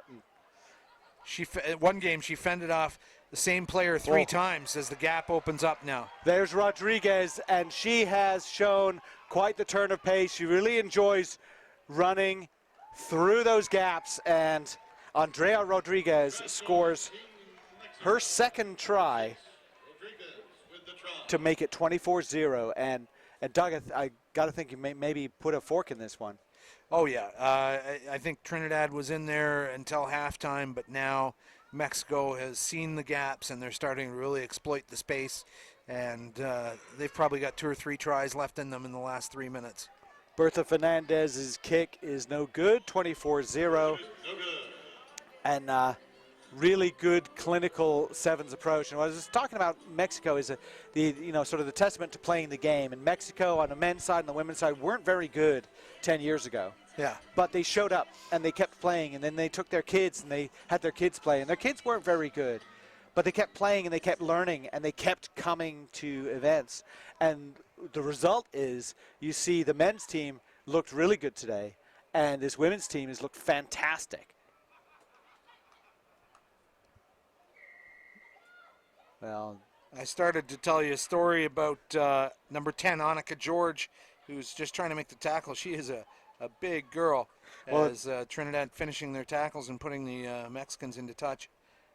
And George had this one girl, and she fended her off 3 times in 5 seconds to the face each time. Face wash. Well, she'd have to reach pretty far down to get the shoulder. She has to go for the face. She's so tall. And, in fact, I believe her sister is on the team as well. Yeah, Ornella. And she, I think she hurt herself trying to score a try in the corner at the end of the last game. But it is a line out for Trinidad right on their line. Switching things up in the line out now. That's a nice switch up. They switch up who's throwing and who's jumping. They got to get that ball in soon, though. Well, I think we were waiting for a sub to come on and a sub to go off. Oh, just and missed the the loose handle. ball just somehow gathered and brought back over the line, touchdown. So it'll be a scrum 5 from Mexico. But that was dicey times for Trinidad. It looked like she might have indicated a forward pass there. I'm not sure. It was she had the ball and she I brought it see. over the line. All right, good call. And picked up and dancing around. That is Dorian Avelar. And she goes in, and she somehow gets that ball down. She went in a little it looked high. like it was in doubt there for a moment. It was. She's got the footwork, but got to keep her body position low. And that is another try for Mexico with about 90 seconds left. It's 29-0. And what we're going to see is United States versus Mexico in the final tomorrow.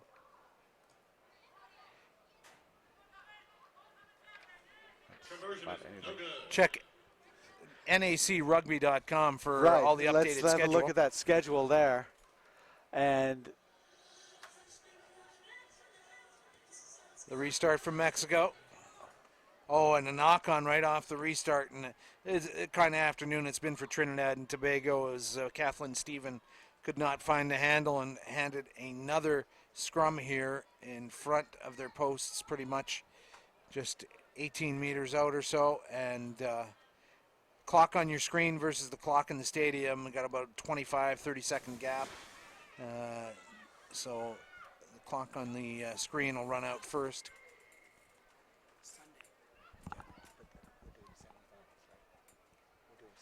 So last gasp time here for Trinidad and Tobago.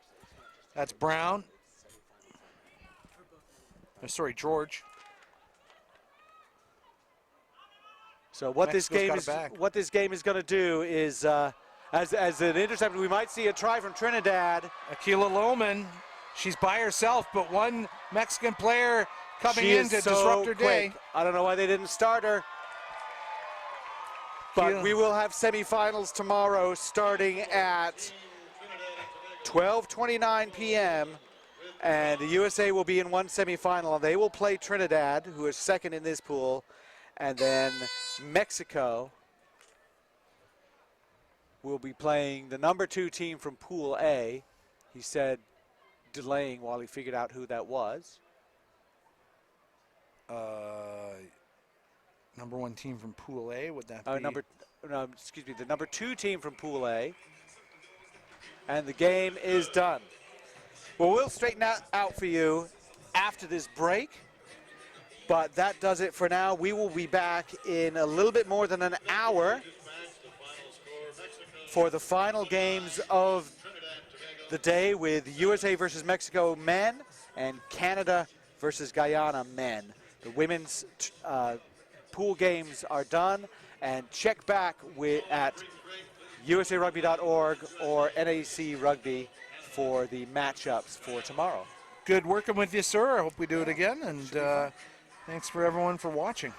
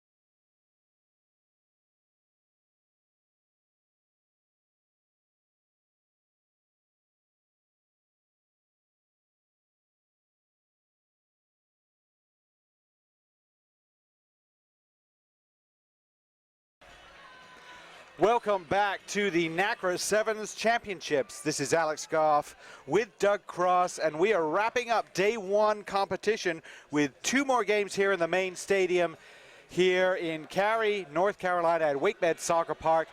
And you can hear the crowd chanting USA because it is the United States men's national team taking on Mexico, who looked very impressive in their opening win. Usually today. when we talk about North American neighbors playing each other, it's the U.S.-Canada match, but going the other direction in North America, and Mexico sporting a big team. You're talking about how big and physical they are. And this is a speedy, talented team, and I think this will be probably the biggest challenge of the day for USA. Second hit out for both teams, that being said. Mexico won convincingly over Jamaica, a very good Jamaican team, a high kick. And Mexico, they've been working hard to retain possession. That's key for them. And sending out their little scrum half. There's a tackle. And the ball is spilled into touch. Just a little miscue there, showing great pace going up that right wing, and thought maybe he had someone on his hip in support. Instead, it was the sideline accepting the pass, and it'll be a line out. It went off a U.S. player, however, it looks like, so it'll be a Mexico throw-in.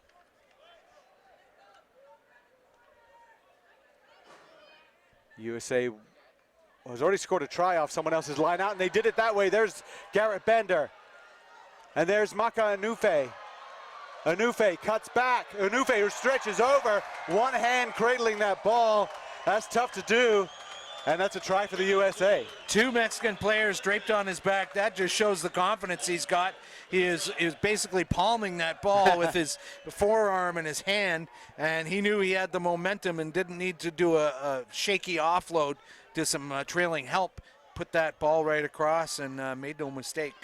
Possibly the most improved player on the world circuit from last year to this year would be Maka Anufe.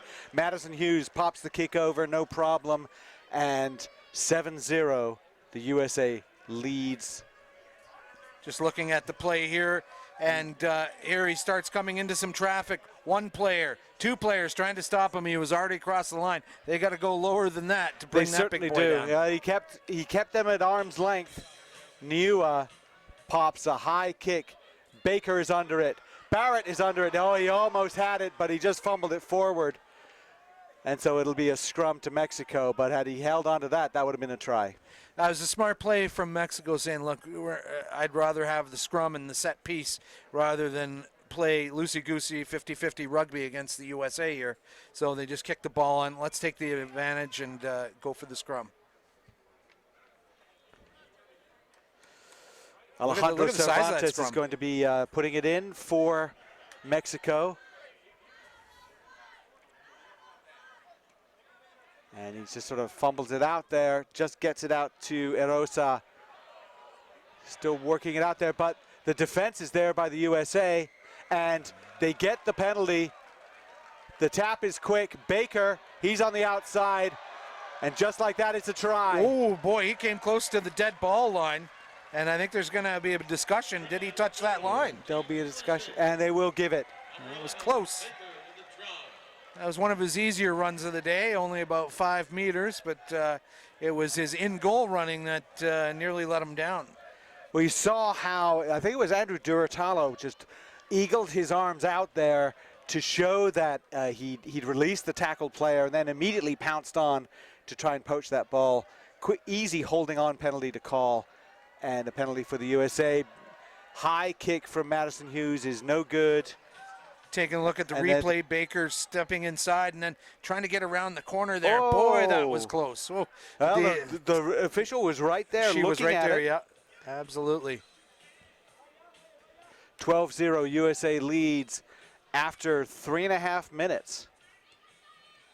And you see that they're varying up their restarts, sending Bender. He tries to gather it at the top of the jump. He doesn't quite get it. And Doug, it is very warm here. A lot of, well, there's a lot of perspiration, and it gets on the ball, and the ball is very difficult to hold on to. Yeah, absolutely. You know, I've seen, obviously, all the players are working very hard here. Toughest job today, rookie the Eagle. I mean, whoever's inside of that guy. Woo. I don't think you're going to get your cleaning deposit back. He doesn't look quite as peppy as you might think he would, but I don't blame him. He's just sort of sagging a little bit, feathers drooping. Show business, Mom said. Get in front of people, she said. That's right. Yeah. Well, penalty against the USA for releasing, I think, early. And Baker, nice quickly tackle. out there. Garcia taken down nicely by Baker. And again, the tackles are in by the USA. Driving over is Onufe. Driving in now is Baker. What's great about seeing that by Baker is showing he's not a one-dimensional player, a speed merchant. You know, he knew to make the tackle, knew to ruck hard. Hands out, Duratalo to Hughes. Back to Barrett. Back to Onufe. Niua, he gets it on the bounce. Fakes to Baker, cuts back. He's got Baker with him. Off to the line and over for the try. Held on at all. I think in that area, the new rule is you got to hang on to it at all costs. It's the second try that could have gone for a pass, but they held on to it. There's so much traffic around those passing lines, he decided not to risk it, and he's strong enough. With Falau Niua, it's a sort of a joke around the place because he's actually not as tall as some of the other players. You think he's not as big. He likes the weights, and he's extremely strong. His upper body is very strong, and he gets teased about it a little bit. But you saw his strength there, and Hughes sends the kick over without any trouble whatsoever, 19-0. You know, the score doesn't really reflect it, but Mexico's playing a reasonable brand of rugby here, but this is a very strong USA team, and trying to contain those weapons once the second and third pass is made, that's when they really start getting in trouble. They're making their first up tackles okay, but it's those different phases that start unraveling the Serpiente. Another high ball. Baker almost gets it, loses it forward. So 3 restarts by the USA where you knew exactly what they wanted to do. They put it exactly where they wanted it, and the jumpers just couldn't quite get it. A little bit of execution issue for them, and certainly they'll want to be a little bit more accurate with that. I think it's about body position for Baker in the air there. He just needs to turn his body, so if you don't get a clean handle on it, you're not knocking it forward. You can slap it back a little bit.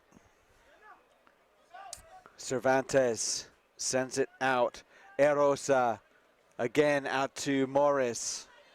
Henning Morris. A big counter attack from the USA. That loosens the ball up. And no, not forward. But you're going to see that in these games, aren't you? You're going to see the USA and Canada try to use their physicality in the counter ruck. Yeah, it's a platform that's being exposed just as much as scrums and lineouts. At the breakdown, you go for it and you try and rock that ball loose. So we look at the replay, and good tackles being put in by the USA, big vigorous ruck, and then the knock on as they're trying to get to that ball. Cervantes again gets it. Good scrum by Mexico. And the kick bounces right off Madison Hughes' face. He doesn't have a problem. He just goes and gets the ball, flips it to Baker, who now sends a long pass out to Garrett Bender. And there's Niua cutting back inside again. It's going backwards. Duratalo, he controls it barely. Hughes, Onufe. Lots of green shirts in front of him. He just dances around, and he loses the handle. Oh, big clean out at ruck time Certainly. against Bender. You don't want to be doing that too many times. Well, that was Christian Morris just putting in a great hit on the ruck. And Mexico, well, loose ball, kicks it dead. That'll be a scrum 5 unless we have another call. Yeah. Mexico had seen enough and just said, let's kick this over the dead ball line and get a drink and talk about this. Finish it. Nice round of applause from the fans, and I think as much for the fact that Mexico is not backing down whatsoever. So at halftime, 19-0, USA leading Mexico. I just wanted to remind folks that, Soldier Field is becoming the new home of rugby in the USA. And the Eagles are going to pack Soldier Field once again, taking on Australia. Home of the Chicago Bears is also the home of rugby now. You won't want to miss this. To opportunity to see the Eagles prep for the World Cup against the Wallabies. Visit Ticketmaster.com and get those stubs. That was a great event in Soldier Field last November. Be a little warmer in September. It'll be a little bit warmer, but actually fall in Chicago It's a pretty nice time to be in Chicago. I think a whole bunch of people in Illinois were wondering what the heck was going on. They were. What are they doing to our stadium? What happened to the posts? What's going on? But it showed well. You know who really responded was the businesses in the area. They suddenly realized that something we all know is that rugby fans consume things in great quantities. Chicken wings? Yeah, I think fries? that's pretty much deep dish pizza would probably be it. But it's a good crowd here at WakeMed Soccer Park with the West Stand not completely full, but it's got a lot of fans in here to see the USA. Good contingent for Mexico and Jamaica and, of course, Canada. Most of the fans here for the United States, and they want to see these players that they've been seeing on TV. Of course, we haven't really talked about it, but St. Vincent and the Grenadines was supposed to be in the pool with the USA and Mexico. They were unable to attend due to problems with, the State Department and all the hacking that's been going on. Nothing to do with them, just a lot of people left in a lurch and they weren't able to get here. So, in the end, USA and Mexico, all the teams in that pool will play one less game than the other pool. But we were saying on day 2, everyone's playing the same number of games, so that's a bit of an equalizer there. Everybody has one pool game left tomorrow, and then they go into the semifinals and then the final. And the semifinals are just top 2 in each pool, so you don't have to worry about the fact that the teams in Pool A played one less game. Bender goes up for it. He's not able to control it. Cervantes, the smallest man on the field, somehow controls it, but it's taken away. Niua back to Bender in the headband. Big pass, Duratalo, Hughes, Barrett, Baker. Baker's got space. Baker's got 2 men to beat. Baker is going to be faster than those two, faster than the sweeper, and the crowd loves it. Perry Baker cruising in and will slowly touch it down. Great start for the USA, 30 seconds in and a try. He just lifts the crowd here. As soon as he gets that ball in his hands, the volume just goes up. And Farhid Samano Garcia was getting turned inside and outside. He was just shrugging his shoulder left, shrugging his shoulder right, and telling him, you decide how this is going to go. As we look at the replay, the outlet pass, and now he's going inside, outside, and then Garcia goes outside all the way. I guess. He's got to trust his inside support on that, but I don't think we've seen far more experienced defenders than those two be burned by Perry Baker this season. Rosa came across to help as well, but too little, too late. We see the subs coming on for the USA. Chris Wiles, Zach Test. How do you like that for the guys on your bench, huh? Yeah, going to your second level of players, right? I don't think so. Augsburger puts it up high. They go up high to control it. Again, they have not able to control it. I think that will certainly be a work on for Mike Friday's team, but what can Mexico do with this? And we're going to call it offside. There was an offside player by the USA. Quick tap. Still holding on to possession there. The Serpientes. The Snakes. So they're making good use of the ball when they can get their hands on it. That's part of the problem, though, is they're not getting fair access. Well, another good clean poach from Duratalo forces a penalty. Quickly tapped, Wiles. Wiles has Test. He switches with Test inside to Anufe. Very nicely done. Pops back to Test. Wiles saying, I'm here, I'm here, I'm here. And recycled. Augsburger. Duratalo. Bender. Barrett, excuse me. And Danny Barrett. Barrett brought a friend with him across the line, basically grabbed his hands. And try for Danny Barrett, former Cal All-American, and 31-0, the USA over Mexico. So that was actually pretty good cover defense there by Mexico on that quick tap, because it looked like Wiles and Test had it going. Yeah. The defense was there, but they were able to recycle it and send it out wide where Barrett had no problem at all. Nice conversion. Wiles was impressing us with his touchline conversions in the previous game, and is bringing that act back. And you say it jokingly as we look at the replay that Wiles hasn't had a lot of exposure to the Sevens team and Mike Friday, so he's giving Friday something to think about in terms of conversions are important when you get into the Olympics and things like that. It's a small pool. And you've got his left foot that he can go from that right side. A big high kick all for Zach Test. He knocks it back. That's one of the better restarts for the USA. Osefo cleans it up. Augsburger, he has Isles with him. He gets it to Isles. Isles breaking through, spinning, dancing. Crowd loves it. Still going, still going. See how fast he can go. All the way. Nearly got ankle tapped there, but the fans on their feet. They came to see Carlin Isles. They came to see Perry Baker. They came to see a show, and he is not disappointing. And I mean, he made about 4 moves in the space of a phone booth there and shook through and got it done. Well, one of the biggest improvements he's made is in his physical strength. He worked the weights over the off season. He came back stronger. We've seen him truck some impressive defenders as that kick goes away. But you watch Augsburger immediately gets forward and says, I think I'll give it to Carlin Isles. And then the weave, the fend off, the spin move, the cutback again. He's good, and then through. He sees that gap, and he knows he can go faster than so many players who have a head start on him. Argument could have been made that accidental offside against his own player there, but good for the referee to keep going with it. Kicked high, Test, he's gone and taken it. He's pushing forward, cleared out by Wiles. Barrett, the pass a little bit behind him, not able to take it, so that'll be a knock forward. But you see the skill that Zach Test brings in terms of winning that restart ball. So rare opportunity here for Mexico. They're in their own half, but they're not afraid of a little up-front confrontation with this U.S. scrum.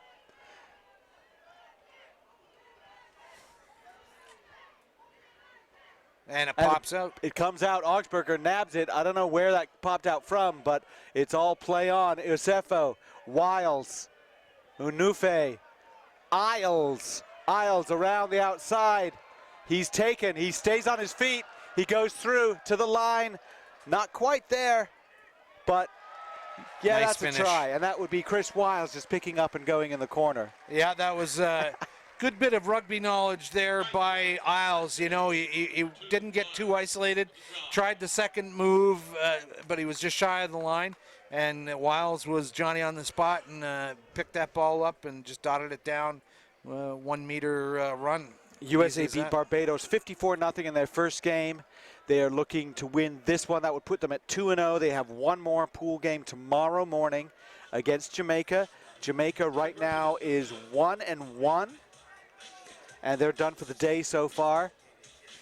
Great balance by Isles there. They grabbed him by the jersey as he was coming around. It looked like he might go down, but kept his feet. And then that's when the defender went, oops, I didn't quite finish that tackle. Well, one hit won't necessarily bring him down. The kick goes 10 meters exactly. Test knocks it back. Wiles has it. He's held up, and he's trying to get to ground. Some fierce stuff in the maul here, and that's going to be lost. I think there's going to be... Well, they haven't engaged in it. They haven't engaged. The referee is waiting for something. It's not a maul until another USA player goes in. And then Zach Test said, well, why can't we do something about it? And the minute Zach Test put his hands in, that would be called That was as a very scrum. interesting, 3 guys mugging Wiles. But as you said, the maul hadn't been created yet by the USA. So I'm not quite sure what they could have done at that point. Yeah. Probably Mexico wants to work a little bit harder to strip that ball out if they're not going to do that, or at least drive it forward. But everyone was standing up. A little bizarre. Yeah, so basically USA refused to engage. And right. Cervantes passes his out, but it's a loose pass.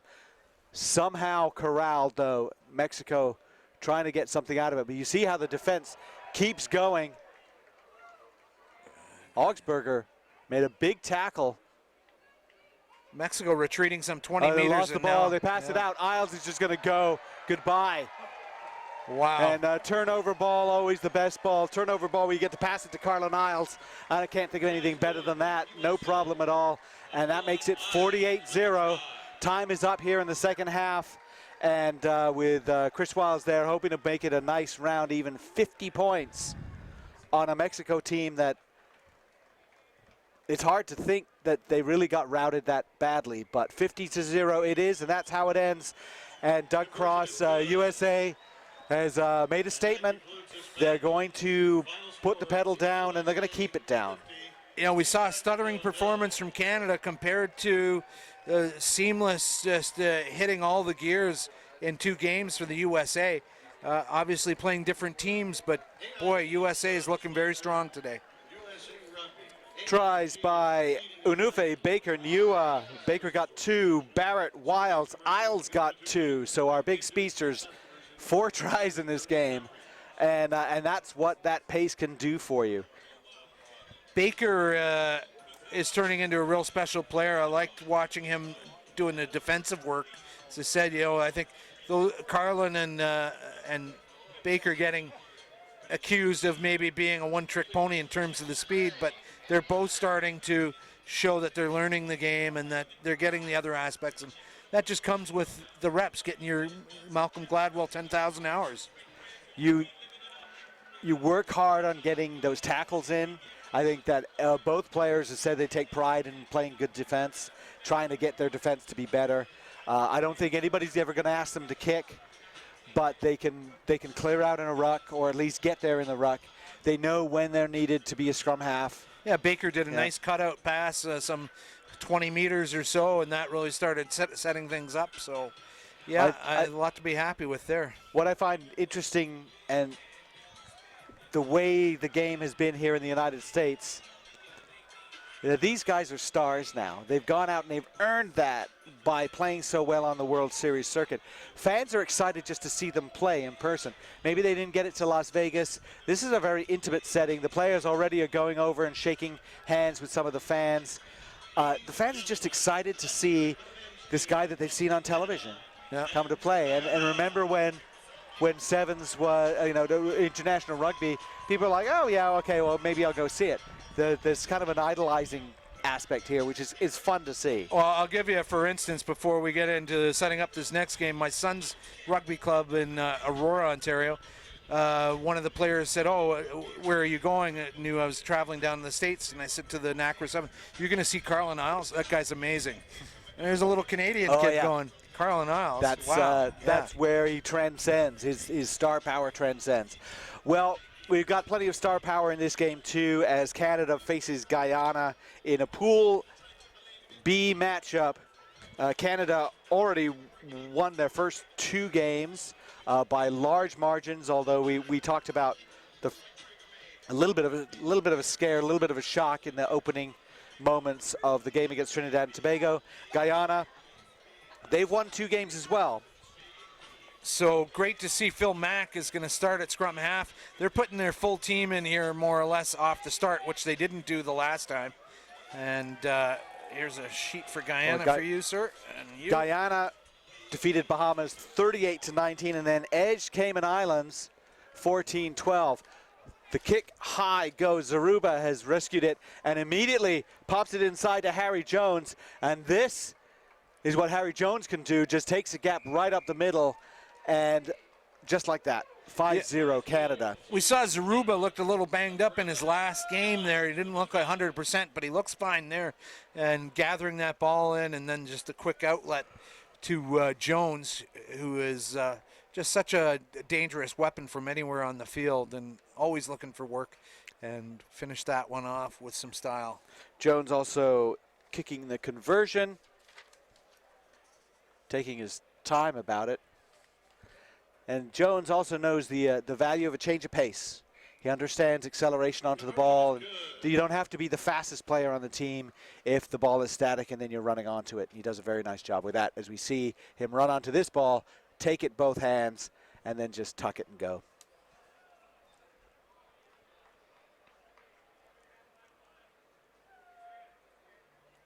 And so restart from Jones. As the sun goes behind a cloud, puts everybody in a little bit of shade. I think everyone is grateful for that. Ball goes just about 10 meters, but it's gathered by Guyana.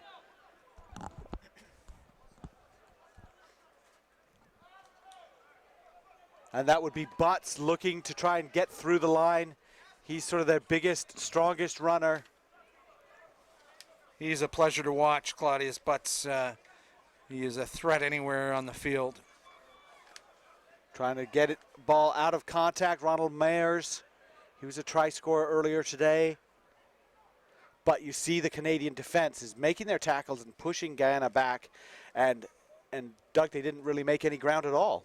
No, a bit of a static period of play there, and now it's going to be the line out, and definitely Canada's got the advantage in the line out in terms of height and just how they execute. Phil Mack, very precise thrower, and he'll get to the target there. Amazing that Zaruba is a lifter in this instance and Moonlight the target.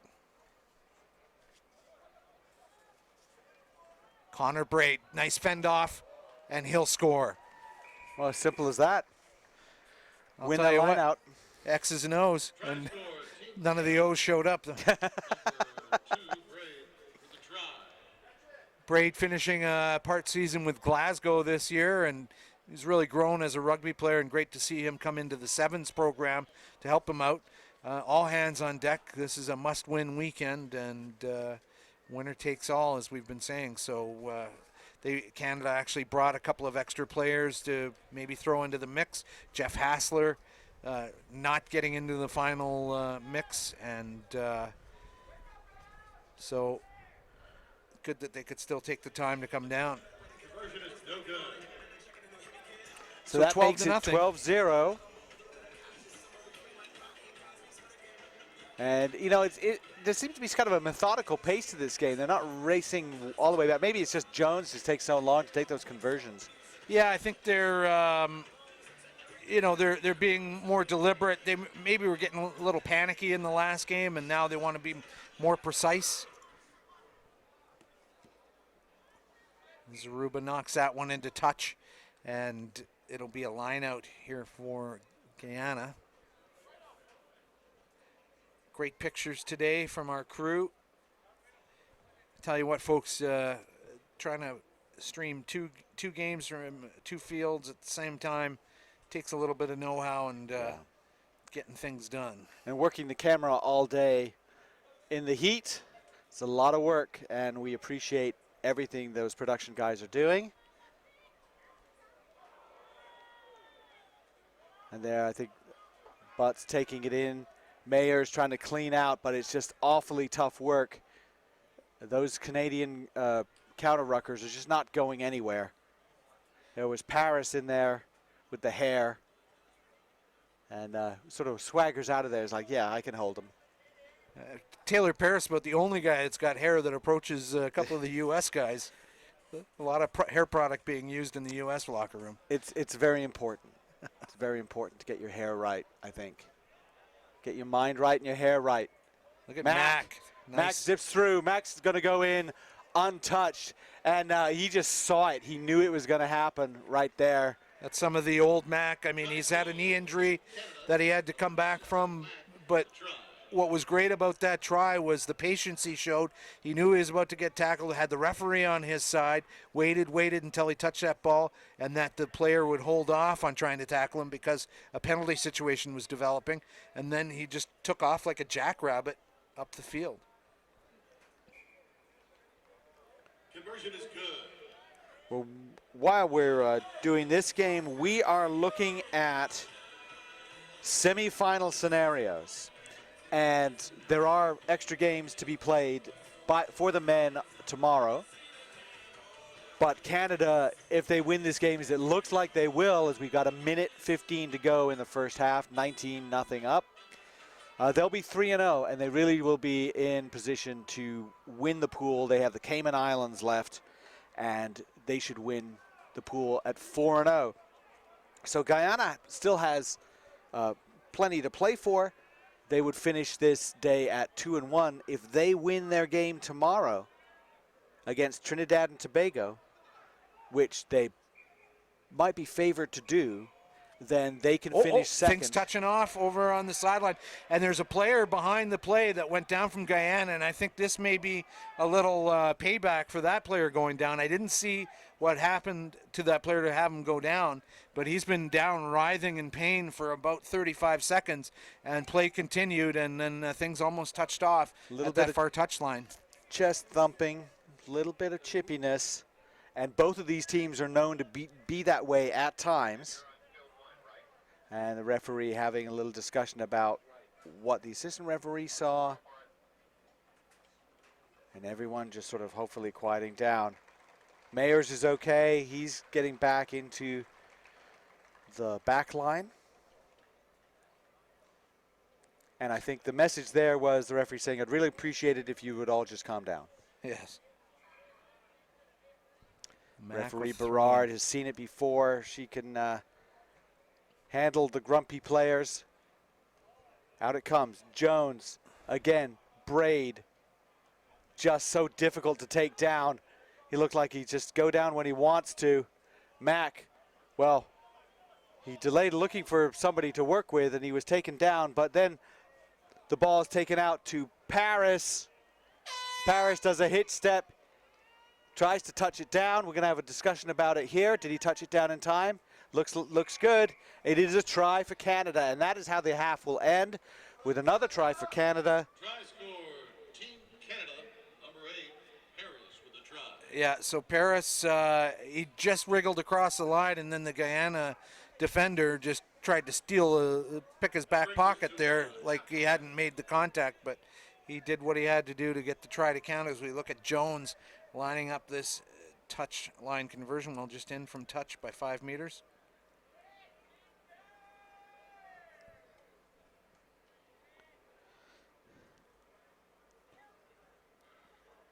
That's a good looking kick. And that will end it. Missed. That was a 2-footed shift move. I've never seen it. Kind of just stomped on both feet and then said, now what are you going to do? And then cuts right and finishes it off. So great effort. Lots of Canadian fans there, and people taking pictures together with the Mexican team for some reason. But I guess that's all part of NAFTA. Trading of pictures freely.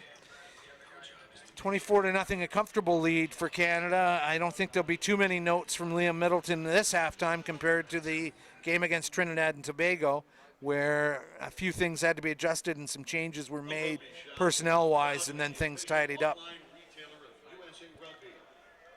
We're looking ahead to tomorrow. On the women's side, the semifinals will be at 12:29 and 12:53 in the afternoon.